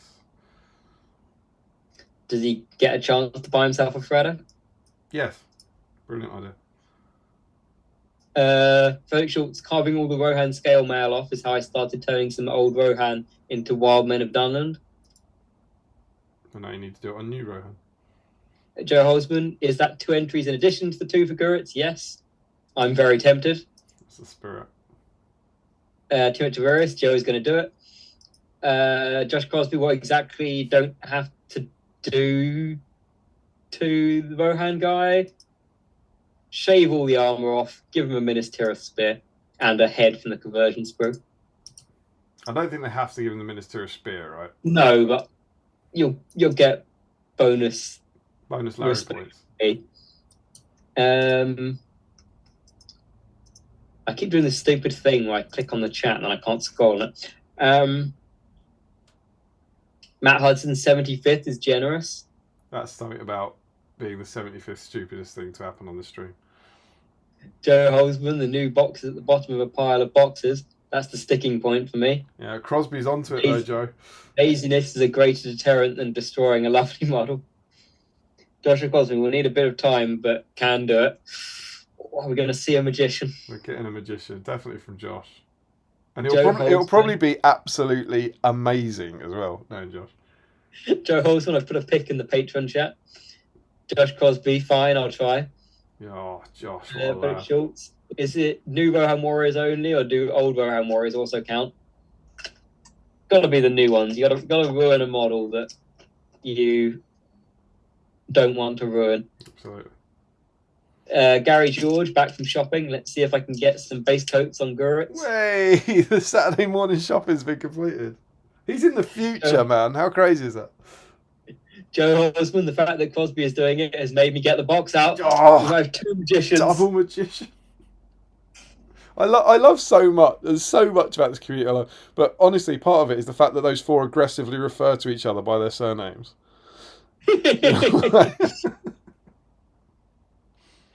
Also, an aside, this has randomly reminded me of that Magicians film with Mitchell and Webb in it.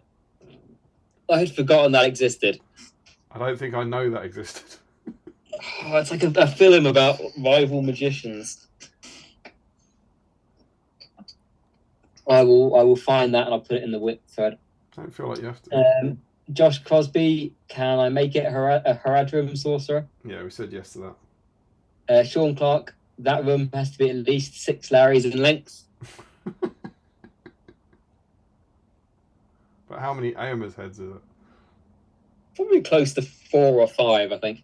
Ashley Fisher, that's Larry's lengths. I've already started painting my Rohan boys. Can't bring myself to butcher one. Oh, if you don't want to win the dice, man. Not committed enough. You could have 23 warriors of Rohan and 1 magician. Could it really be so simple? Joe Holzman, Warrior 1, I think, might be the best choice. Oh, it's lovely to see suggestions. Sam, play all 3 Guritz on Take Your Kids to Work Day. You could do that, actually. Because you could play Guritz as Guritz. Morannon Captain Guritz as a Morannon Captain. And Conversion Sprue 1 as just an Orc Warrior. Oh, yeah. You just have all of the Guritz in your army. The problem was, Larry, your scientists were so preoccupied with whether or not they could, they didn't stop to think if they should. How many points is this?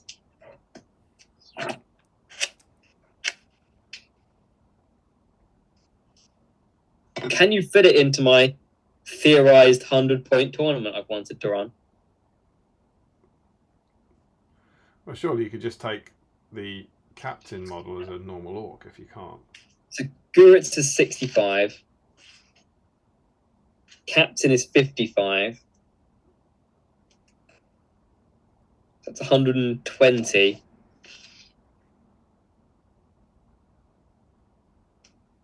$130.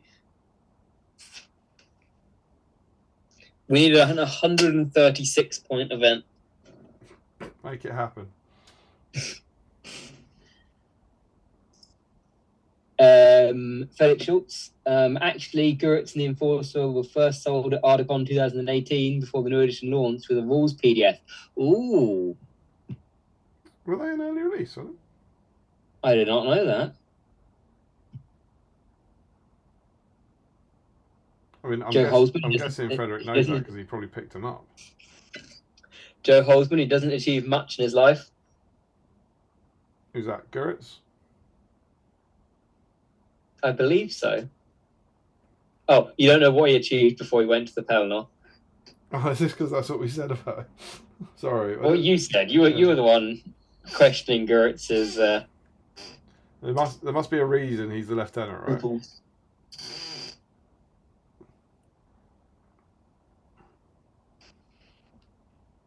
Matt Hudson, Guritz is amazing utility for a captain level dude. Yeah, he always has been. Plus, he can two-hand. Yeah, great rules in the last edition for sure. My poor Goth mob, though. Oh, I jumped. There we go. Joe Holzman, why do you automatically assume the guy at New Line has to read the books? Isn't an SBG player? That's a fair point. Yeah. I guess he could be. I just like the idea of some random person who has no idea what they're reading, having to read all of that stuff. Sam, Guritz greeted the enemy reinforcements and a ghost army. What an idiot. Well, Sam does good what an idiot work. Maybe the New Line guy was a big Eagles player.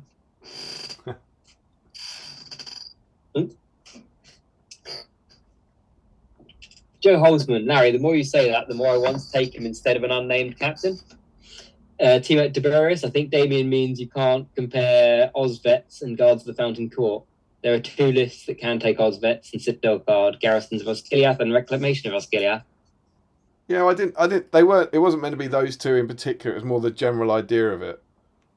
So you can get all three in Realms of Men.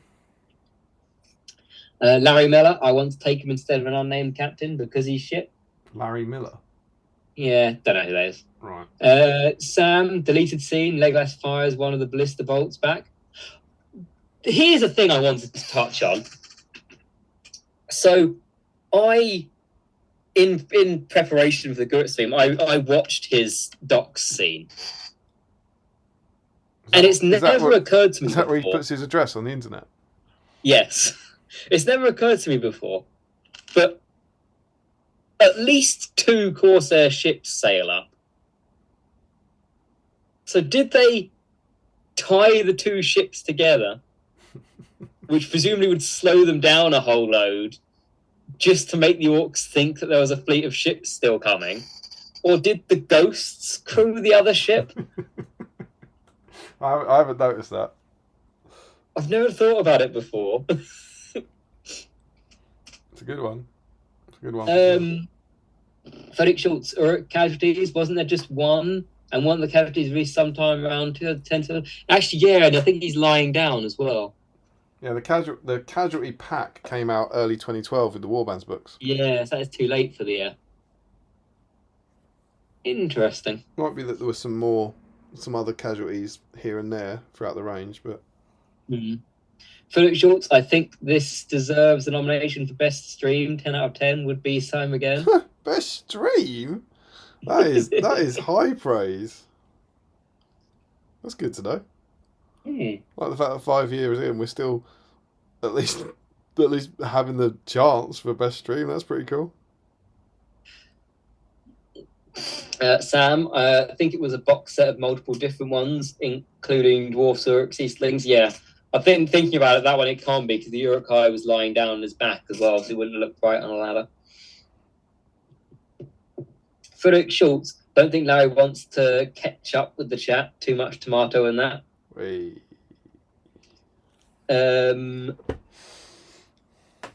Felix Schultz, but maybe he'll finally drink a glass of mustard.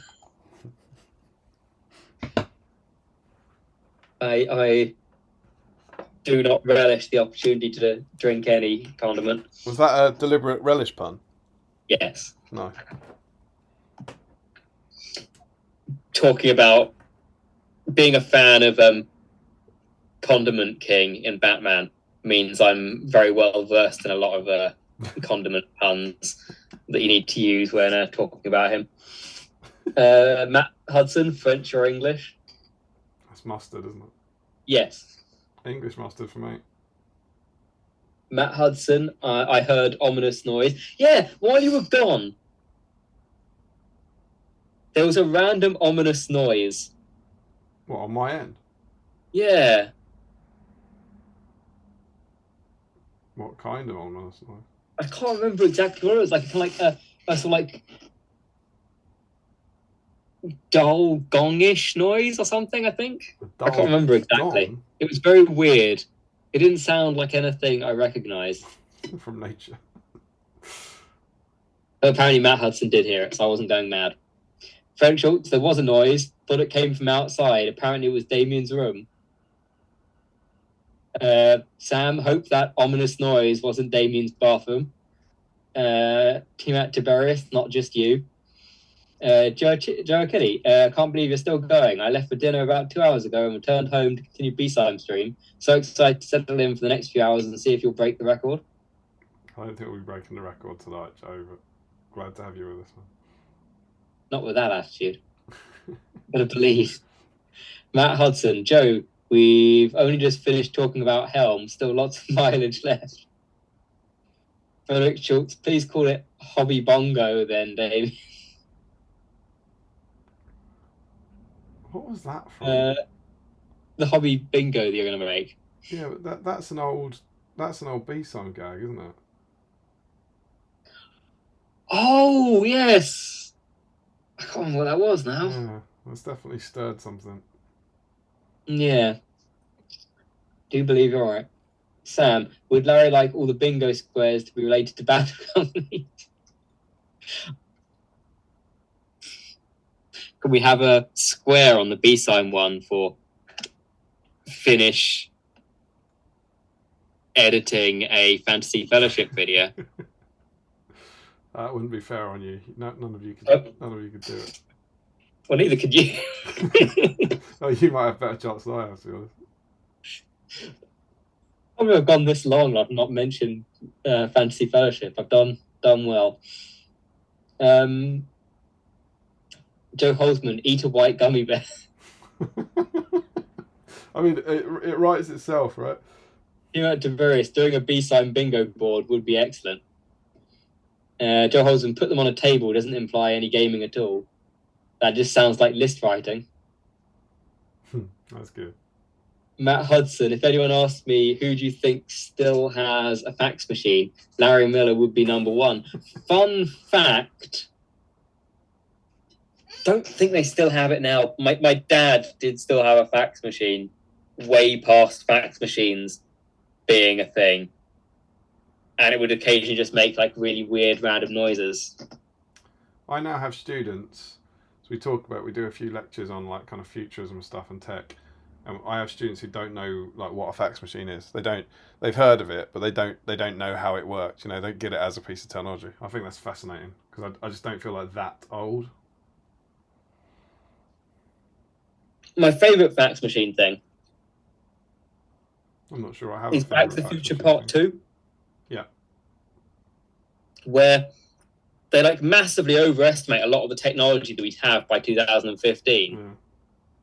But the one thing that they do predict is that we would have houses with fax machines in every room. Yeah, they get an awful lot right. They get flat screen TV, they get multi-channels, They get voice activation, they get Skype, like photo. They get tons of it right. But it's fascinating to see that it's fascinating to see that they can't conceive of like email. Because this is like 1989, they're doing it. They can't conceive email, so the only thing they can conceive is that you'd have a lot of fax machines. Like fax machines would get cheap, and you'd have loads of them. It's fascinating. Where are my wall-mounted fax machines? And Marty McFly wears 2 ties. In the future, we wear more ties. Tiberius, I'm impressed with how well Larry has kept up with the context of random comments when reviewing the list. Well done, Laz. He's had a lot of practice, right? We just have to pay attention. Joe Holzman, so not only have I made the very sensible decision to start mutilating a new model at 12:30 a.m., I've made the incredibly bold decision to change the blade on my hobby knife. This can only end well. Good work. Joe Holzman, he's getting a Minas Tirith spear. Oh, yes. Oh, Yeah, you love to I love to see it. You love to see it at this level. So, Tavares, you go, Joe. Hello, Schultz. Honest question: is it normal for British people to call a film a film? Nope. So that's another thing. I steal words from other accents. Is it? If It's an Irish thing. Is it Father? It's from Father Ted, yeah. I assumed it was a Father Ted reference. I've liked the way film sounds in the Irish accent, so I've taken it into mine. You get a few others. You get detail that's in there. That's. Is there any reason? Is it American? Detail, I think, would be American. Yeah. Given that I've got you here, is there any reason for you saying air instead of before? It's just an old archaic word that I like. Yeah, I mean, I know what it means. It's just I was wondering if that was a. I also love the fact that I feel there's a lot of people who don't know what it means, but no one ever questions me when I say it. Or maybe that's because everyone knows what it means. Just imagine you saying it, no one questioned it, and you laughing along about how they don't know what it means, and it's just they just couldn't care. Didn't I'd forgotten that I actually say air. I kind of just got used to it. But the thing is, you type that, whereas you don't type film. So I see air far more than I see film. I do type film. I just type it FILM. That's the most Larry thing I've ever said. Yeah, I do type film. I just type film. When I'm typing out, I'm typing it as I would say it, but it's film said film. So if you are reading my comments, it should be read film correctly.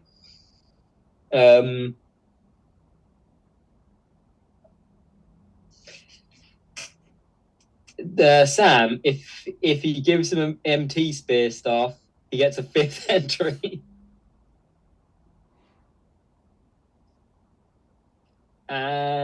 Felix Schultz, Triple Guritz army is no longer legal. Guritz and the normal orc warriors can't be taken in the same list. Oh, sad. Oh, that's a shame. Was Guritz only in the Pelennor lists then? Was he not in the Legions of Mordor one? The book.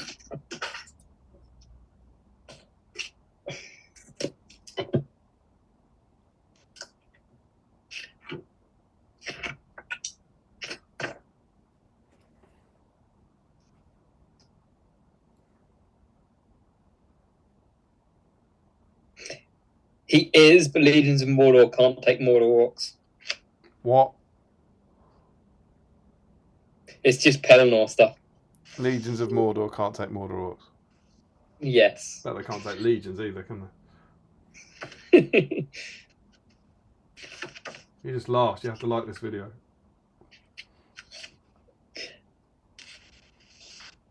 It's already been liked, don't worry. You're me questioning my integrity. Yeah, interesting.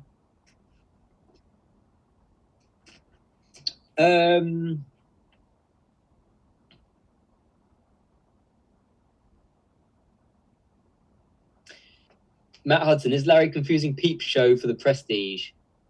No, they made a film about magicians. No, I think he might be confusing the Prestige with Peep Show. That's a great comment.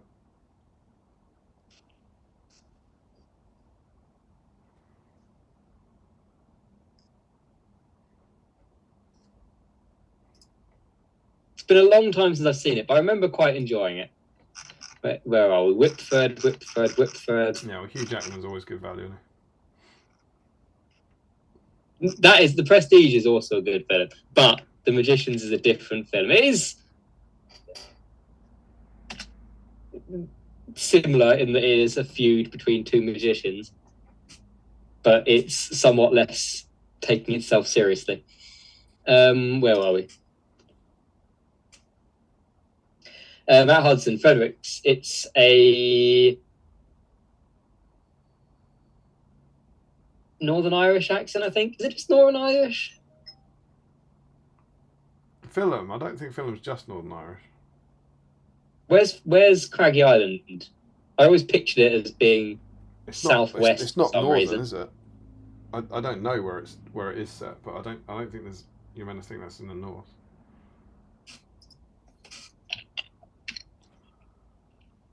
Craggy Island. Supposedly off the west coast of Ireland.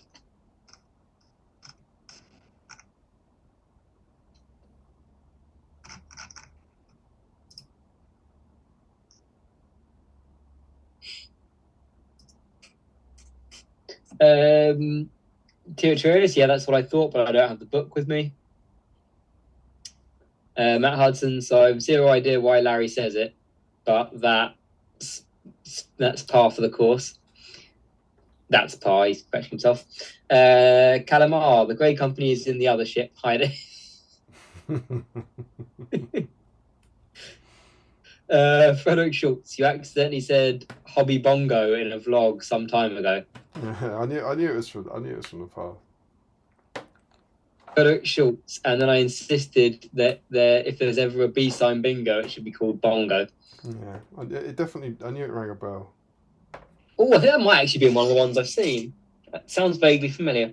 Sam, Hobby Square, get each of the emergency services called in midstream. It sounds a lot like they want this to be like Damien's hobby bingo rather than something they have to do. Sam, Damien can almost tick off 2 already. Sam, to be fair, Larry is usually the source of the random comments. Felix Schultz, Larry's film is the new one. Sam, Guritz, and 2 Moran, 2-handed captains it is. Matt Hudson, he's still in an army of Gothmog as well. But yeah, again, there's no Mordor orcs in there.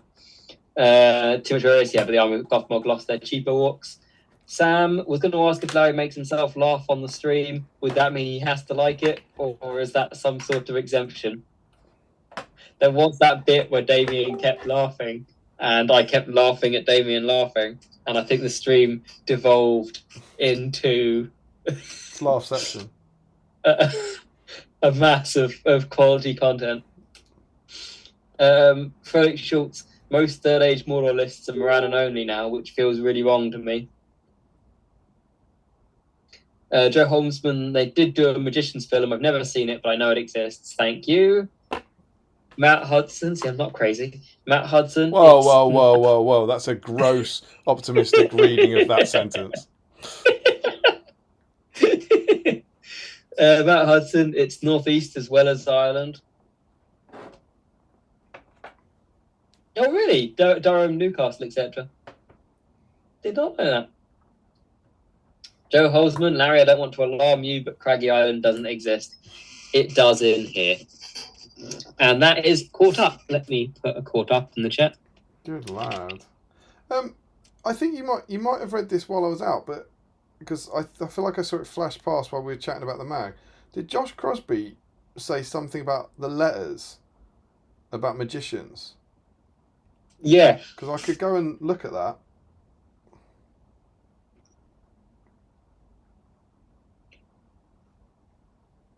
Impromptu deep dive.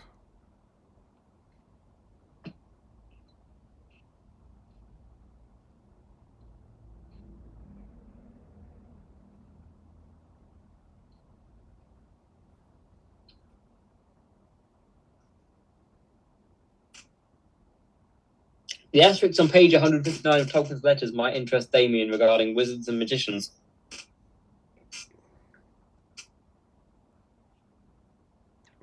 I'm going to go and get that.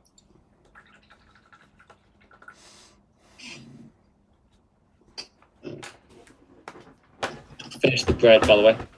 Good. I need to set that 2 days ago.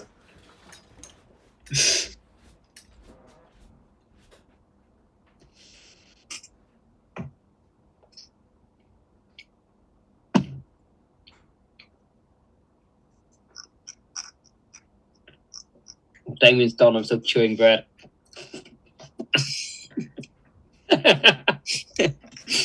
paraphrased, Joe. I paraphrased. What was the page reference? God, I've scrolled back down now. 144, I want to say. 144, and you said an asterisk, yeah? Yeah. Ooh, Don't quote me on that. Well, there's a page of an asterisk on it. Where's the asterisk go to? He says...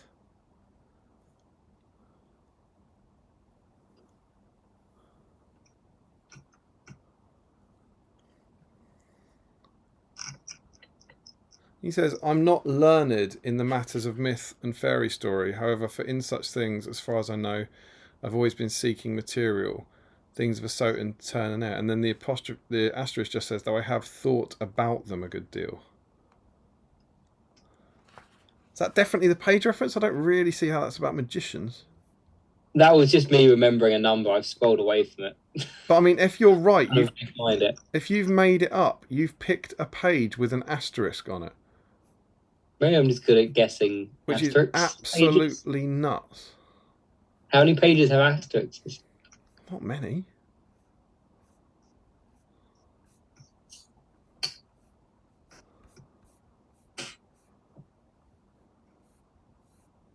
I'm going to go back after this and I want to listen to the ominous noise.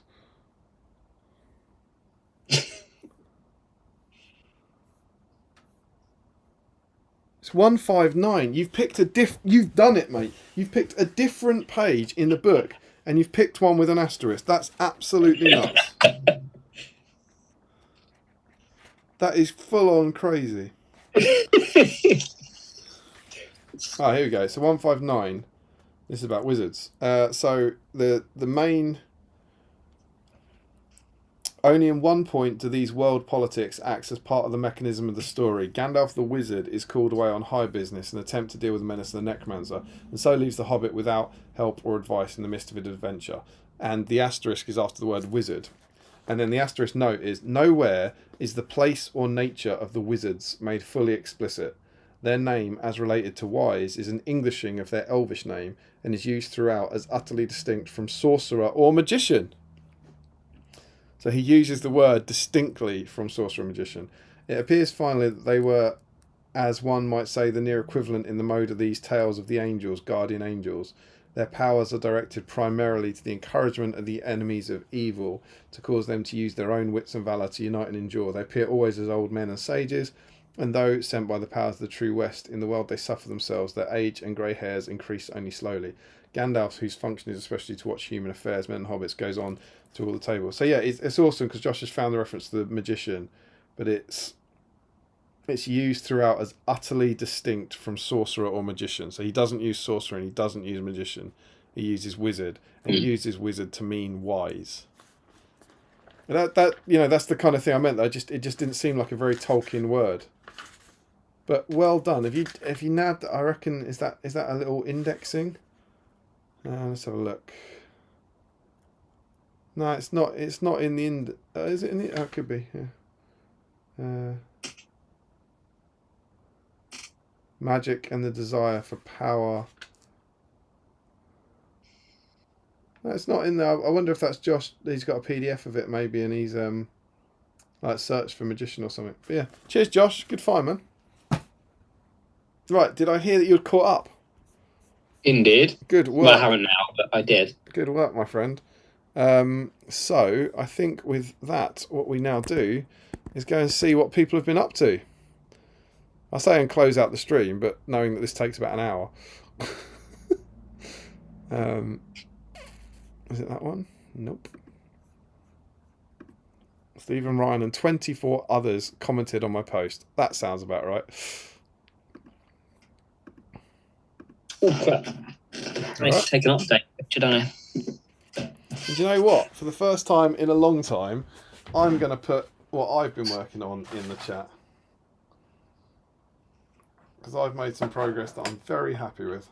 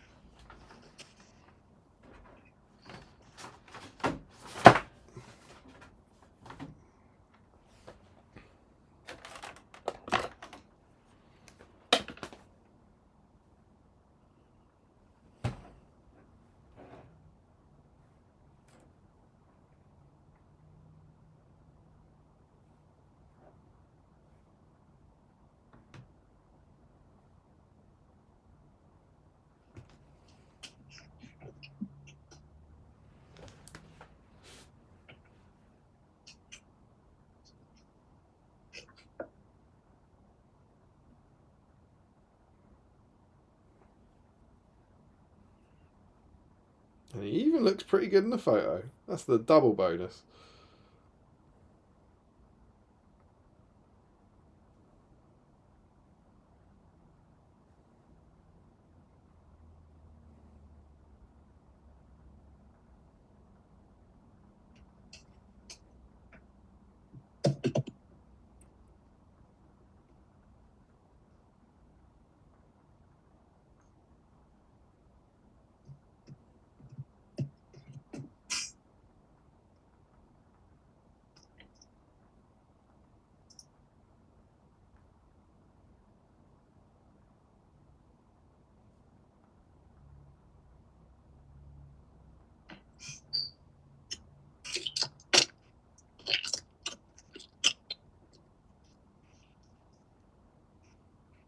There we go. I'm in the whip thread. I'm going to make the incredibly rare decision for me to check the emails now, and we have no emails, so we don't have any entries from the States. So we can have a look at this then. Let's refresh. I cannot wait to see what Holzman and Crosby and potentially others have come up with. So Larry. Yes. I will need your help on this to remind me that we need double entries for Guritz, and then quad entries should anyone late in the stream create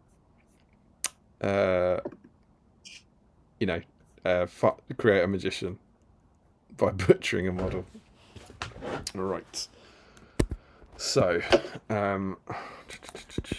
let's go to Facebook.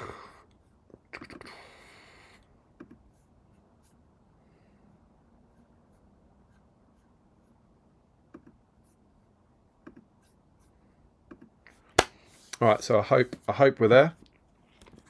It might take 20 seconds, of course, to arrive.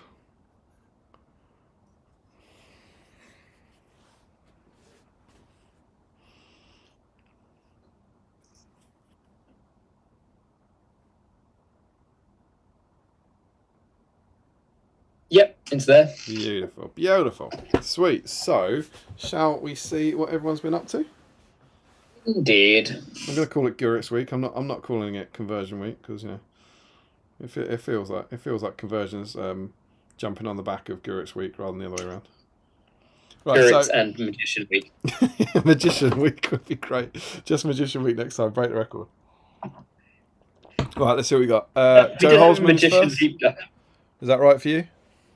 Was that Joe Holzman? Yeah. And Joe Holzman is in with Guritz. So that's a 2. And what I also want to do is, I'll tell you what, can you keep track of how many Guritzes we get? I can try. Oh, hang on, are you painting? Was that a brush I could hear? I was doing some small highlights. Go on, do the painting. That's cool. I've got a dice. I've got a purple dice. I'll put that out. Roll 1, Guritz. Joe Holzman is in. We have Sam Huddy finishing off Harmer tonight, as Haleth was done earlier this week. He's got some Galaxy in your honour, but it doesn't look like anything from a conversion sprue. Yeah, no one's been given a mace. And he's got some updates. We got all finished, just need basing. Gave them both green enamelled armour to match my helm. Oh dear. Hopefully I'll get to use them in April. He says, and yes. Is that Helm's helm? Helm, non-Helm's helm that we're talking about there. I mean, I would argue that it's very hard to say at this stage. I'm just going to open that up and move that a bit. I think hopefully you're now going to get a slightly better selection of the pictures. Do I have to transition that again?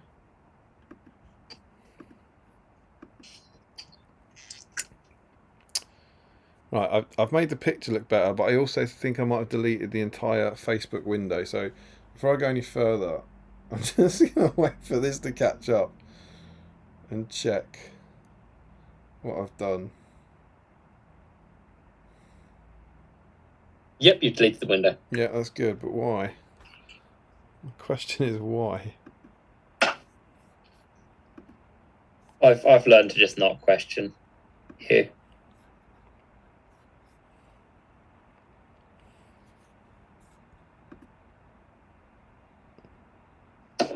Worth trying to understand that madness. Let's put that on there. Let's put Facebook. Oh, it's bloody turned up now. It's turned up and now I've mucked around with it. Right, so it's back and it's going to look better. And now it's gone because I turned it off. And now I'm hoping it pops back up. It's very weird how it looks like that. There's us because I turned this off. That's fine. And there we go. Now will Facebook turn back on? Come on, Facebook. Sorry about this, dudes.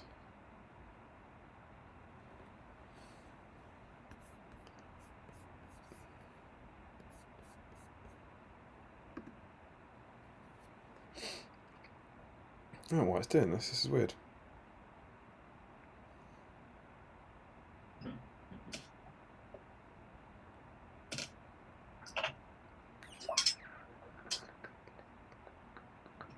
There we go.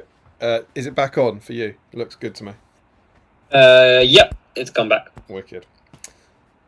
So Sam is not in the draw. We have Ricky Colebrook, who has a Guritz. Ricky Colebrook. Guritz count. Cool. Ricky Colebrook. And that is two Guritz, sorry. 2 replies. He's got all base coats applied, ready for a wash. And he's done. So we've got a finished Guritz. There we go. Look at that. Amazing scenes. Top work. Oh, this is making my heart sore like BSIME has never made my heart sore before. Amazing scenes. Top work, Ricky. You're in there twice. Frederick Schultz. Got a nice selection of BSIME supplies. I'll be working on a few conversion projects, including one I've just dug out from a box where I decided to give a certain Orc Beast Commander a different head. Now, I'm sure he will be, but I can't see the conversion sprue there. Beautiful supplies. Beautiful snacks. It's got 3 replies. So we have... Oh, there he is. So it's the commander. Now... Oh, dear. That's not... Is that a Guritz conversion? I think it's using the sprue. It's got a little... The Guritz conversion needs to be that orc. Or the other orc that can be. To agree. A free Rohan house bits to make a little marker. Works well with the 3D printed barrel I got from my Secret Santa. That's lovely. So Frederick's in, but he's only getting 1 entry and it doesn't count as a Guritz, right? I think so, yeah. Yeah, I agree with that. Sean Clark says, nice head, courtesy of the great Stephen Ryan. So I'm sure you're aware of this because you follow the chat. But Stephen Ryan posted Sean Clark bits from the sprue so that he could be in the stream. How cool is that? Very BSIME. So he gets in with this awesome kind of Uruk Berserker type conversion. But he only gets the 1 roll. It doesn't count as Guritz. And we have... I love that I used... Oh, so Ryan Cuthbert has then... he's got this cool Uruk with a morning star. I love this. I use the same head, but yours is far better. Which is very kind of Ryan Cuthbert to say. And Sean Clark says, nah, this is cool, man, because everyone here at BSIME is super lovely. And there are, I think, the finished pictures of Sean's conversion, which is awesome. Looks like a new axe from a wild man, I believe. Probably one of the spares that you left on the sprue. It's very cool. I like how the shoulder stuff makes the head look a bit less big than it looks on the ones in the magazine. Yeah, it's clever. It's a good idea. Widening the shoulders with fur. Julian Hammond is working on Gundabaz at the moment, so I thought I would make a unique model. Right, so we've got a mace. Julian Hammond is in. I wonder if that's both conversion sprues. What do you mean? Because the Gundabad have one as well, don't they? Oh, I see. Yeah. So we've got an undercoated and base gunmetal on all the armour. and made progress. That's it for tonight. There he is. Can anyone else notice anything? Larry, have you noticed anything? No. It's not jumping back. Oh. I've done nothing different, but it is not jumping back. This is glorious. Oh, I've been opening things in new tabs like I do. Jen Zelmo's painting Tario. You love to see it. Are you really able to tell her that she's not good enough? Might start on Ravenhill's label. As much as it sickens me to my soul, I'm afraid Tario doesn't get to play. Sorry, dude. Give her the bearded head. Give her the mace. Jack Zalakowski. This conversion has been waiting to be painted since the magazine was first released. How utterly nuts is that? Jack Zalakowski. We've got our third Guritz, Larry. How many trolls are there? Looks like Birder, 2 hill trolls, old Birder, 3 cave trolls, and then a Witch King foot mounted. Witch King? The bad one. The naughty one. So 2 votes for Jack. He's done Guritz. And we're up to 3 Guritz eye. We're going to get some whip progress. Looks like we've got A comments. Oh, we do indeed. Need to go. So we'll catch up when the stream is with the stream over the weekend. Here's what I've done so far. You love to see it. Good work, Jack. Thanks for contributing. Larry Miller is in. What is this? What have I done? I've clicked on create post. What an absolute disaster that was. Oh God, it's never going to let me get back to the happy land. Is it? It's gonna start making me scroll back now. Please don't, Mr. Facebook, sir. I didn't mean to be bad. Larry Miller. So, Larry, for the first time, why don't you talk us through your desk? So it's the standard desk. There's the mug, the chocolate, the bread, the Guritz. There is also my word a day calendar that is supporting a webcam. What is today's word? Unfull making, imperfection. It's appropriate. Mm. I see you're working on a Guritz there. Indeed, I am. So you're in twice, and we're up to 4 Guritz eye. Is there any meaning to the minifigs? Are there anyone in particular? Or? That is the latest series of the collectible minifigs that are out. Looks very cool. It has. It's jumped back. What the hell was different? Ugh. Oh, mine's not jumping back still. Matt Hudson is in. He's got double Guritz on with malformed Guritz. Look at him there. It's the Guritz you order from Wish. Is that 5? Yeah, that is 2 votes for Matt Hudson, and we're up to 5 Guritz eye. Oh, we are packing in the Guritz eye. Oh, this is so annoying. Nothing's changed. I've done nothing differently.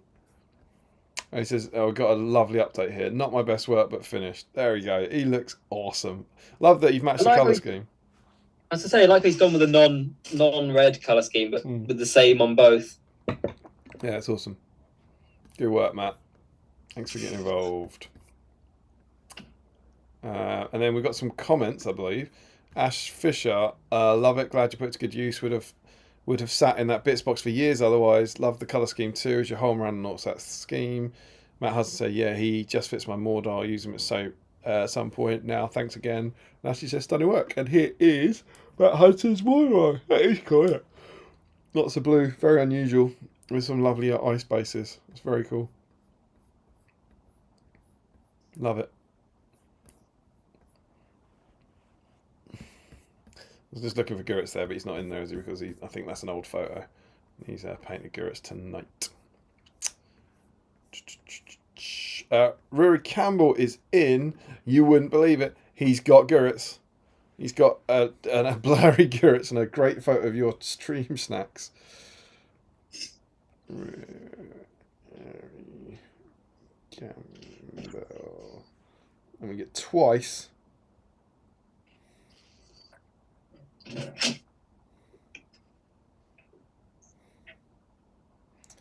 We're up to 6 Guritz Eye.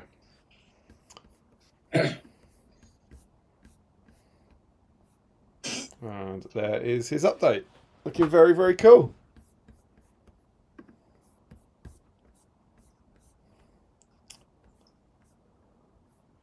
Stephen Ryan is in. Don't have an unpainted orc. So an old orc previously painted on stream has been decapitated and will be reborn as Guritz. I love it.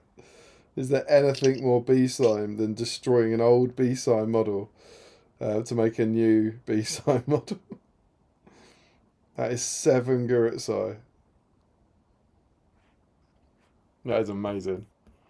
It looks like we got a bunch of updates, I believe.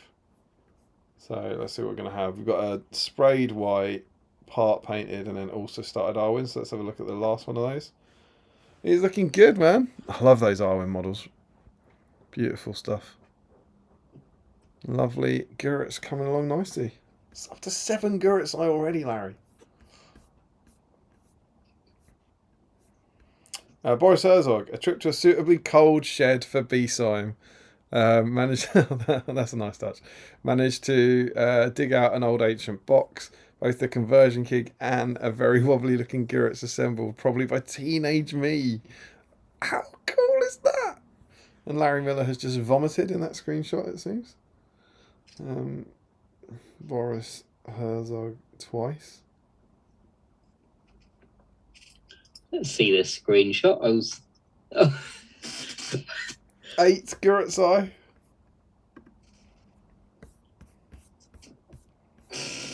We have a reply.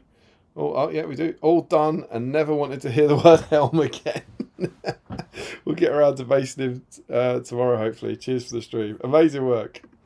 Oh, I love it. I love it. I love it. Love it. This is I'm not saying it's my favourite stream, but hands down my favourite hobby BSIME has ever done. The fact that everyone is making Guritz Eye is just beautiful. Nice work on the helm, Boris. You what? I said nice work on the helm, Boris. Good use of helm. Ryan Cuthers, found mine because you just knew I'd be entering. If anyone wants a size comparison, it's approximately 3 black dice high, so I had to stack them either side of him. What a flex. So, he said found mine just because you just knew I'd be entering. So, he's in, right? It sounds to me like he's done it before, but maybe he's chucked some extra paint on him. It might be he's found the sprue. Yeah, that sounds to me like he wants to enter, doesn't it?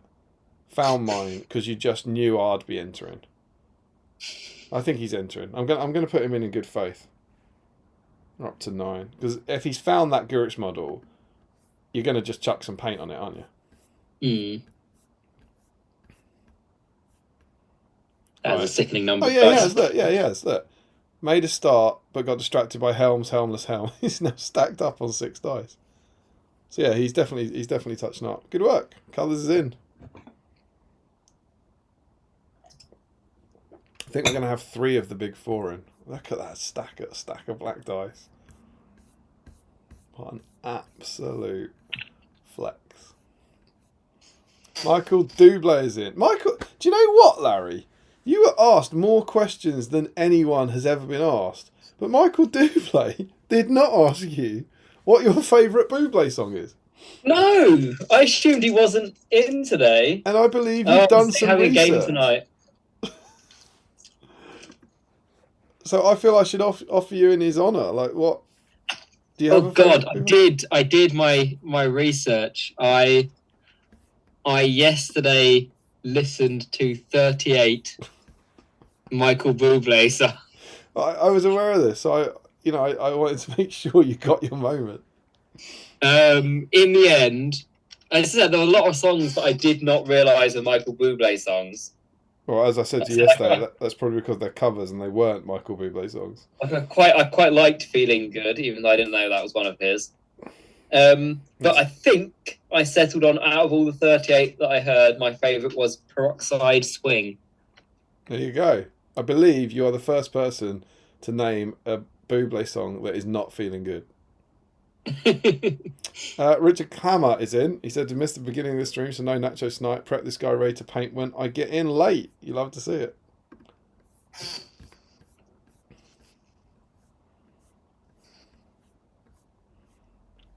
Jake Pollard, not on theme, but working on some Rohan traitors. Very good.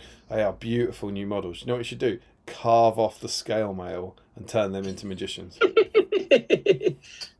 Those paint handles are kind of funky. Don't look quite as adult as some of the GW ones. Base coats, washers and basing done. Less than half of what I hope to get done.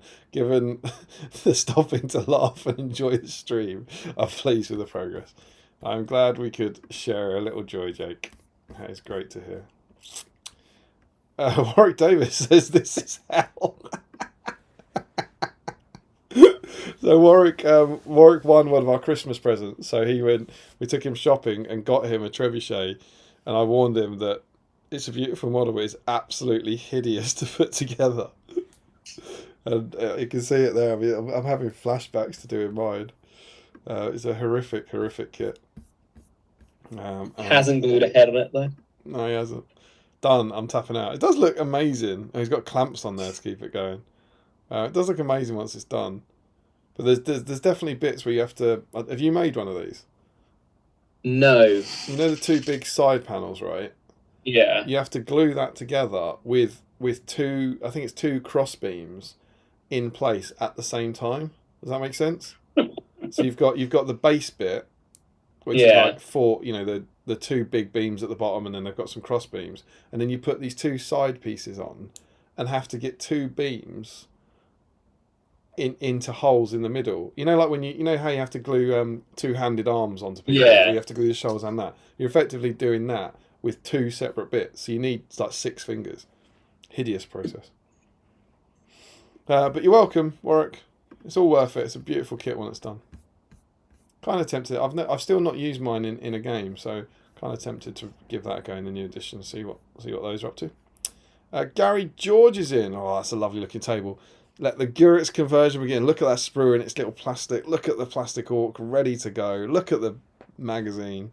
You'll love to see it. Gary George twice.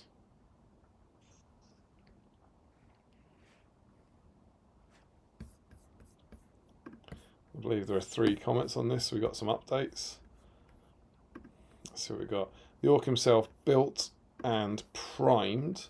Base coat's well on the way. Not finished. This is as far as we're getting on. Let's have a look at this one. Not finished, but as far as I'm getting today, as I get what a lot of fun it's been. Oh, it's awesome. Another Guritz. How brilliant is this?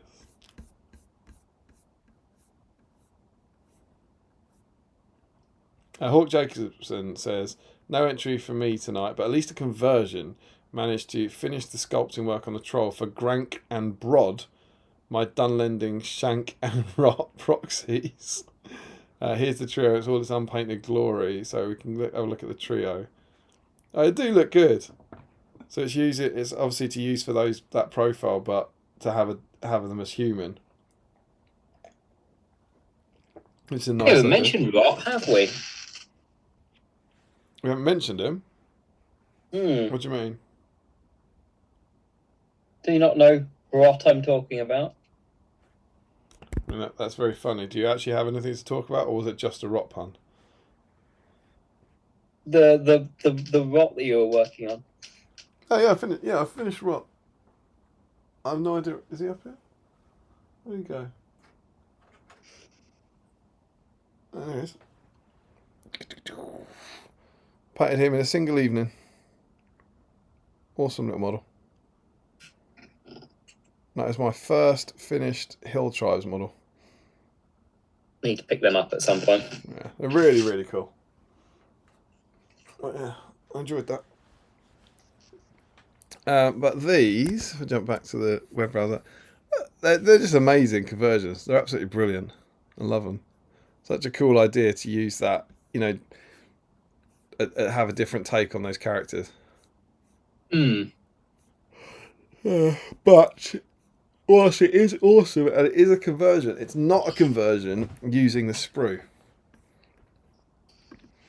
Ethan Walker says, not on theme, but did do the Guritz conversion last year after saving the kit for 20 years. So he's got Hera, he's doing Bride of Death, which is looking gorgeous. Oh, he's put... Look at this, though. Look at the integrity. He's got a Guritz conversion. But he's saying it's not... It was done last year. I don't think we can put him in. And Ethan, if you're still here, put a tuft on him. Ethan, do something on it. Just do something, surely. Surely you can do something, Ethan. What do you think? Where are we? What do you reckon?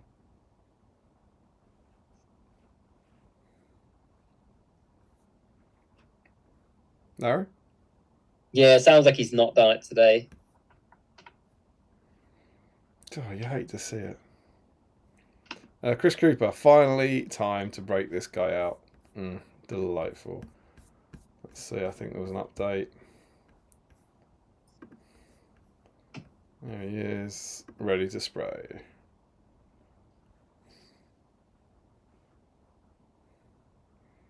I've not put Ethan in.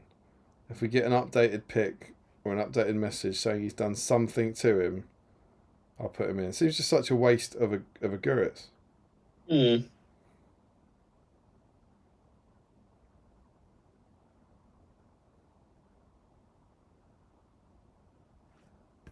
Well done, Chris.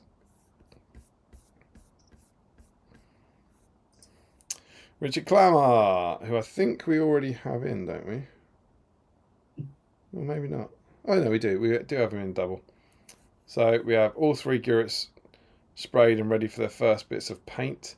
It's like the evolution of the Orc, just in the wrong order. Have a look at that. Lovely to see. And then we've got a hobby desk picture. So tonight's leftover Chinese takeout is replacing my nachos for my stream watch along. In the spirit of this being a weird Larry stream night, I think it's fine to change things up. Now I really need the beer though. That's what 10 minutes of Larry does to man. Yeah, we'll try what 5 hours, mate.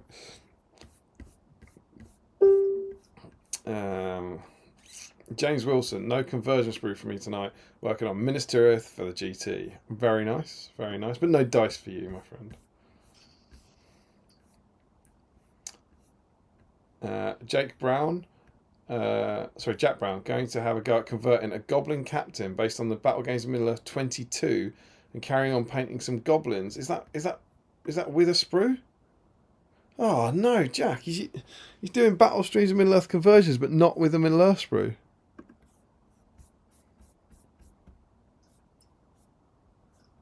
So close. A legal captain and some of his troops. Why is he illegal? Sword and shield, is it? Shield, yeah. Well, Goblin Captain can't have a shield now. Nope, only bow. Seems fine. Seems fair, doesn't it? Well done, Jack. Well done for making it. Got into the spirit of conversion week, but unfortunately, without the sprue, we can't allow you to join in the fun. Tim Garlick. Oh, I love the excitement. Here we go. He's got the Orc. He's got the sprue. And he's got a Guritz. That 12, Ron? I believe that's now 13. Oh, did I miss one?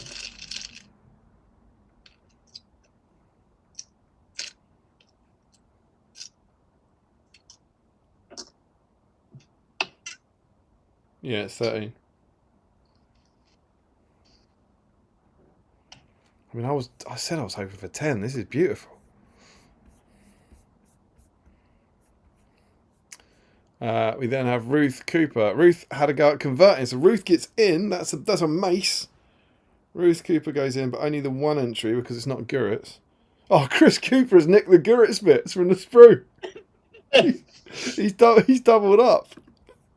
I shall have the 2 entries, I think. Larry Miller is in. Do you want to talk us through this? What are we looking at? So that was the picture of my magazine reading setup. So the classic tray. Classic tray. It's beautiful. It never occurred to me that last week you were assembling all that on your lap. Because it's always clear that you're sitting at a desk. You also have Larry Miller. So is this your entry, right? Oh no, you're already in. Yeah, Is this it's a just progress pick? base colours on. Lovely, lovely, lovely work.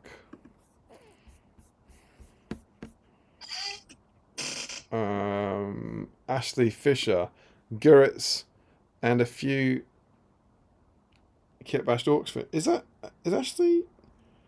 Ashley's not in. He's. I didn't think he was joining, but that is. They're all in. Joe Holzman. Cuthers. Well, we don't have Josh yet, but I think we're going to get Josh. Ashley Fisher is in. Four Dice Fisher has joined the party with a double entry. He's done 3 as well. He's got 2 maces as well. Is there 2 maces? Oh yeah, so he has. That's about it though, isn't it? It's just the Guritz and the 2 maces. Oh, is that? I don't think that head is from the sprue, is it? I think that's from the Gundabad sprue. No, yeah. It's cool.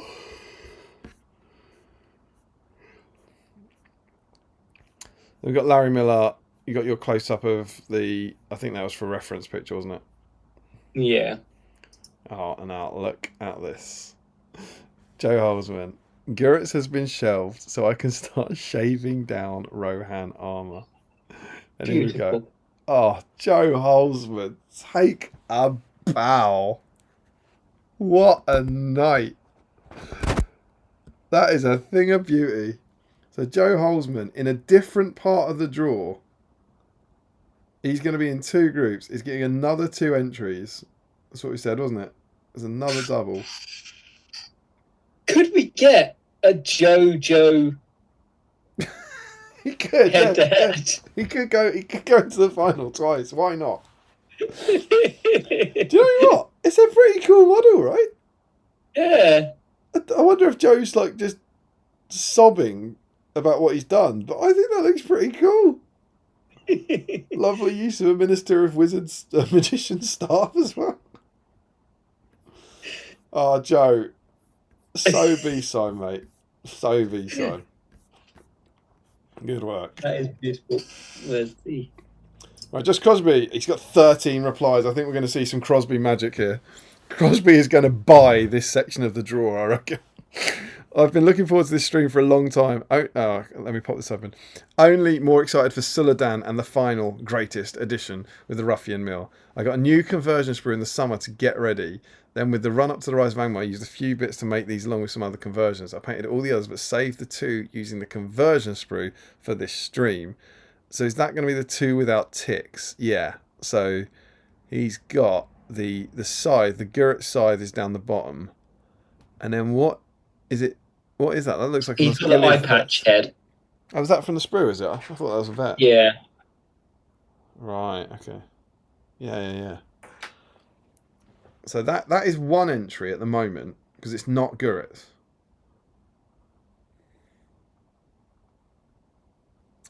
And then the other ones he's ticking because he's painted them. I mean, that's classic Josh though. They're just beautiful models, aren't they?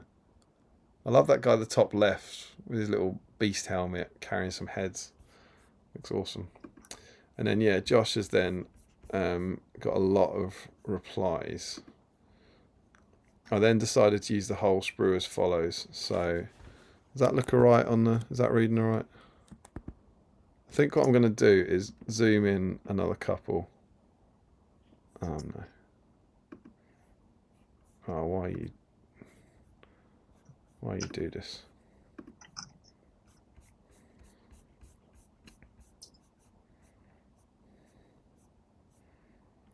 How's that looking? Yeah, that's alright, isn't it? Oh, God. What? I've gone further down. Is it beautiful? Yes. So we've got an Uruk Scout using the Uruk helmet. We're going to see these. Crosby's going to have done the entire sprue. This is beautiful. Just Crosby. He's then got Uruk crossbowman with a different head on. What head's that? What orc head is that?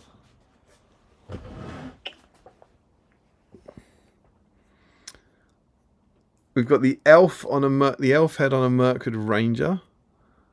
We've got is that an orc head on a Dun? Which head's that? It's the old veteran head. Ah, of course it is, yeah. It just looks like an orc head from that angle. It looks like he's got teeth. We then got a Khan Doom Warrior with a mace. I was thinking of doing this conversion where you use like the spare bits from Khandoom onto Wildman bodies. Yeah. Very cool. And then, yeah, that's a Wildman body, isn't it? Running with a press moulded shield. We've then got... Is this the Haradrim Sorcerer? No, I think it's just a... That's a Rohan Warrior with a spear?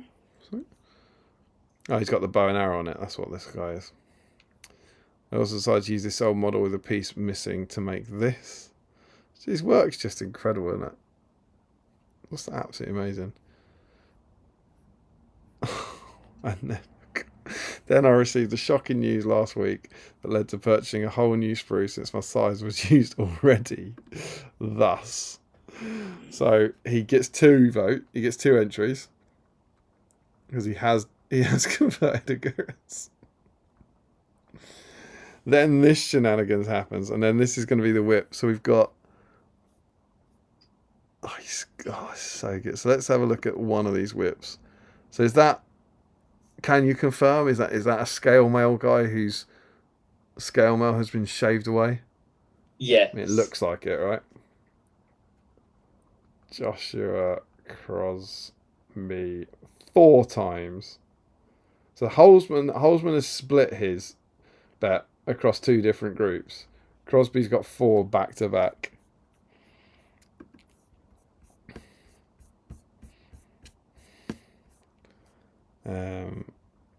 And then we've got 1 here. I mean, look at that. Look at that. Just awesome. Shame it's not a Minister of Spear, really. Looks absolutely awesome, Josh. I love it. Just wonderful. Big props to Holzman and Crosby, I think, for stepping up to the Magician Challenge. Larry Miller poster. The Magician's poster, of course. Larry Miller. Let's have a look at this. Do you want to talk us through your model? So that is him post washes. Mm-hmm. Like there was another one later on where I've done a few highlights on the face and stuff. That's almost finished. Very cool, very cool, very cool. Oh, I didn't just add up. I didn't add Crosby's Guritz in. Then we have an update by a handsome man who's contributed. So this guy says, I enjoyed the stream tonight. Thanks all. Although I must admit I found the guest host confusing and distracting. Sorry for my candour. Sorry about that, Larry. What can you do? So that's my Guritz. So I don't get to enter, but we're adding that to the number of Guritz, right? I have, yes. Yeah. I'm really pleased with him. I was like delighted with how his face came out. It's a lovely, lovely little model. Really pleased. I'm really excited. But an angry react, Larry. That's petty. You hate to see that at this level. That's a shame. Shame to taint the stream like that. And then there's another one from you.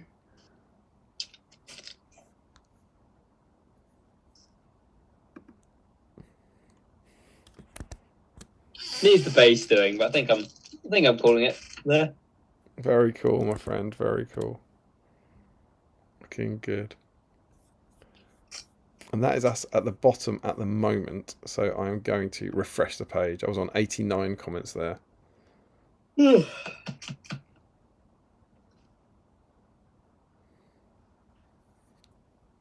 Just a brief 6-hour this week. And it's still on 89 comments, so I think we're all good. We can have a look at old comments. We can scroll down to the bottom.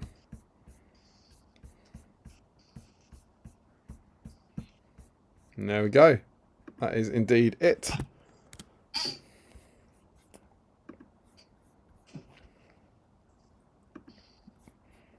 Boom. And we still have 27 people out there watching us along. How cool is that?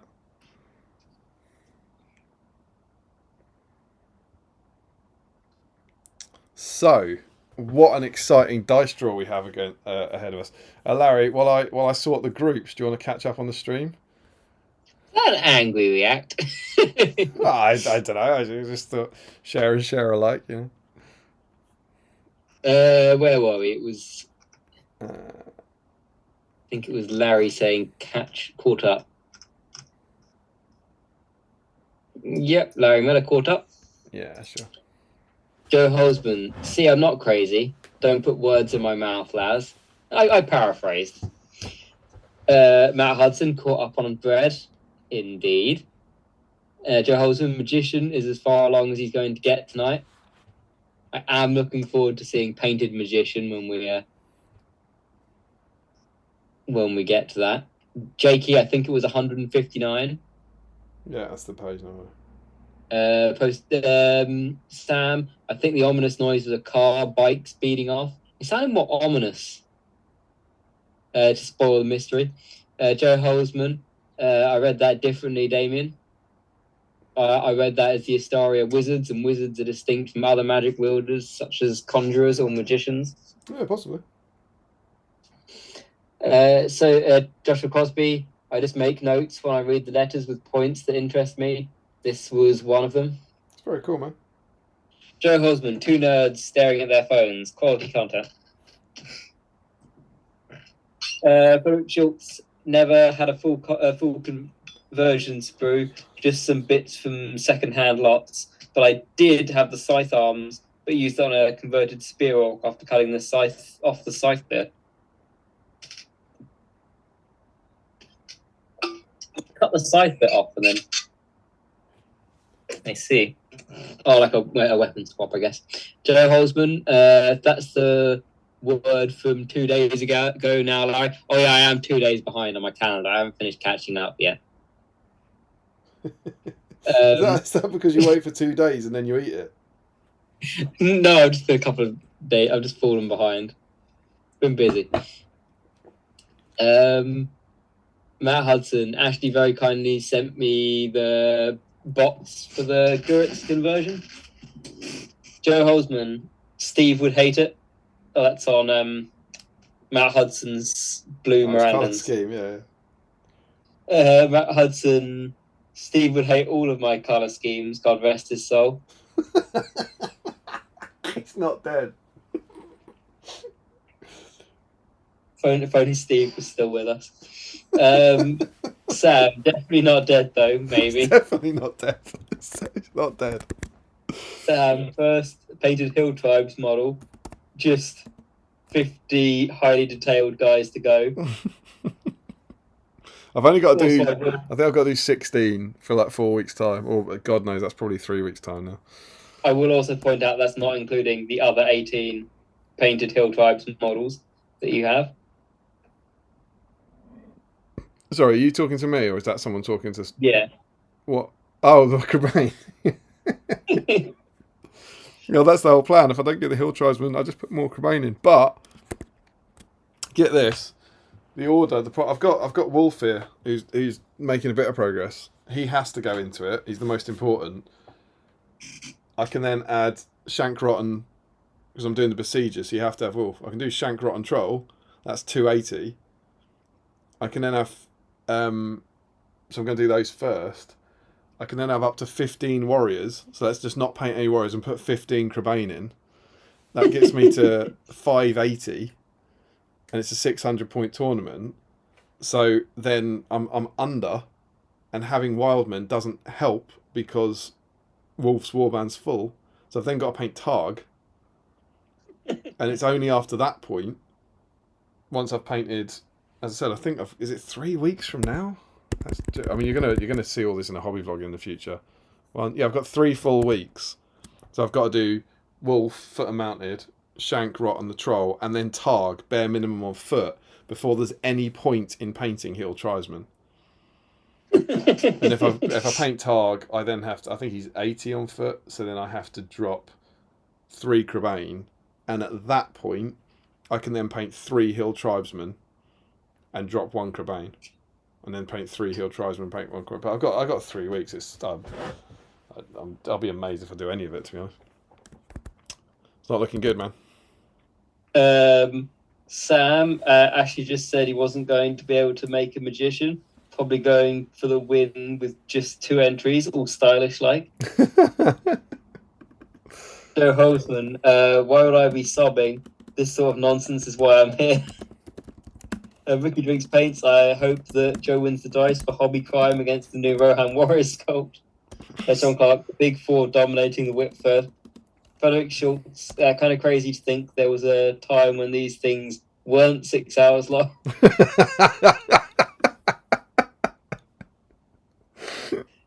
Occasionally, does Larry drink a glass of printer ink when eating and catching up on his calendar?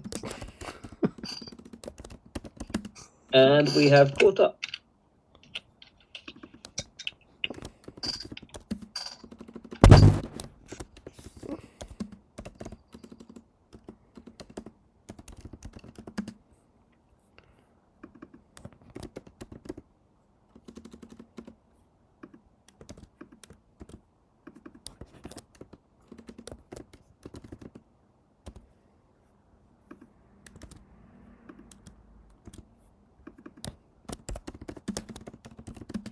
There we go. So, I am genuinely quite delighted to say that we were obviously expecting the entries to be lower because of the nature of it, but we have got 20 different people working from the conversion sprue tonight. Ooh.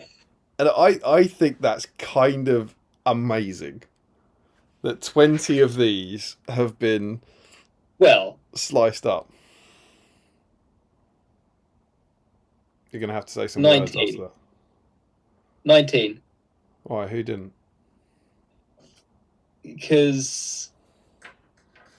Oh, because one sent to him. They shared them. They shared the bits. And Ruth and Chris shared one. Oh, so it's 18 then, isn't it? But then you add one for Josh. Because we had 2. Yeah, that's good. But I mean, how cool is that? I never get bored of saying how much I love you guys and this whole community and stuff. How amazing that 20 years on, 20 odd of these have been cut up tonight, and we made in total 17 Guritz. Can you? I'm absolutely putting a post up about that on the GBH show. Just wait for the wall of Guritz tomorrow. What a beautiful, beautiful picture that'll be. So before we go any further, let's just genuinely huge congrats to Battle Streams, everyone who joined in today. This has been spectacular. Absolutely spectacular. I'm deliriously happy with this. And maybe delirious with a lack of sleep, but whatever, it's the weekend. And so in total, we've got 20 different people entering, but that gets us to 38 entries into the draw with the doubles. And yeah, we do have some interesting groups. So let's go over to Dicecam. Are they with us? Do we know if the big 4 are with us? Ooh. They do tend to hang around, those guys. Except Colours, who goes to bed early. Joe's still around. Yeah. Crosby's normally out there.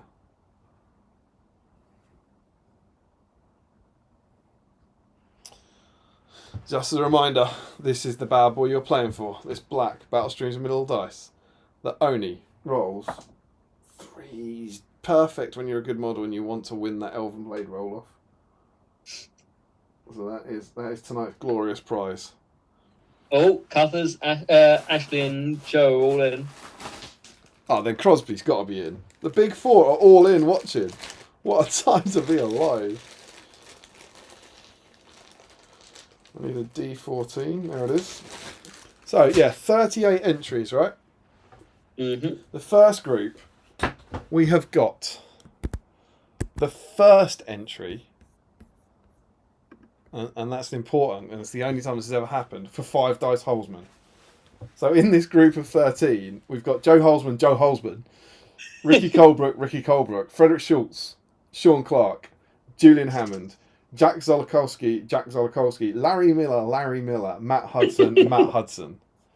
So we've got a double 5 dice Holzman in here, all right? So we're going to 13. We are re-rolling 14s. And Larry, you're in this group, but I'm going to give you the opportunity to roll your own number. You are after a 10 or 11. Oh, so close! Matt Hudson has made it to the final. Good work, Matt. So on to the second group, where we have Rory Campbell, Stephen Ryan, Boris Herzog, 6 dice Cuthers. 6 dice Cuthers. Richard Clammer, Gary George. And get this, Christopher Cooper won. Christopher Cooper has straddled 2 groups. Oh. Yeah, so we're on another 13 here. So re-rolling 14. So over to you, Larry. Go. Oh, it's another 12. Oh, Cooper's missed out by 1. It's Gary George. That's in Australia, isn't it?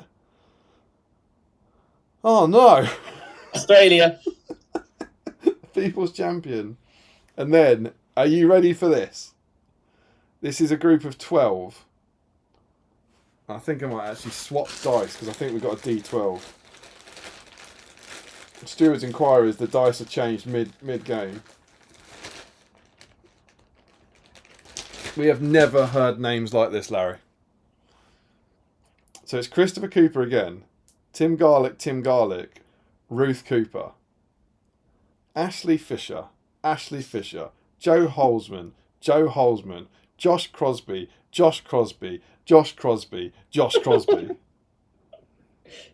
So of the 12, 8 are 3 of the big 4. What can Christopher Cooper, Tim Garlick twice, and Ruth Cooper do in the face of such reckless hate? We're after it, so there's no rerolls now. We're on a 1 to 12. We are after a 1 to 4 to not get one of the big 4 into the final. Who do you want? I kind of want it to be another 12. Yeah. Have we done 12 and 12? Yeah. Well, Crosby, 6 dice Crosby would be well happy with that. Go.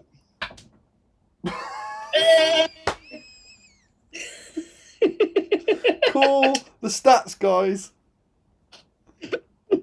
Give me some odds.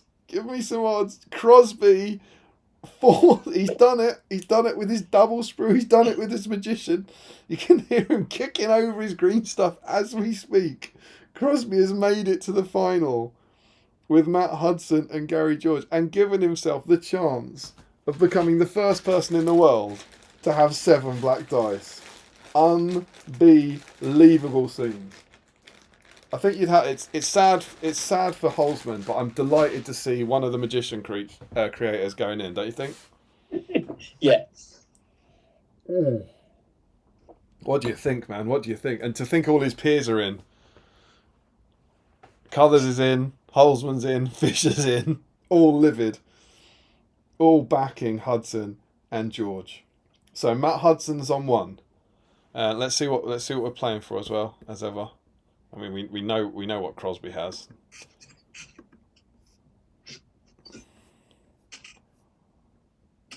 Matt Hudson does not have a black dice.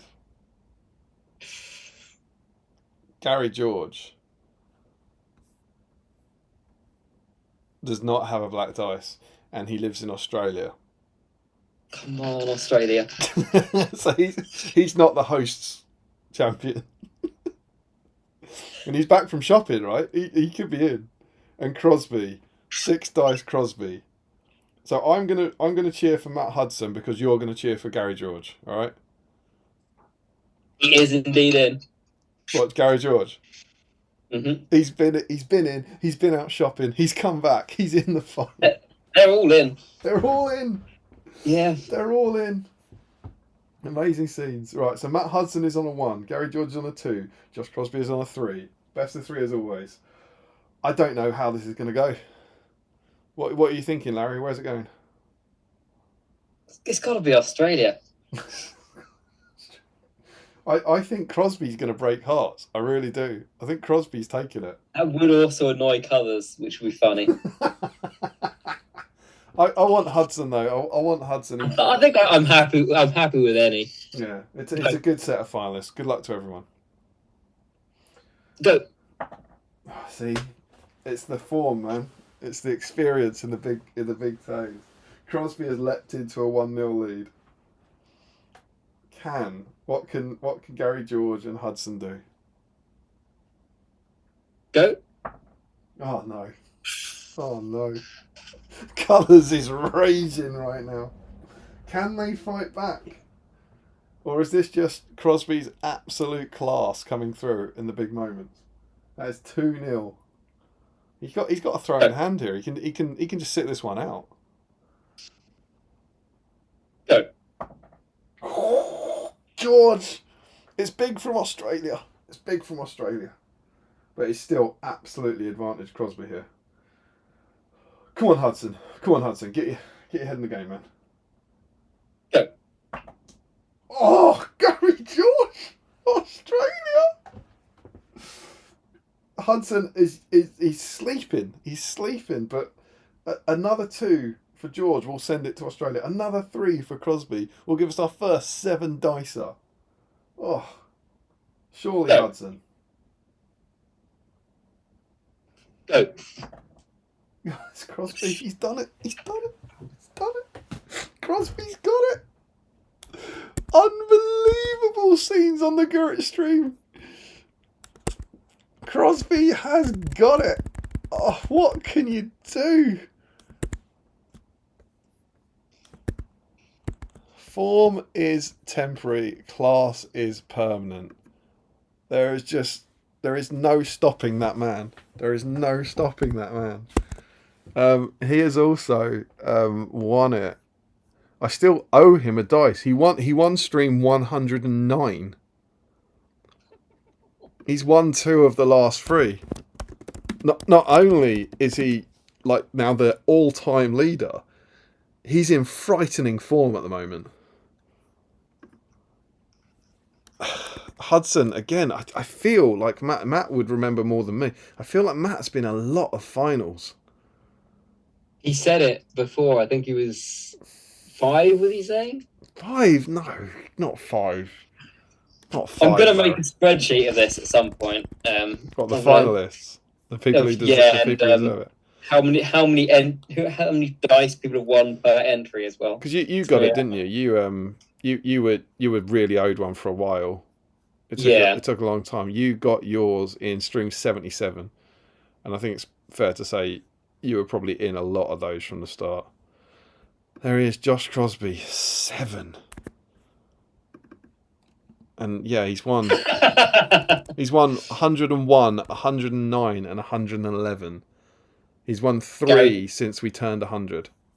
Gary George says send Crosby 7th dice via Australia. You got to say congratulations. You've got to say congratulations. Indeed, congratulations. Where did we get to? Caught up.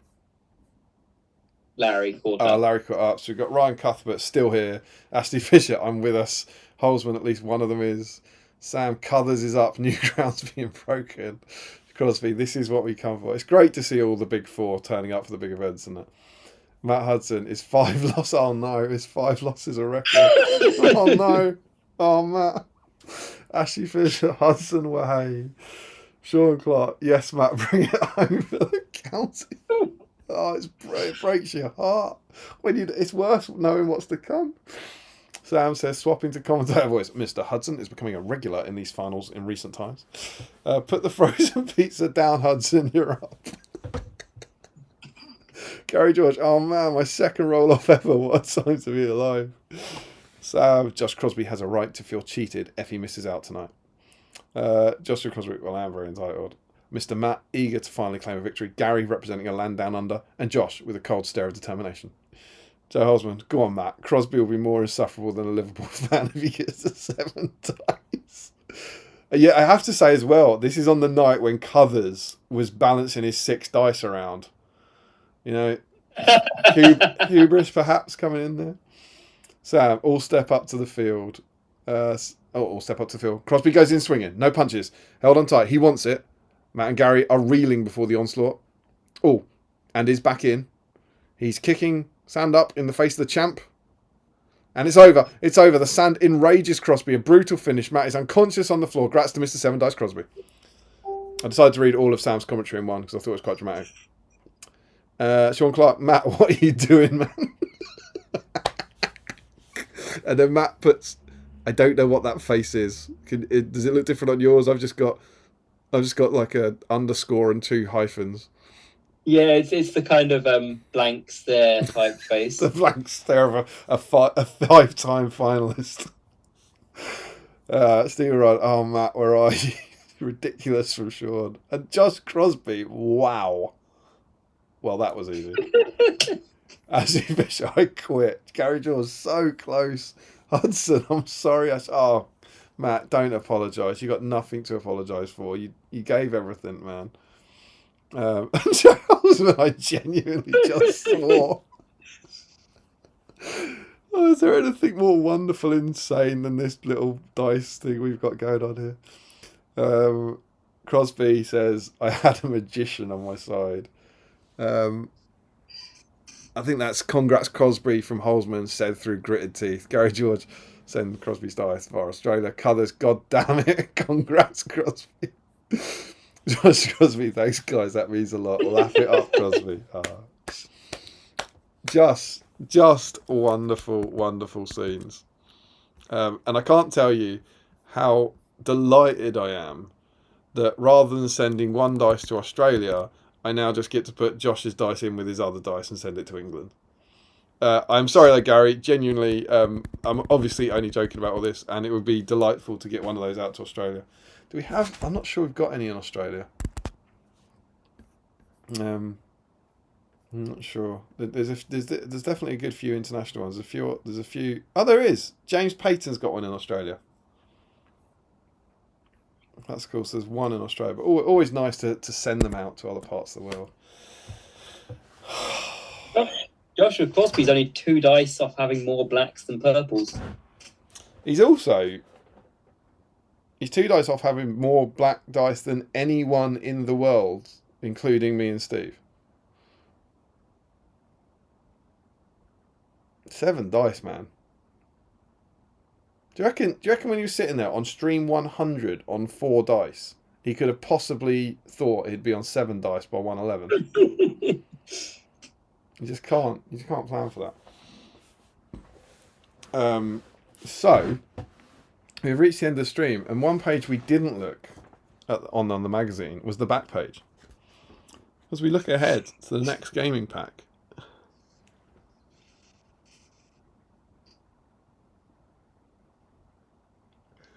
It's my boy. It's my favourite. It's Legolas. We get a Legolas stream. In the next game pack, in issue 76, mercenary Corsair pirates sail into battle, recreate the events from the Return of the King movie. The heroes of the Fellowship fight to regain control of a Corsair ship, and then bring another one, a spare one. Learn how to paint your new Legolas miniature. Build a Corsair pirate galley that I think is going to look like that. Get Stephen Ryan on that. And then put a metal Legolas model. I'm so excited about that. Larry, when we get to that one, will you be painting a Legolas? I'll probably find one that needs painting. That's the spirit. But it will not be the next stream. He's in my top 10 favourite Fellowship members. It's good, I like it. It will not be the next stream because we are once more returning to the new edition of the game. And instead, the next stream is going to be about this. Armies of the Lord of the Rings. So we've looked at the new rulebook, we've looked at the starter set, and we've looked at the film and the theming for the new edition. The next one is going to be looking at this supplement. So this is a biggie, guys. Again, it'll be a special, so not eligible for record, but any profile in here is eligible. So unless you are an exclusively Hobbit-based player, you have something that can go into here. So this is going to be the next one. We're going to take a deep dive into here. Whoever it ends up being my wonderful guest host will be looking at favourite change profiles, favourite arm lists, all that sort of thing. So prepare yourselves for that. Larry Miller. What about Hobbit armor Legolas or Hobbit staff Gandalf?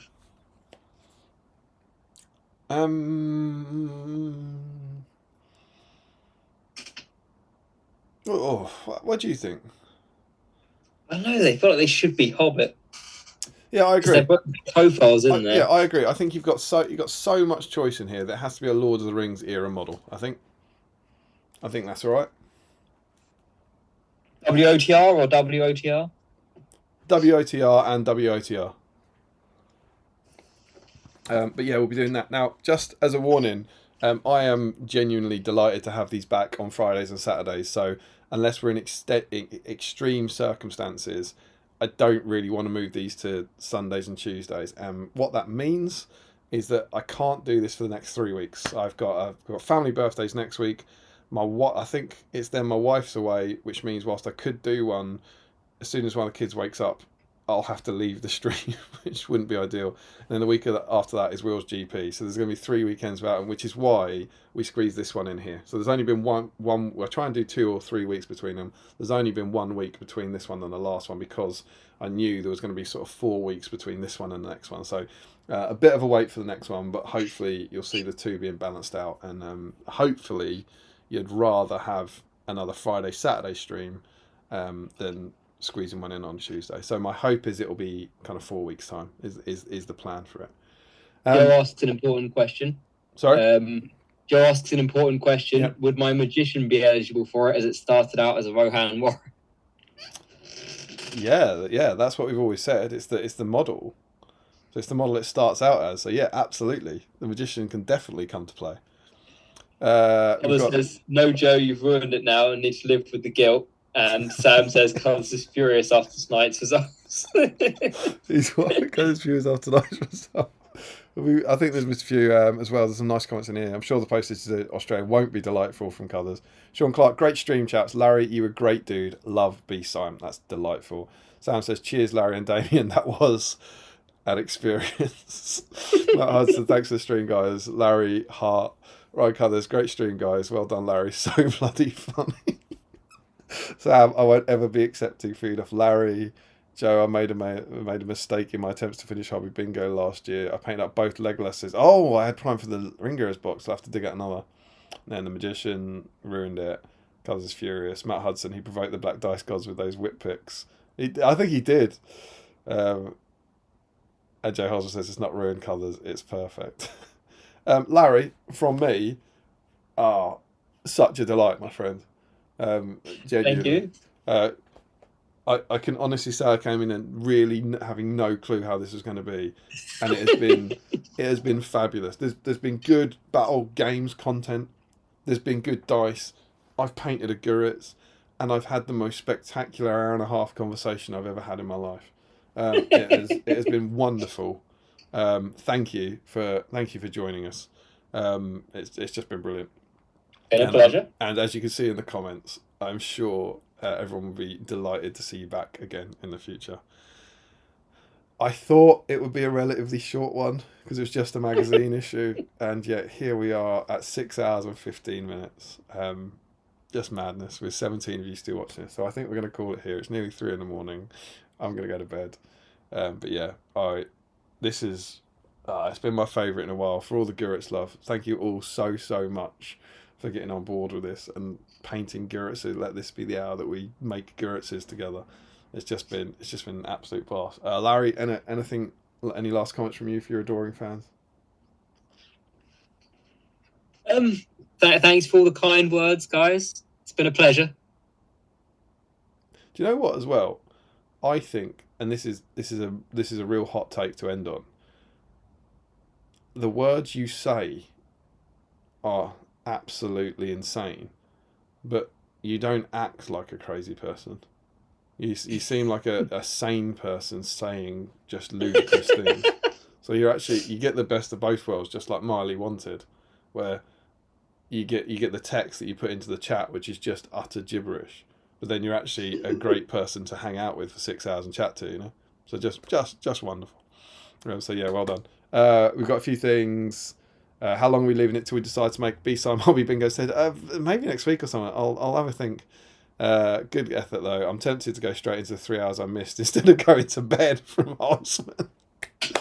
Stephen Rice has been absolutely immense. Thanks both of you, indeed. So there we go. We love you all so much. We'll see you in the chat. If you are catching up and you're not part of it, you want to join our Patreon, the link's down there, and then you can jump in the Facebook chat and be part of this every day of your life. It's been an absolute delight. But yeah. And Frederick says, Damien, go to bed. You just said Mr. I Eat Glass does not act crazy. I will go to bed. That's what I propose to do.